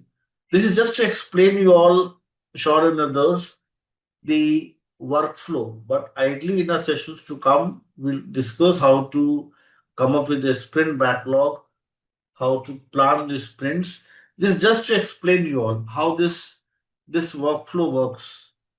Okay, but not exactly what we do in our agile projects. So it's a very good point. Yes, point noted. And it's a very valid point. And thank you for coming up with this thing. Very good point. Yes. This is just to explain everyone. Okay. Since we are in the very first session talking about Jira, to just to explain everyone that how the items are removed and how the items are added. I have mentioned this thing, but yes, your point is very valid one. It is something that we can easily do with the help of sprint planning. Here we cannot directly remove or add the items. Okay, correct. Absolutely correct. Okay. Thank you, Shaw Bedford, for coming up with such brilliant comment that to the last 30 minutes. Appreciate your patience and responses, everyone. Other than recent, how can we edit from done to in progress? So that you need to plug and play. Pavni, yes, I can tell you different alternatives, but it's for you to plug and play with this app and see where you'll find all such options. Okay, there's several ways to do this thing. You can do it here, you can open the work item, go within this thing and plug and play with different options. Okay, so I leave it to you all to do this thing. Yes, story points, we'll talk about it. We haven't discussed those things yet, so we will talk about the story points, splitting the stories and everything. Okay. Now, how to write the story, we have not discussed this thing yet. This is something I'm giving you all as a homework today, and then we'll discuss on this thing in our next session. How to write the stories. I have one link that I'm going to share with you all now, and then we'll discuss this thing in detail in our next session. So, how to write the stories? This is one very good link. I'm sharing with you all this link, and this is from very famous personality in the business analysis world. You all must have heard of one name as Mike Conn. Is anyone who knows about who is Mike Conn? You'll see his face here. Mike Conn, a very famous personality in US and Canada, is one of the pioneer, is somebody who was one of the drivers behind this agile methodology being adopted by so many countries, so many projects. So Mike Conn has suggested few things how to write these stories. So before you listen to what Vaibhav has to say about how to write these stories, it's better to listen to someone straight from the horse's mouth. Okay? So this is the homework for you all. Read through and see how to write these stories, how Mike Conn is suggesting you to write these stories. And then we'll discuss in the live session how to write the stories in detail. Okay. Jira is also a ticketing tool used by operations to raise the tickets, but we'll not focus on ticketing. We are not here to learn production support. We are not here to raise tickets. We are here to learn analysis. So Jira has a diversified use, but we'll just focus on the analysis part. Okay, so ticketing will not focus upon. That's something for operations people to do. We are here to learn analysis, so we'll focus upon creation of stories, epics, and create some important BA deliverables. Yes, let me share the link. This is the Mountain Goat software, everyone. And here, everyone will find more than 200 plus stories that you can download for free. Okay, so you can watch his videos on YouTube as well. People who are new to the analysis world, go to or like you can visit his website and go through his articles, go through his videos, and also on YouTube you will find a lot of videos Mike on telling you how to write the good stories. So first give priority to MyCon, then your trainer in the next session. Okay? So just read through, explore, do some research and see how to write the stories, and then we'll discuss the stories. I have those things here, but I'm giving you all some time to do your own research first. And then we'll see how to write these stories. And then we'll move ahead and we'll talk about the very first knowledge area, business analysis, planning, and monitoring. So, everyone, in our first two sessions, the introductory sessions, we had discussed about, we had covered chapter number 1 and chapter number 2 from the BABOK guide. I hope, I believe, I presume that everybody has got access to this book that is on your screen. Is there anyone who is joining in today and he or she was not there in the first two sessions and you need access to this book? Yes, you all have the access. Anyone with the answer as no? Yes, everybody has got the access to the book. Perfect. So, everyone, in our very first session, the very first topic that we all had discussed was about what is business analysis. Here we have discussed about the importance given to the 5WH analysis to ask questions, gain more clarity, work on the factual evidences, zero level of assumption, research, exploration, investigation through a process centric lens, focusing upon the business objectives and not getting influenced by any key stakeholder, no implementation biasness. And these all things would help us come up with a proper, clear definition of business needs, then the corresponding solution. This would enable a change, and this change would help in continuous improvement.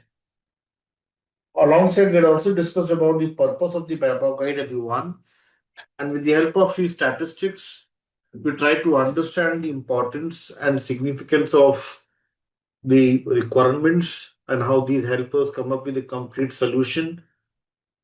In these statistics, we found that due to poor requirement, there are a lot of, you may say, defects, a lot of money spent and wasted on fixing the bugs and issues. So all such things we have discussed, everyone, as part of what is business analysis and the purpose of the BABOK guide. Then after these things, we have discussed about, everyone, who is a business analyst. Here we had first discussed about the major difference between responsibility versus accountability. Responsibility is more about the ownership, working on the given task directly, whilst accountability is more about tracking, monitoring, evaluation, providing environment, and it's more of an answerable role.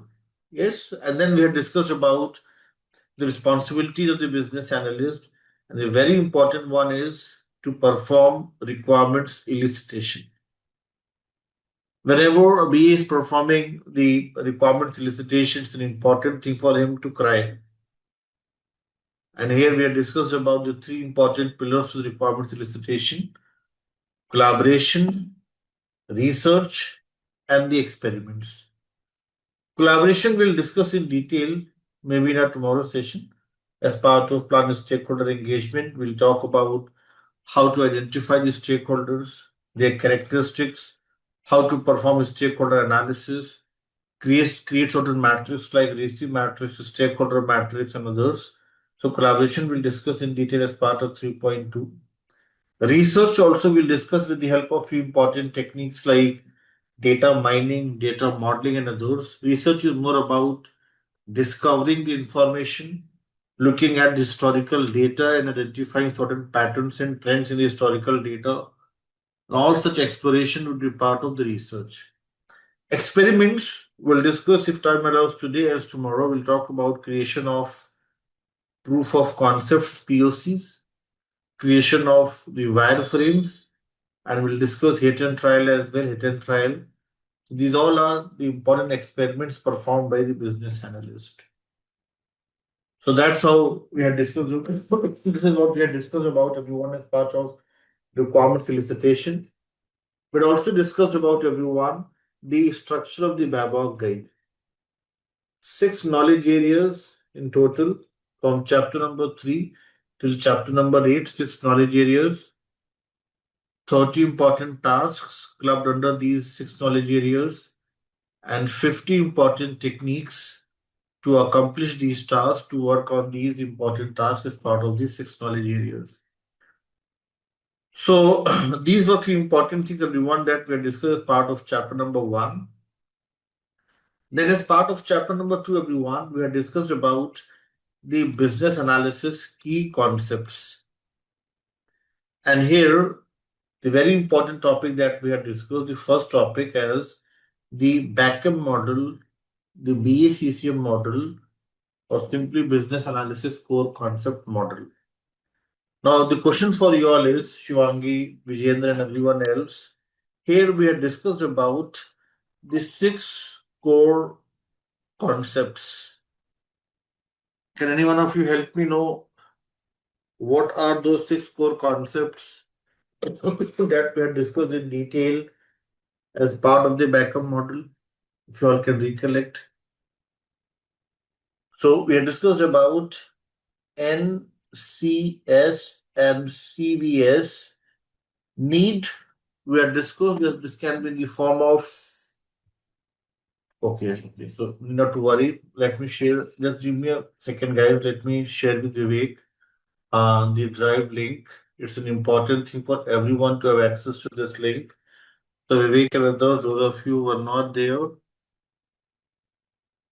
Bhupendra and others, people who are not there in the previous 2 sessions, so please bookmark this link, and here you'll find CBAP ebook folder, and within this folder you'll find the BABOK guide.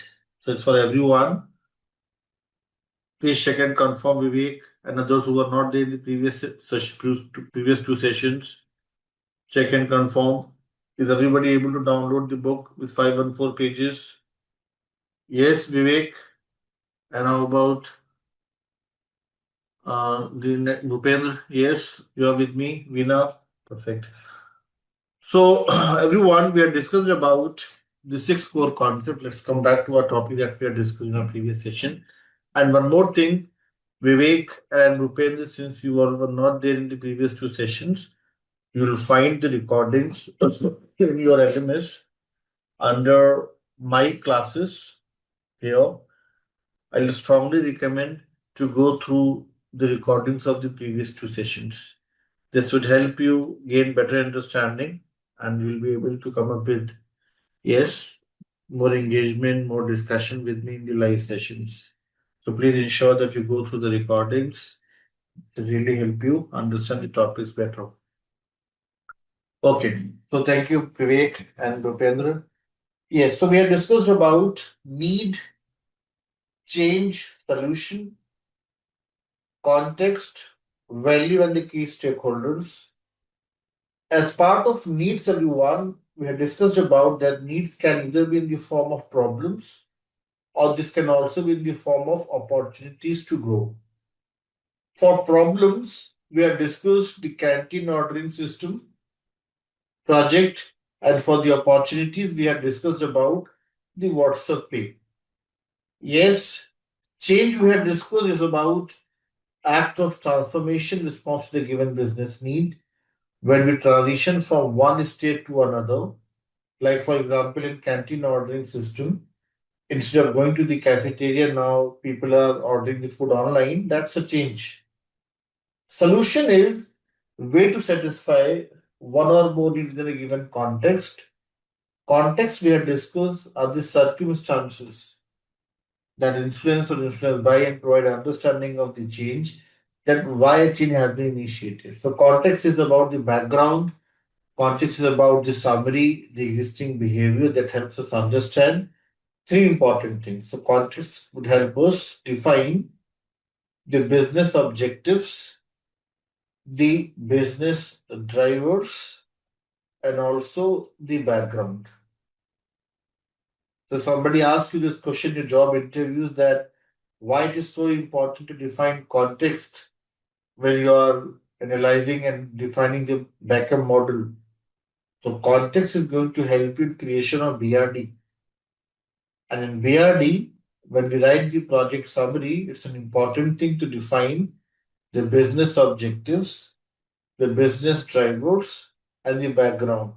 These all things can be clearly defined if you know what is the context. So that's why context as one of the important core concept is most important one. Okay. So we have discussed about the context in detail, and then we have discussed about everyone value parameter. Value can be further broken down into two smaller factors. Can anyone of you recollect what are the two important measures? Those may help you define the value parameter. So Shivangi is coming up with the best answer, the first answer, the right answer. And we have also, guessing Shivangi and Kritika is also in the right answer here. Business value, everyone, and the customer value. Business value, everyone, will discuss in detail with the help of, yes, so Pavni, you are correct. Business value we have discussed on high level. In detail, we'll discuss possibly in our next session or next to next session. We'll talk about that business value is all about the profitability.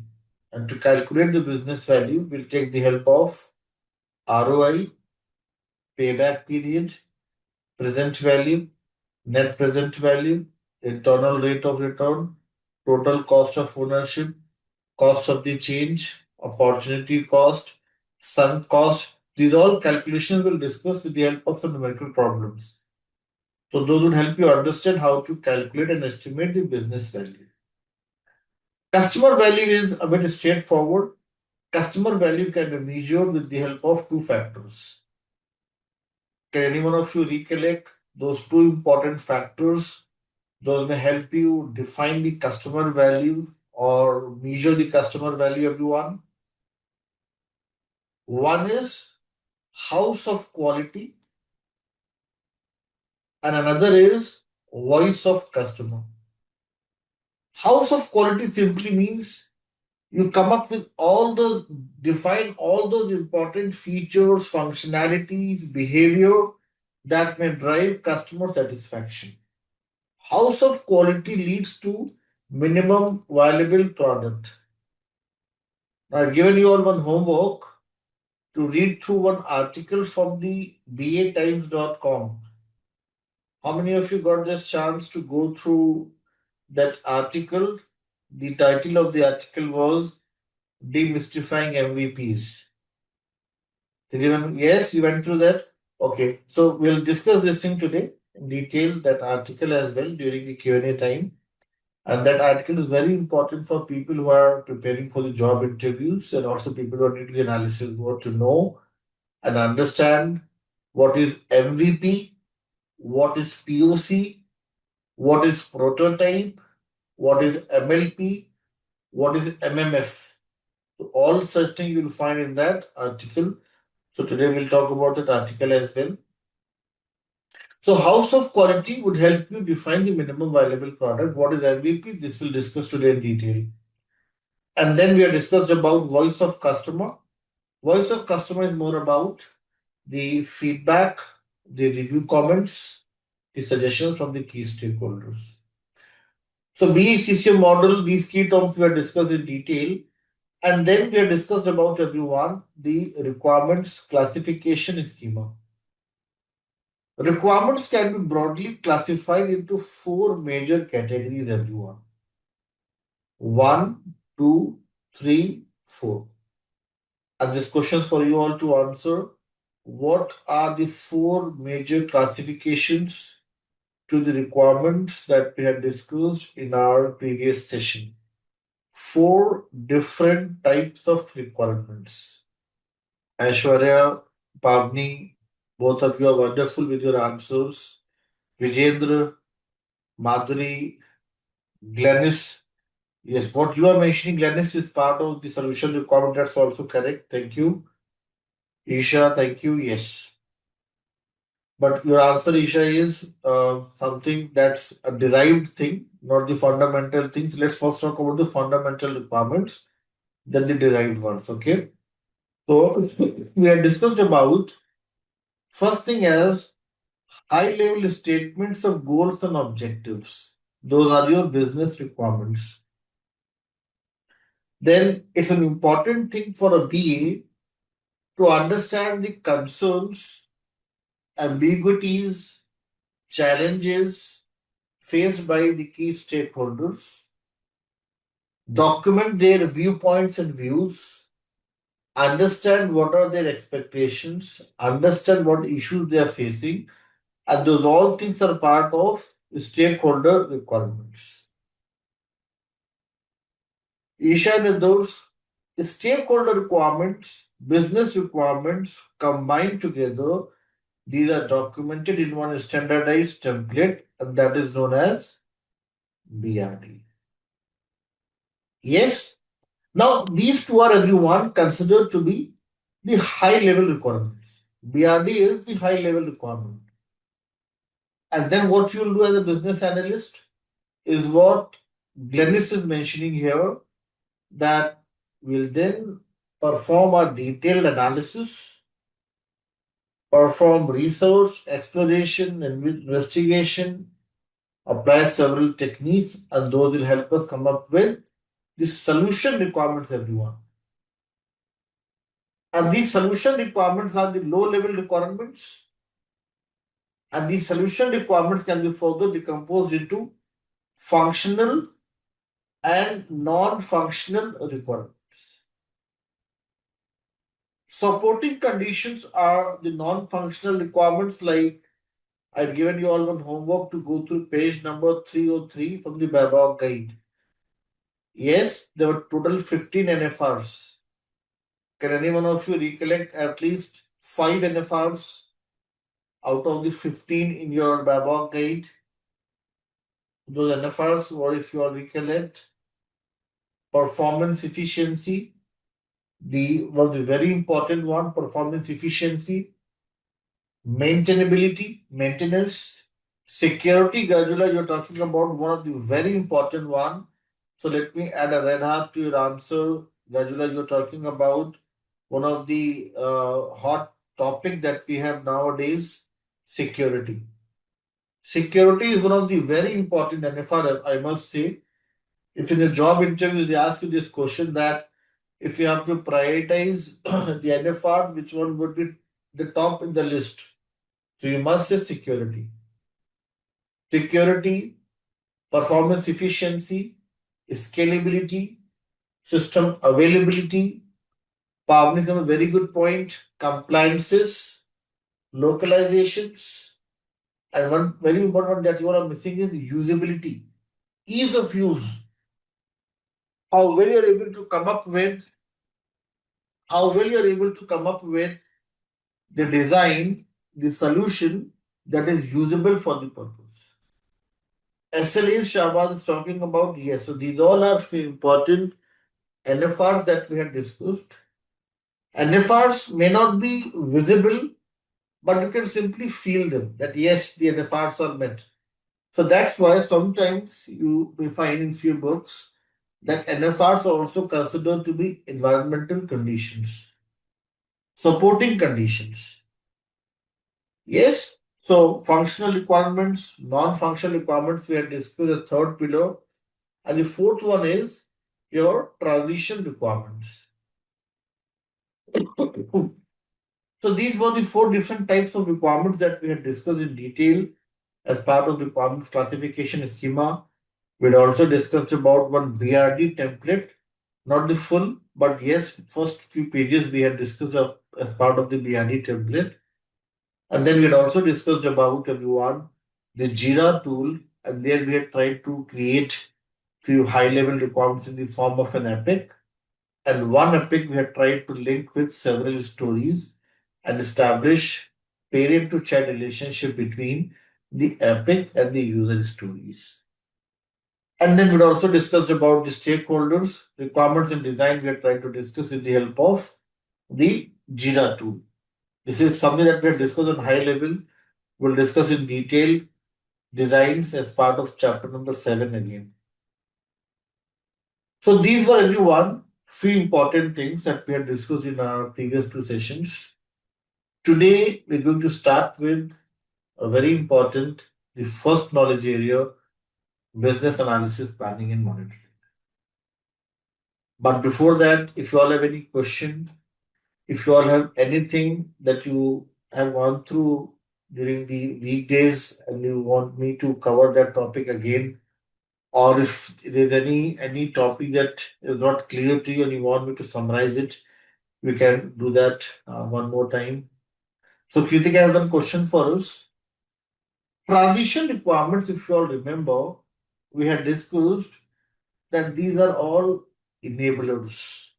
If you all recollect, this was the very first topic that we had discussed in the very first session.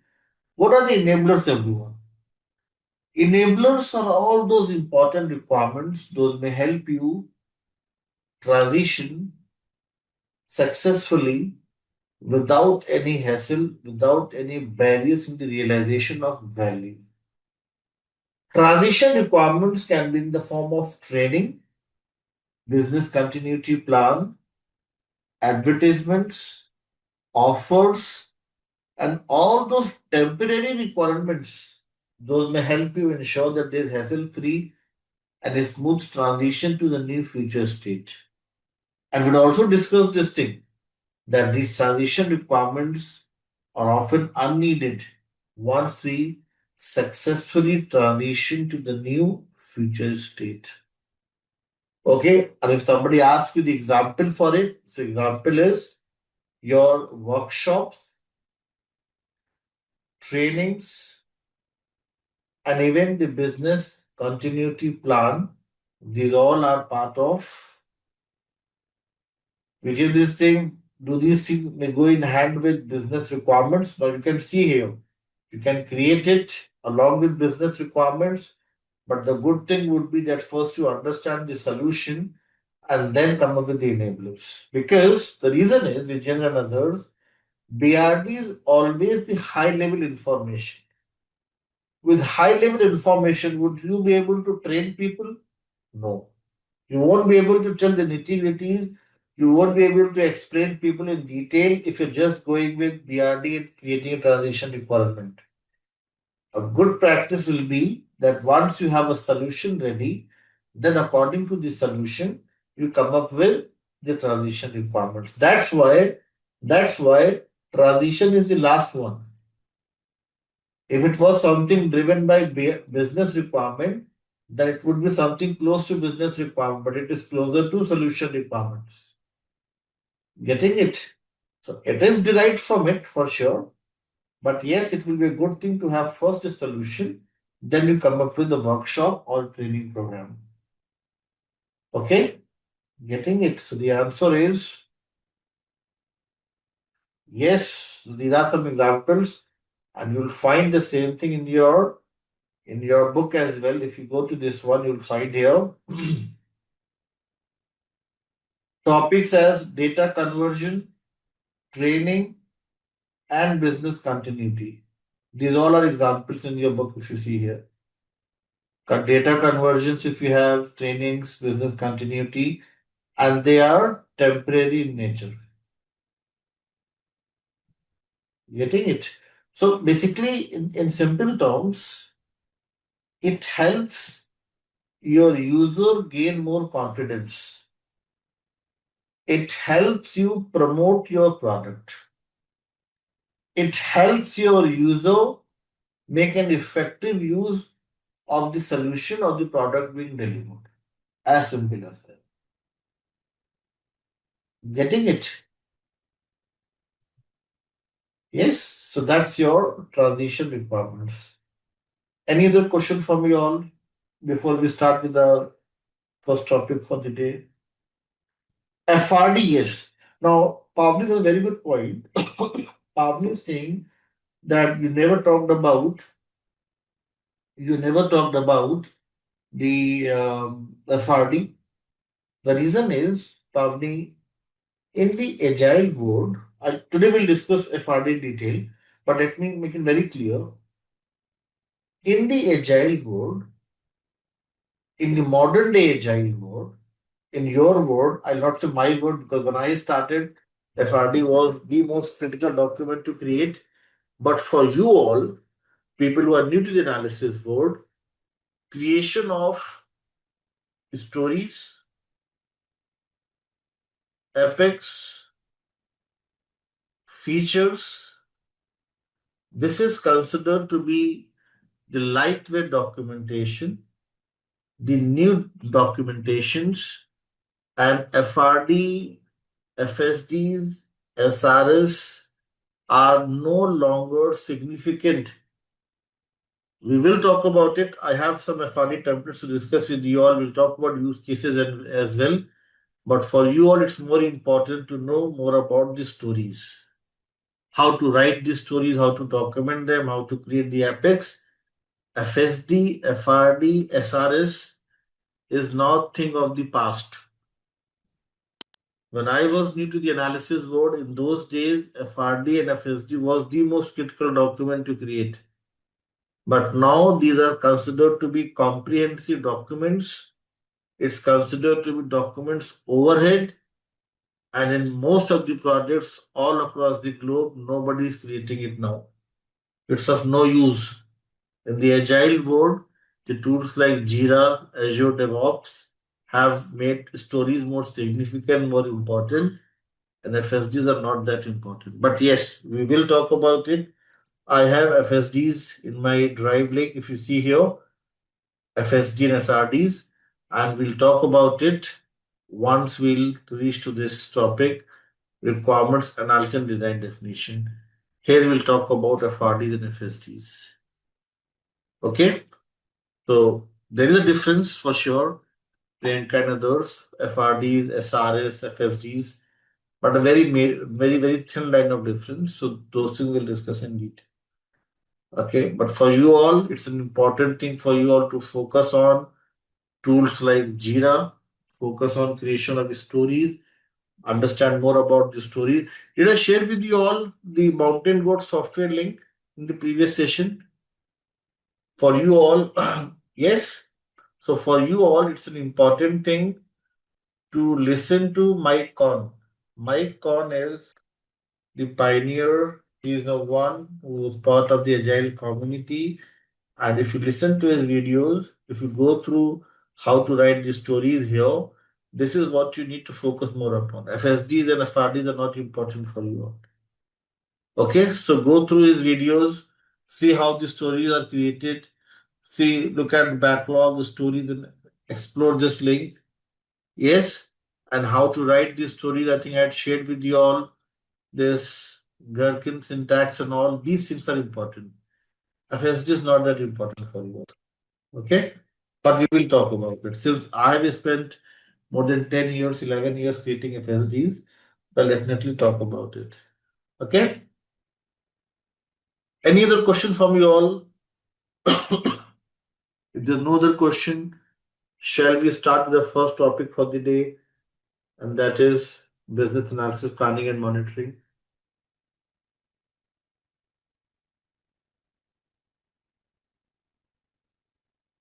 You all are with me, following? Shall we move ahead? Yes. So thank you, Shahbaz, Vipin, and everyone else, Gajula, and all. So the first topic for the day, everyone, is Akshay, Arnab, and others. Business analysis, planning, and monitoring, Raphael, and others. This is the ice-breaking, you may say, knowledge area, or a very important one to start with your analysis. And the name of the knowledge area is business analysis, planning, as well as monitoring, popularly known as BAPM, business analysis, planning, and monitoring. And this knowledge area has 5 important tasks, everyone. I'll use different ink here. Plan business analysis approach, plan stakeholder engagement, plan business analysis governance, plan business analysis, information management, and at last identifying business analysis performance improvements. And people who are preparing for the CBAP examination, for them it's an important thing to create some short form like this: A S G I P. Yes, A is your approach. Today we'll discuss about the approach. It can be predictive, it can be adaptive. A waterfall or the agile methodology we'll discuss in detail today. A is your approach. S, everyone, is about the stakeholder engagement. Here we'll talk about how to identify the stakeholders, their characteristics, how to perform stakeholder analysis. Those all things are part of stakeholder engagement. G stands for governance, I stands for information management, and P stands for performance improvements. Please make a note of this thing, everyone. And then we'll start with 3.1, plan business analysis approach. Once you've noted down this part, you can mention chat boxes done or give me a thumbs up. We'll then start with 3.1 and we'll discuss plan business analysis approach.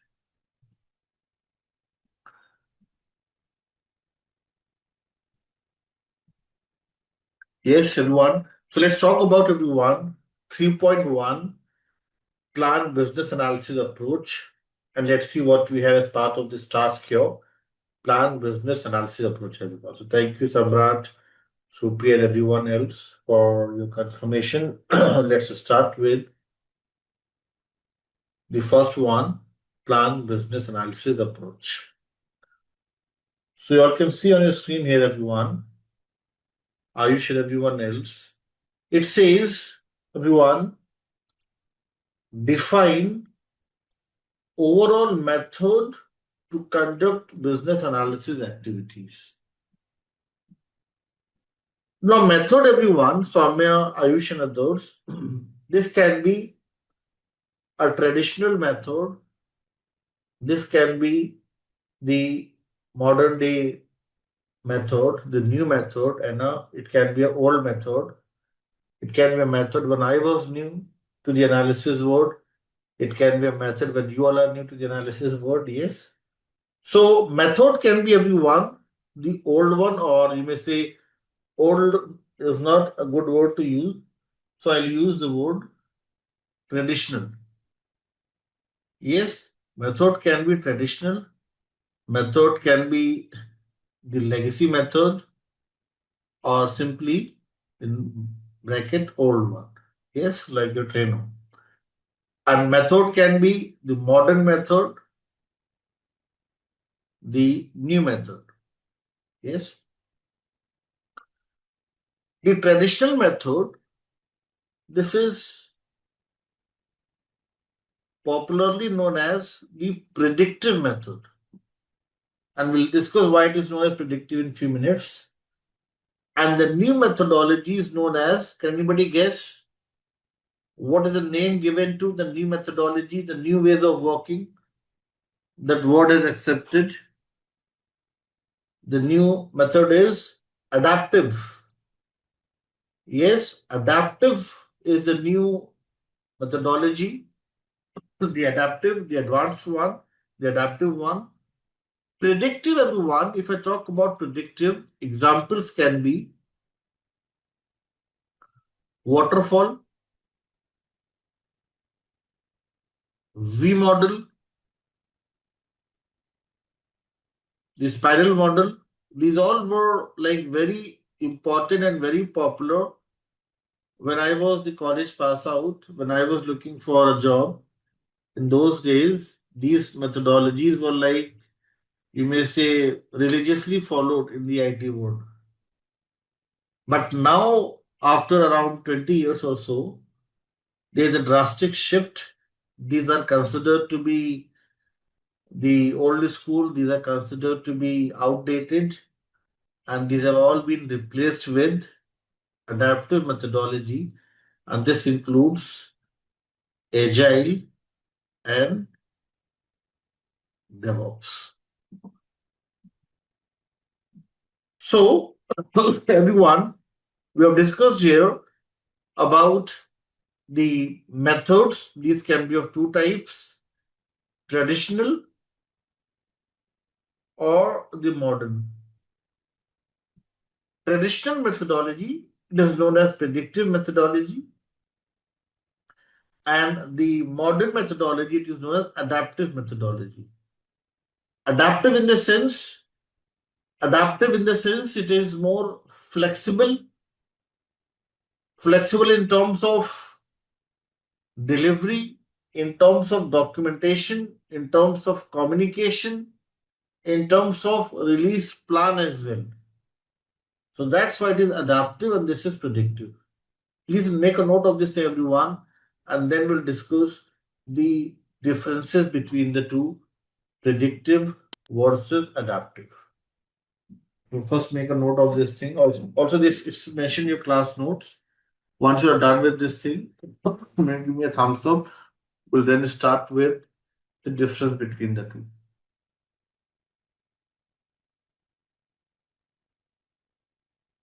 Yes, Bruce, Rafael, everyone. Perfect, thank you. So, everyone, let's talk about the differences.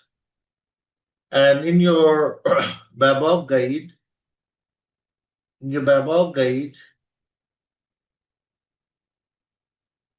I think you have just joined. Yes, I was missing your responses. Thank you for your thumbs up.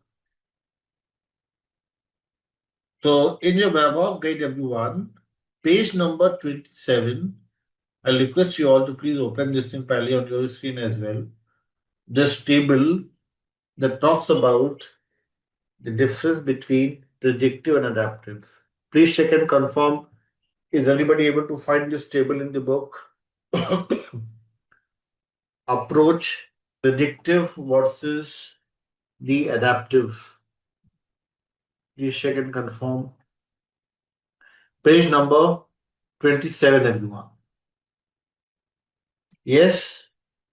Lord, so and everyone else? Perfect. Now, you all can see, everyone, there are four important differences. People who are new to the analysis world, learners who are preparing for the job interviews, this table is very, very important for you all. You all can bookmark somewhere, you all can write it somewhere, that it's an important thing for you all to know the four differences between the predictive and the adaptive methodology. Yes, first one, everyone, is solution definition. Let's focus here. It says defined before implementation to maximize control and minimize risk. This used to happen when I was new to the analysis world, when we used to create FSD and SRD. Today you all had questions around it, FSD, SRD. So this used to happen when we used to write FSD and SRDs. But now what is happening? If you look at this keyword here, define in iterations to arrive at the best solution or improve an existing solution. Now, this is a very important thing for us to understand. Let's try to understand this thing with the help of one example. The very first point, solution definition. So let's try to understand this thing now. So let me create some data here, some example here. So we are talking about, everyone, the approach. And let's first talk about the predictive approach. In the predictive approach, everyone, there was one terminology, SDLC, that was very popular. Can anybody help me know what are the important steps that we follow in the SDLC, the software development life cycle? People from the engineering background, people who have been into analysis or development for some time. What is the SDLC, software development life cycle? Let me write it here.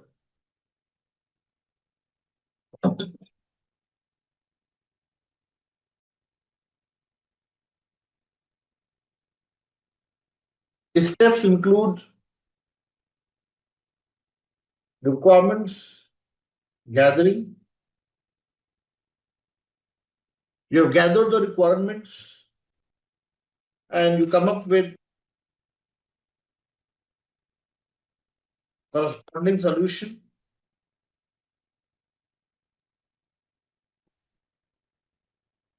Yes, this is a complete solution.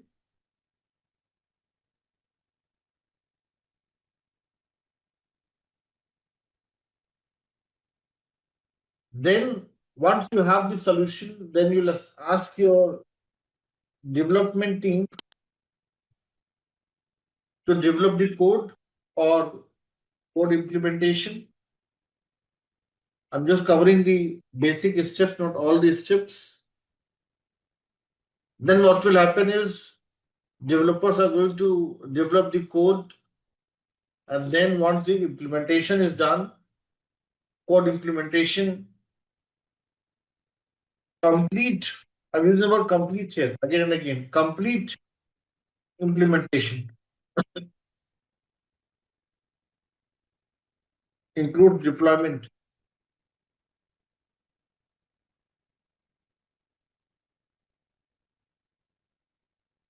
Once this is done, then there will be testing, quality analysis, quality assurance. I must use the word quality assurance for the complete solution.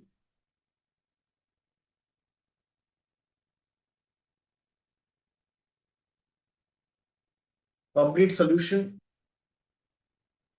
Then what will happen after the testing? What's the next thing? The user acceptance. Yes, after user acceptance, what you'll do?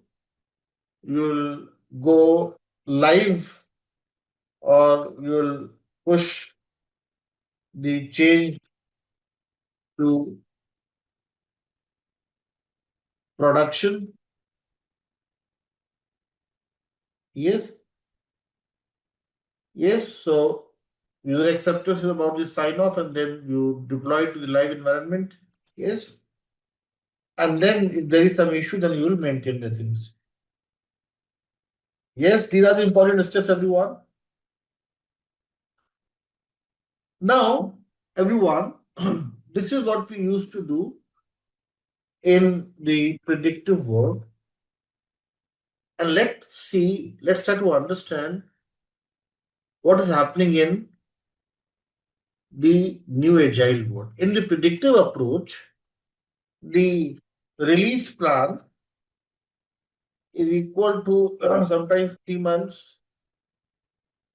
It can be 6 months, or even in few projects, or even 1 year. Yes, everyone.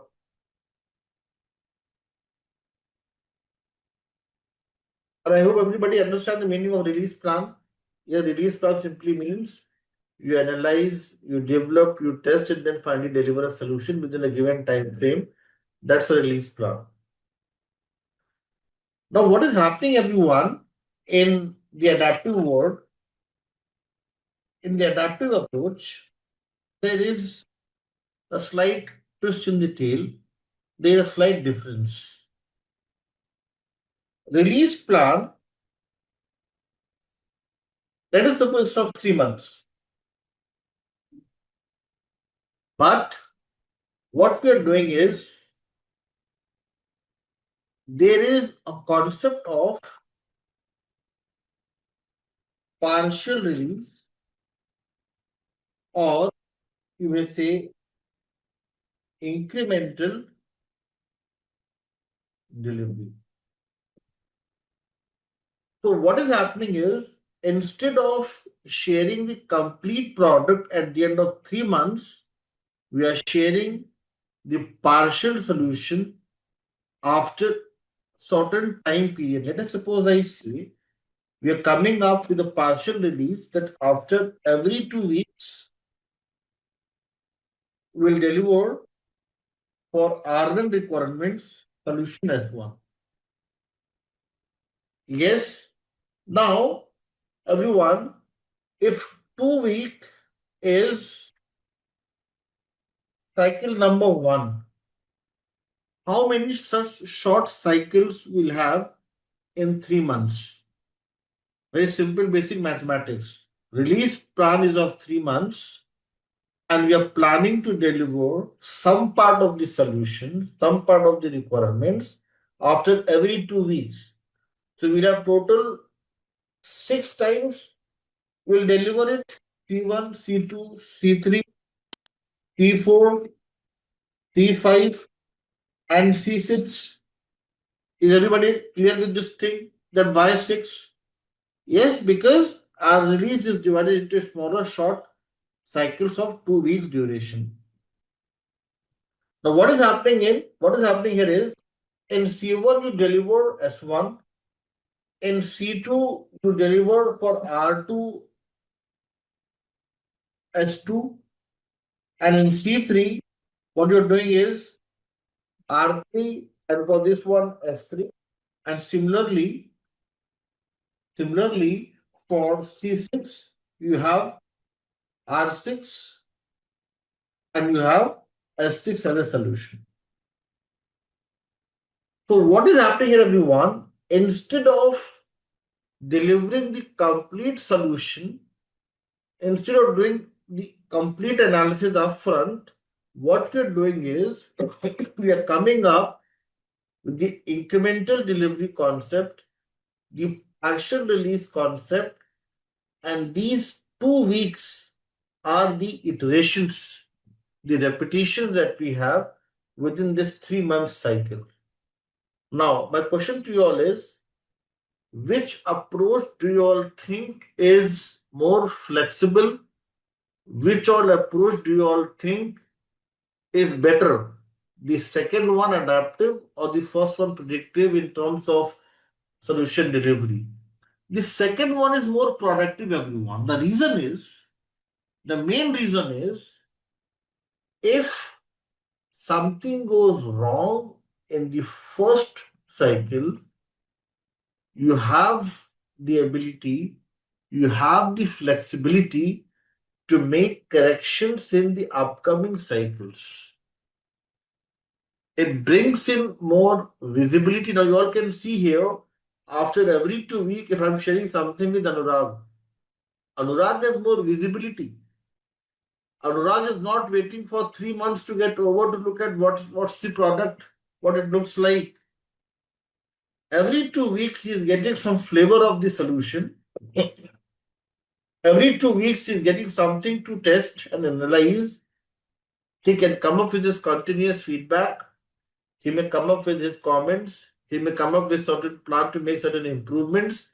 That way, it helps us come up with a rapid delivery, a quality delivery, and more, you may say, ability to negotiate, ability to adapt. And this way, it helps us come up with a better quality solution. Now, everyone, this 2 week cycle, if it is consistent throughout the release plan, there is one name given to it. What is the name given to fixed iteration, everyone? This fixed iteration that we're talking about, what's the name given to it? Fixed iteration. Sprints is the right answer. Sprints is the right answer, everyone. These fixed iterations of 2 weeks, this is your sprint. Now, I'm not saying that it's always 2 weeks. You may customize it in your project and make it 1.5 weeks or something like that. So let's see how it is created. So in your Jira, everyone, you all can see I have this backlog here.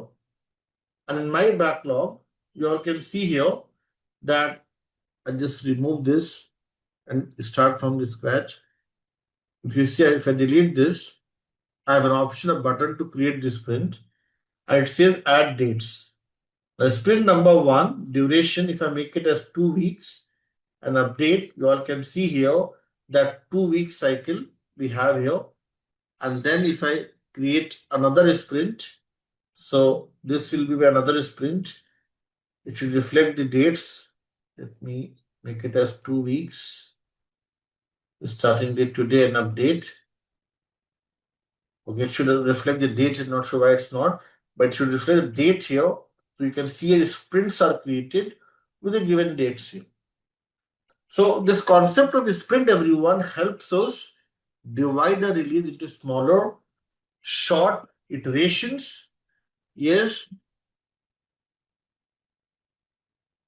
And this is a very good thing that Bichuji is asking. Bichuji is saying that is adaptive something different from the predictive in terms of the SDLC? No. The same thing is followed. It's a release within a release. Bichuji, the same thing is followed in Agile as well.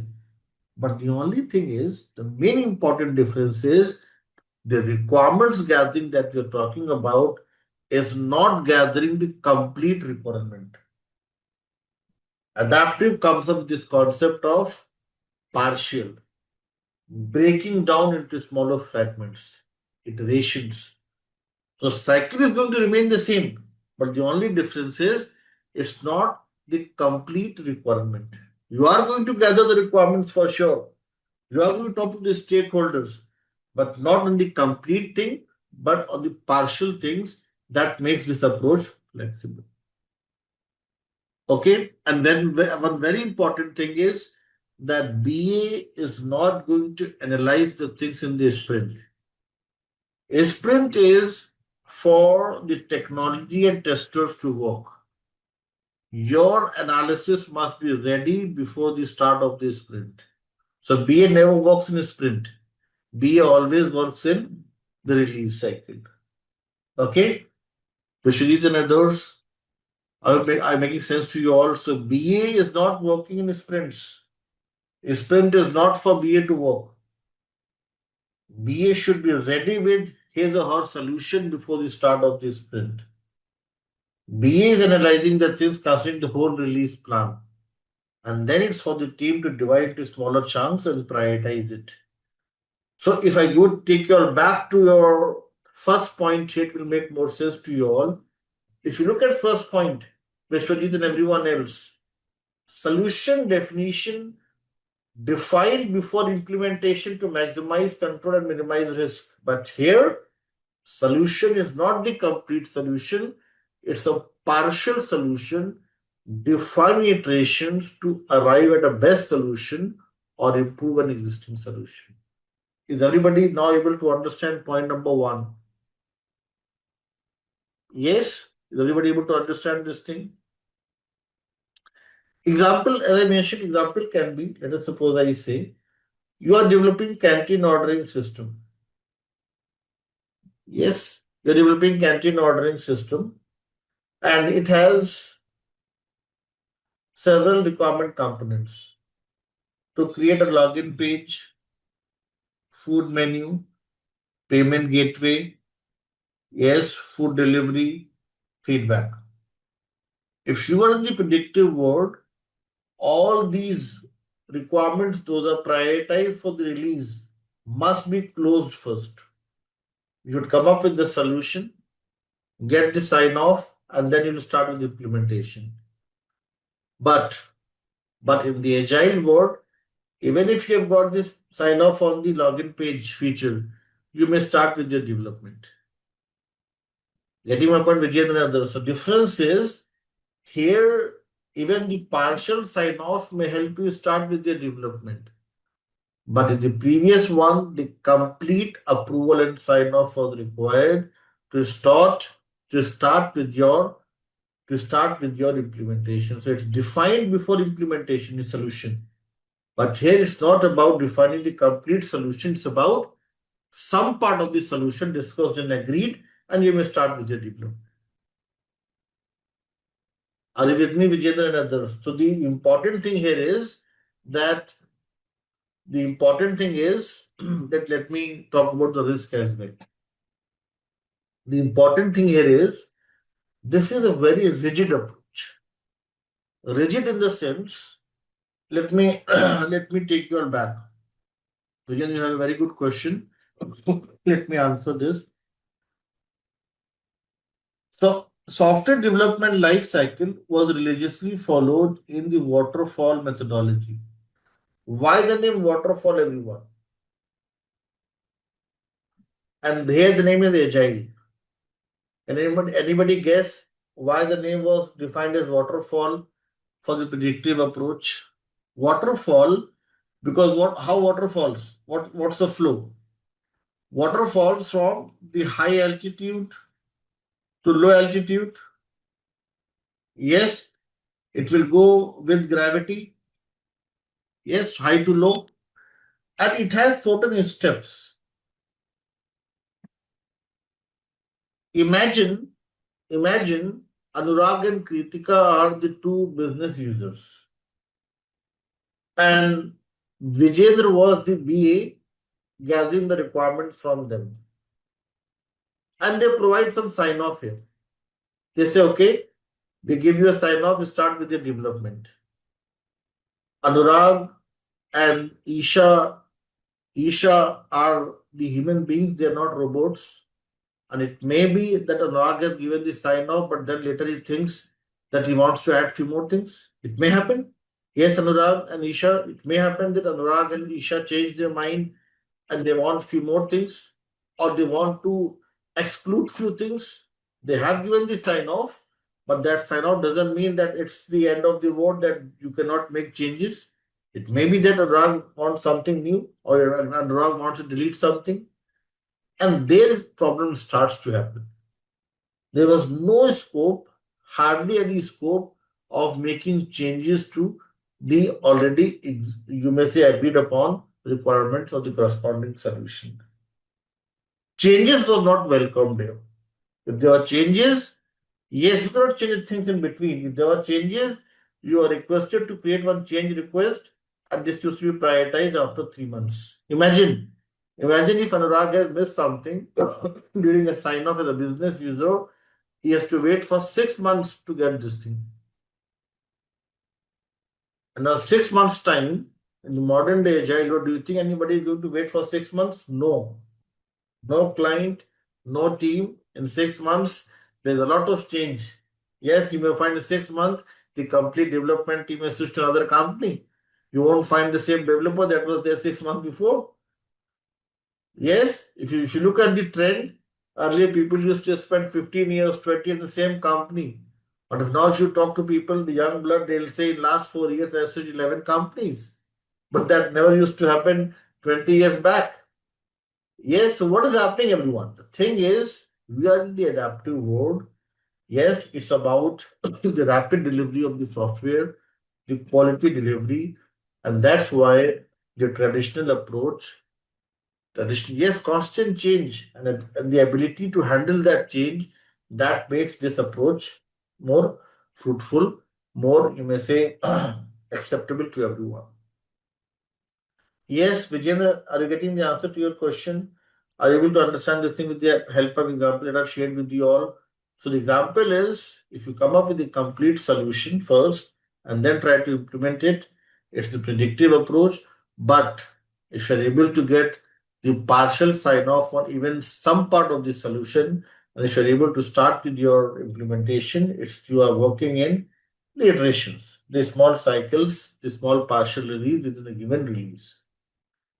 Second point, everyone, is the very important one, and that is level of formality, everyone. Now, today I remember somebody was mentioning that did we talk about FSD, SRD, SRS, and I said no. The reason is, if you look at the second point, we'll get the answer. I'm not able to recollect the name. Was that you, Pavani, somebody else who talked about FSDs today? So you can see here, formal information is captured in a standardized template in the old world. Example, FSD, SRD, SRS, even the BRD. I'll add BRD to this list as well. But now in the agile world, they are using this new terminology, and that is the light weight documentation. I remember when I was new to the analysis world, I'm talking about 2008 or 9. In those days, when we used to create the FSDs, this used to take more than 2,500 pages. Use case documents more than 4 to 5 pages long. And nobody's reading it. Everybody is scared to see such a heavy textual document. But just for the sake of SOPs, we were doing it. But now those FSDs, SRDs, SRS have all been replaced with the lightweight documentation using tools like Jira, Azure DevOps. Even some of you would be using Rally as well, Trello. These all tool helps us create some short, crisp, and you may say lightweight documents like epic, features, stories. So now it's more informal approach in the agile world. Okay? Is everybody with me? That why we discussed about the stories and why we never talked about it? Because this is considered to be comprehensive document, heavy textual documents, and in the agile world, this is not required. Some of my learners ask me this question that are you in favor of this thing? Do you think it's a good practice? I don't think so.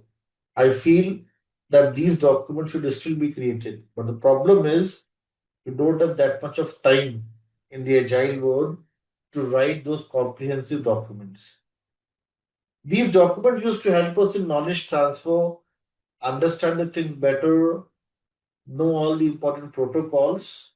But now, since we're in the agile world, everybody is the mad race to develop better software, rapid delivery of the software. So these documents are no longer significant. It's all about creating some short, crisp documents using the tools like Jira, Azure DevOps, and others. Yes, everyone, is everybody clear this? The second point, level of formality. So, in simple terms, the protocols, the SOPs, the standardized templates are getting replaced with lightweight documentation. Comprehensive documents are getting replaced with some small, short, crisp documentation with the lightweight documentation. So that's why it's an important thing for BAs to know how to use the tools like Jira, Azure DevOps, and others. In our first session, we have discussed about this thing on high level. In our sessions to come, we'll talk more about Jira, how to create the Jira dashboards, how to write stories, how to link them with features, and all such things we'll discuss, how to manage the backlog, how to prioritize it, all such things we discuss using the Jira tool. Third point, everyone, is about the activities. Very similar to solution definition, the same thing goes with the activities as well. Activities required to complete deliverables are identified first. Very similar to solution. All the activities have to be defined. But here, it's not important to define all the activities. Activities are again divided into small iterations with deliverables first and then associated tasks are identified. So even activities are not completely defined here. Activities are also in the short iterations based upon the solution that we have. So that's about the activities. And the last thing is Here, tasks are performed in specific phases.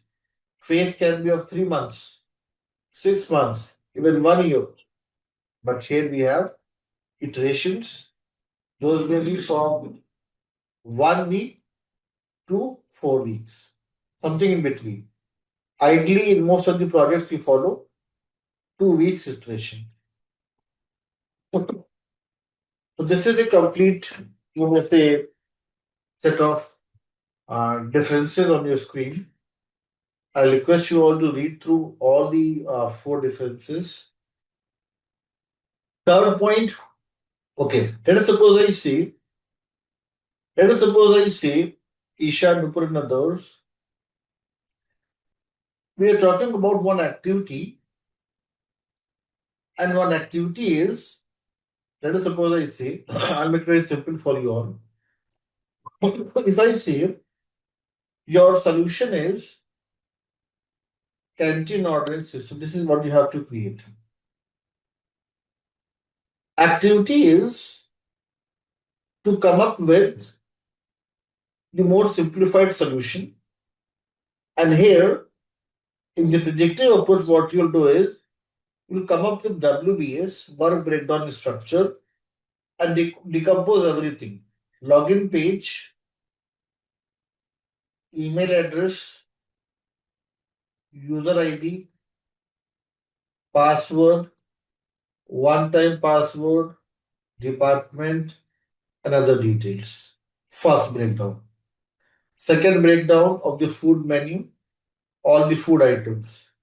Third about your payment gateway, all the options. Fourth about your food delivery, all the options. This is how you come up with you may see here, activities required to complete deliverables are identified first. This is how you'll come up with the things in the waterfall board. Define all the activities here. And then you start with the development. But in the adaptive world, this is not required to have everything. Let us suppose you're prioritizing login page in the Scrum Sprint 1. You just need these details to start with.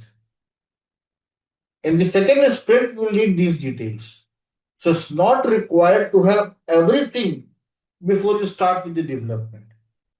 Whatever you prioritize as a solution, for that thing you'll need the set of activities.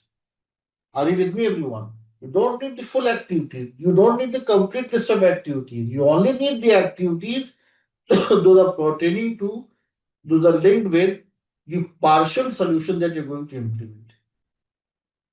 Okay? Are you with me, everyone? So activities are also, you may say, partially prioritized, not the full set of activities. That's how we work in the agile world. In simple terms, it's about partial delivery concept wherein you break down the requirements into smaller chunks and work in an incremental delivery. Incremental means step by step, one by one, not everything in one go. Okay? So that's about the activities divided into smaller iterations with deliverables first and then associated tasks. Like you all must have seen this thing that now in the agile world, in the user stories, we have an option to add these subtasks. How many of you are doing it? Subtasks are nothing but the activities. Those are within the given solution. Yes? Getting it? And I think in planning, are we not going to break down and then prioritize? Yes, you are going to break down. But in the predictive thing, full breakdown. There's a difference. Here, it's a full breakdown, and here it is partial breakdown. Partial breakdown, everyone, helps you prioritize smaller things, small little things in the first few weeks. It's not about the full breakdown, full solution, and then implementation. No. You are coming up with an incremental delivery and others. So breakdown is not the full breakdown. It's about the partial breakdown based upon the solution, partial solution that you have prioritized, and accordingly you work. Yes, you're working in bits and pieces. That's the, you must say, the good thing with adaptive mode. Getting my point? Yes. So it's not about like I'll give you one more example. In when I used to be like if I take you back to the year 2012, when I started as a trainer, in those days what used to happen that when we used to start with the live session, so sorry, I used to tell my learners that today we'll discuss these topics and we'll target to close them today itself. And this chat box was not there. We used to have the traditional Cisco application WebEx, if you all have heard of.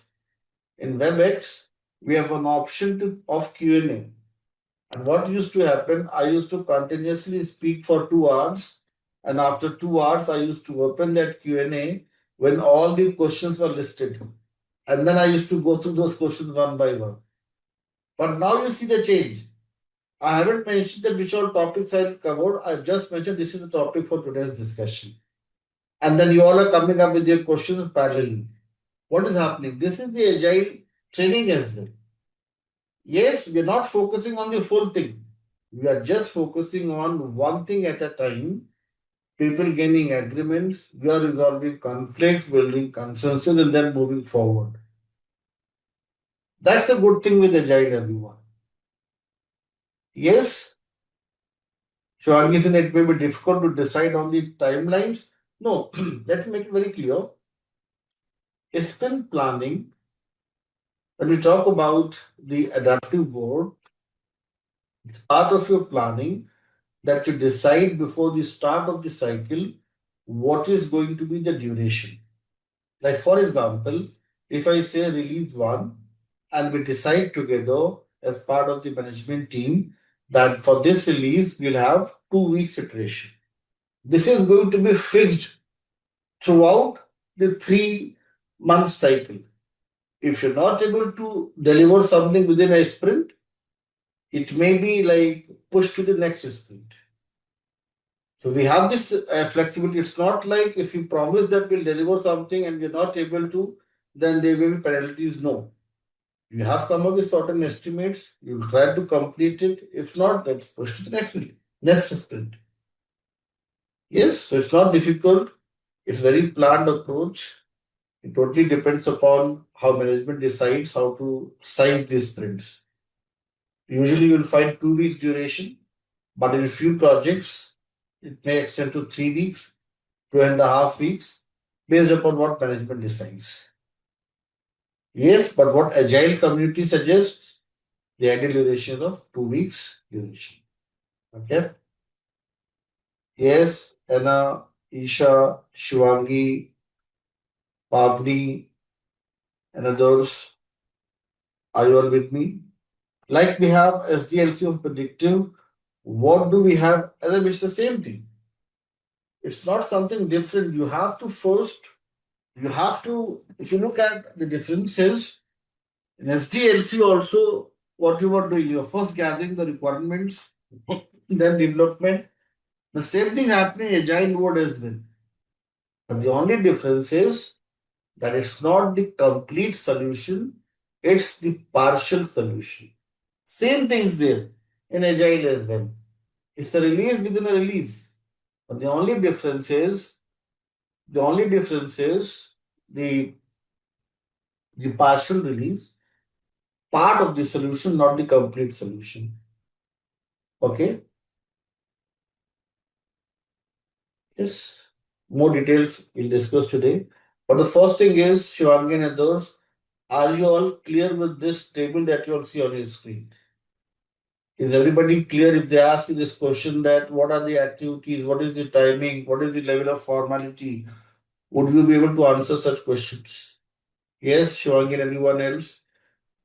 So this was about everyone. The first thing as part of plan business analysis approach is Yes, so you're saying when solution updates, then development also updates. Definitely, yes.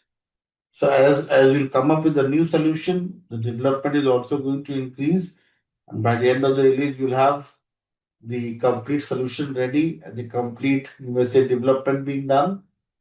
So that's how it works in Agile, the partial release concept, the iterations and the incremental delivery. Yes, everyone. Now,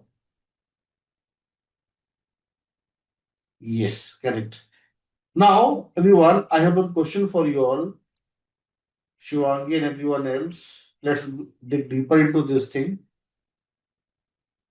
And my question to you all is, in your slides here, the elements, Akshay, Pavni, and everyone else, based on a discussion, IBA should have mentioned that planning methods are of two types, predictive and adaptive.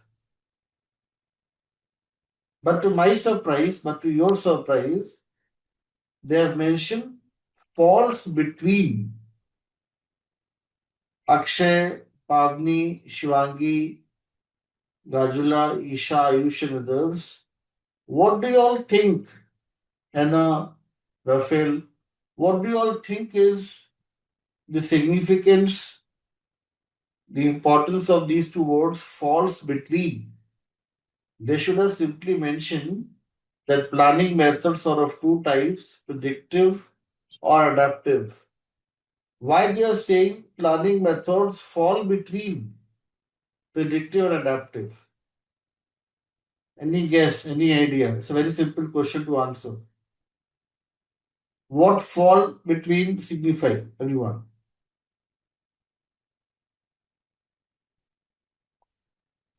Not the requirement, something else. Lawyer saying we are typing, we know the answer, it's a basic one. Yes.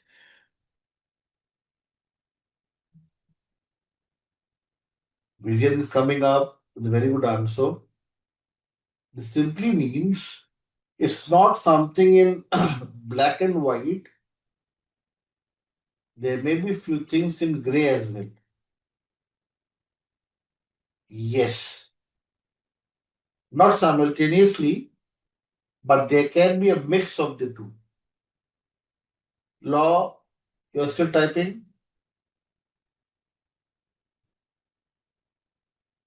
Okay, so the answer is this is the hybrid methodology. Like if I tell you about my project, we have fully transitioned to agile ways of working. But since I am the product owner, I come from a traditional background, so I always ask my team to create the BRDs. My BS tell me that in the next team, another team, people are not creating it. I think they're not creating it, but we'll definitely create it because this always helps. So what we're doing here, we are into the agile methodology, but we're also accepting some good practices from the old world. And this is a mixed bag. And this makes it the hybrid methodology. Some of my learners told me, I don't know about you all, but some of my learners told me that in their project, they still create the use cases, and based on the use cases, they then create the user stories.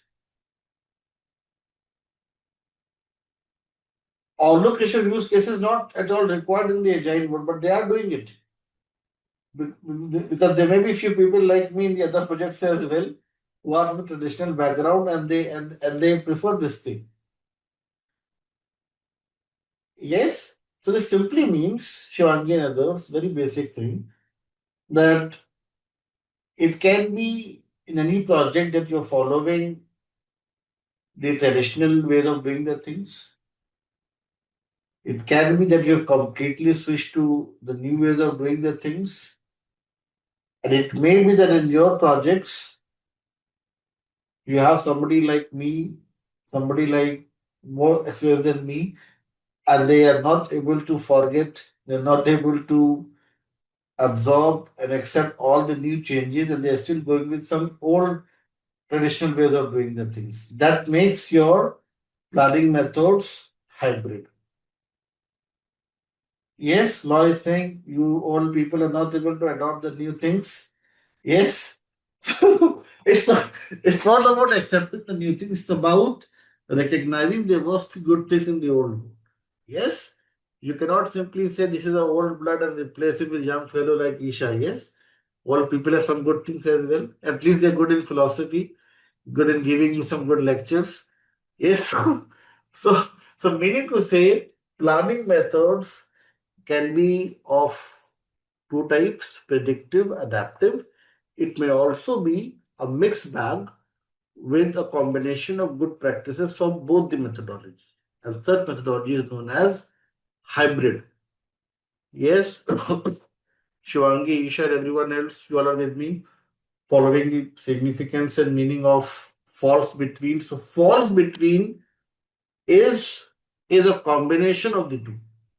Best practices from both the worlds combined together. Now, second thing, everyone on the screen, formality and level of details of BA deliverables are based on the planning approach. Oh, sorry. So we discussed this thing few minutes back that in the predictive world we had the comprehensive documents as part of BA deliverables, and these are the form of BRDs, FRDs, FRS, SRS, release notes, user manuals, user guides, and all such documents. But now in the agile world, we have a new concept, a new terminology being used, and that is lightweight documentation.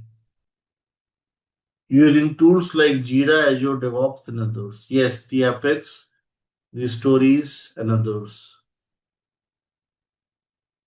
Yes, so Kirka, you have a very good point here. Element simply means all the important constituents or components within a given task. So if task is 1, then elements are like T11 plus T12 plus T13.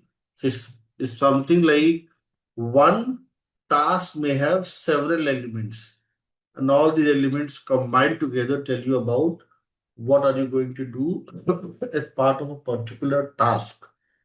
Okay, so these elements help you understand what are the important activities to be performed by a BM within a given task.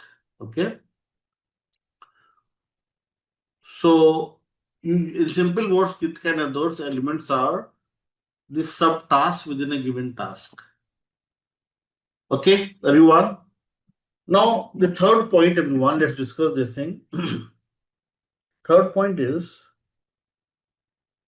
and this for you all to answer, Kritika and everyone else. Let us suppose any activity is assigned to you. You all had this question a few minutes back that what exactly is the activity? Any activity. Let us suppose I say to functionally break down the requirement is one activity. Another activity is to manage the resources in your project. Another activity is to define all the non-functional requirements. BABOK guide says that if any activity is assigned to you, break it down into smaller fragments, into smaller tasks. Why do you all think it's an important thing for Kritika and others to break down the activities into smaller tasks when they plan for business analysis approach? How is that going to help you? If any activity is assigned to you, the above guide says break it into smaller fragments. Why to break into smaller fragments? Why not analyze the complete activity in one go? How this will help?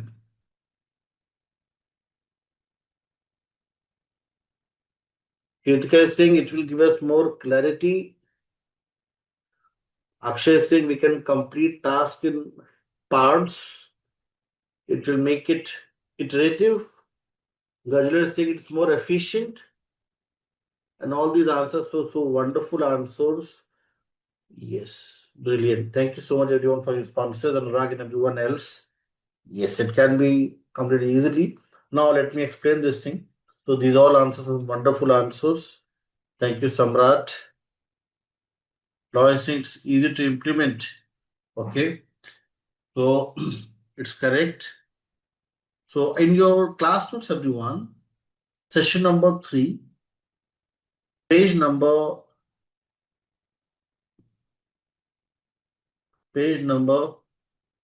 5, I mentioned few points.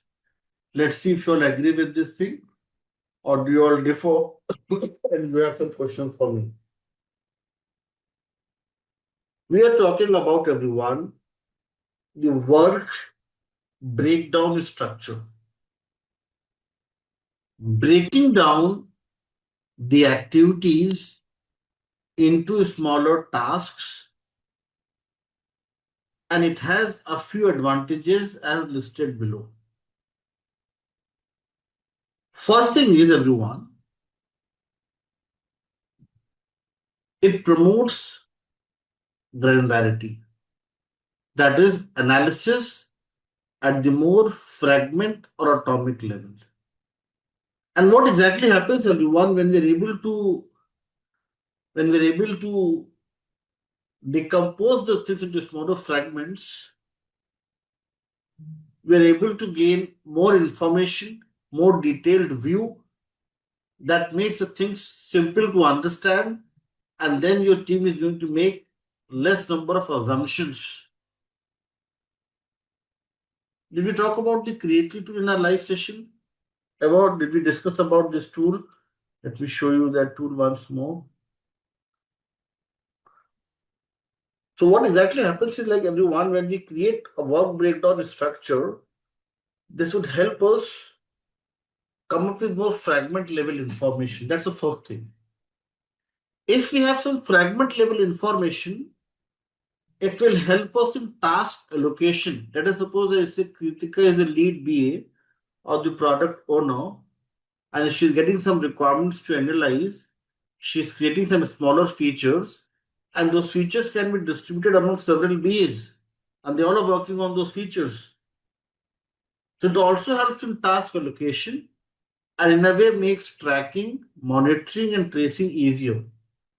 And in turn, this helps in delivering better quality product to the end users. Third point, everyone, is a very important one. Let's read this third point. Third point says, everyone, analysis at the granular level helps to ensure that solution aligns with the stated requirements, and this helps to avoid the scope creep condition. What happens is, if you're able to come up with more simplified information, more detailed information, clear information, precise information, this helps everyone develop a clear understanding, and then chances to absorb creep. Creep is any redundant, duplicate, or unwanted component can be minimized. So they may ask you this question that why at all we should do this thing. This will always help us come up with more simplified solution, more detailed view of the solution, more granularities, more fragmentation, and that helps to avoid any creep, any redundant, or any duplicate components in our solution. And fourth point, everyone, is about something linked with point number 3. It also helps you define the scope. This helps to get clarity on the important requirement components, and in a way it will help you define the scope for the given set of requirements. Fifth point is summary of all the 4 points above. It says WBS promotes atomicity. Atomicity is all about granularity, fragment level information, low level information. So this is how point number 3 helps you in coming up with more accurate solution without a redundant or duplicate components. So I request you all to please read all these 5 points on your screen. I'll take a pause here. Point number 6 is about 3 important techniques we will discuss in the sessions to come, like functional decomposition, requirements traceability, mind mapping. These all are going to help us perform WBS in a very organized manner. Yes, Devraj, I can see the blue arrows. I hope you've got the answer. So, Gajla, to your question, after each sprint, it will go to development, not all. If it is all, then it is your waterfall. If it is each, it is your agile. Okay, Gajla?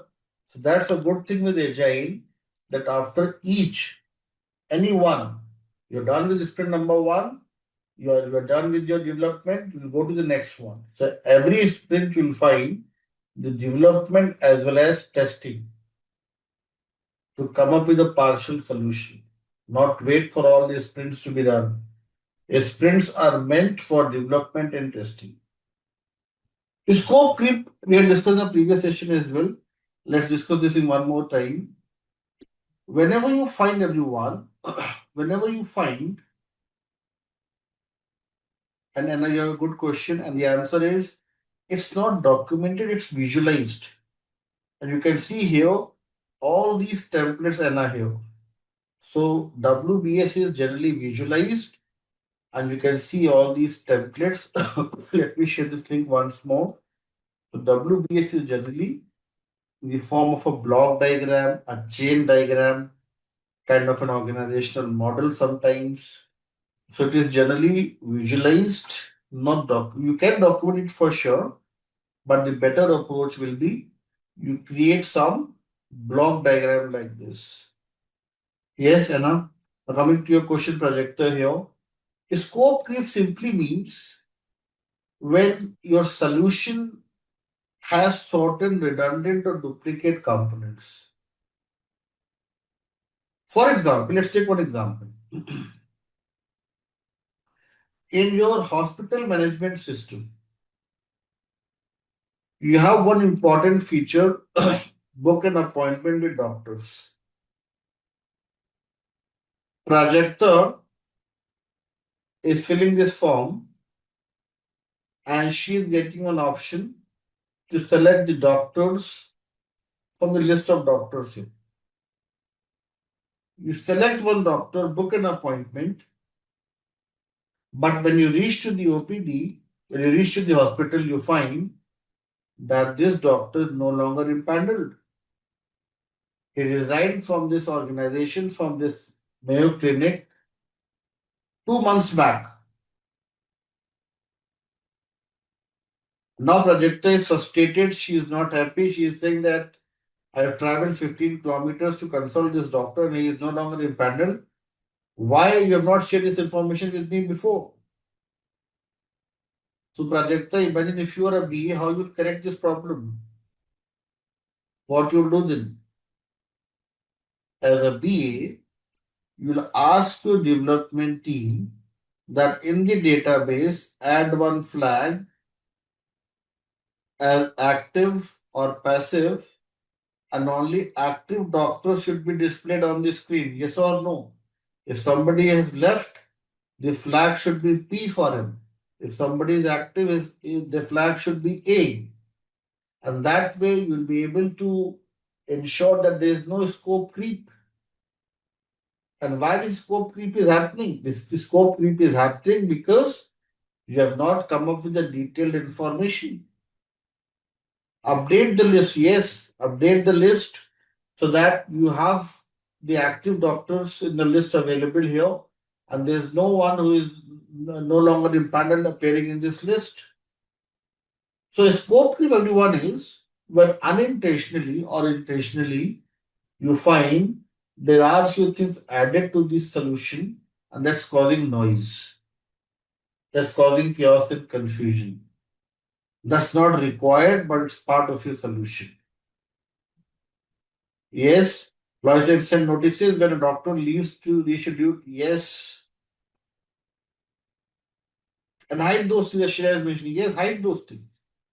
If somebody is passive, his or her name should not be populated. It's a very simple. If you have to write this code in Python or in C sharp, it's very simple. If an else statement you have to write, and this helps you come up with this refined set of list. Is everybody clear with what is scope creep? So scope creep is, everyone, I have written the definition here. Let's read this. Scope creep is when solution grows larger in size and accommodates a few unwanted, duplicate, and redundant components. This causes components outside the solution boundaries to penetrate and become part of any scope requirements. Examples of scope creep, everyone. In HMS, if list of doctors at Mayo Clinic include some doctors, those are not impaneled, this is redundant information, scope creep. In canteen ordering system,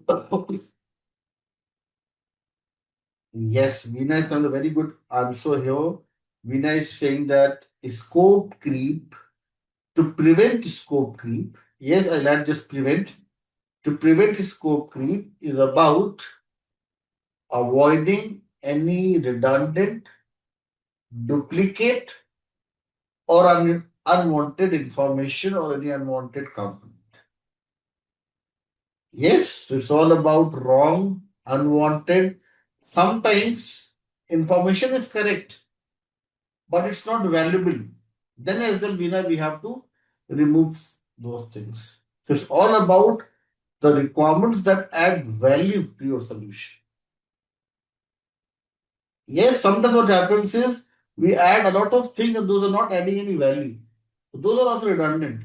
So those are not wrong, but redundant in nature. Out of scope requirements, yes. In canteen ordering system, employees of nearby offices ordering food is again the scope creep. Okay?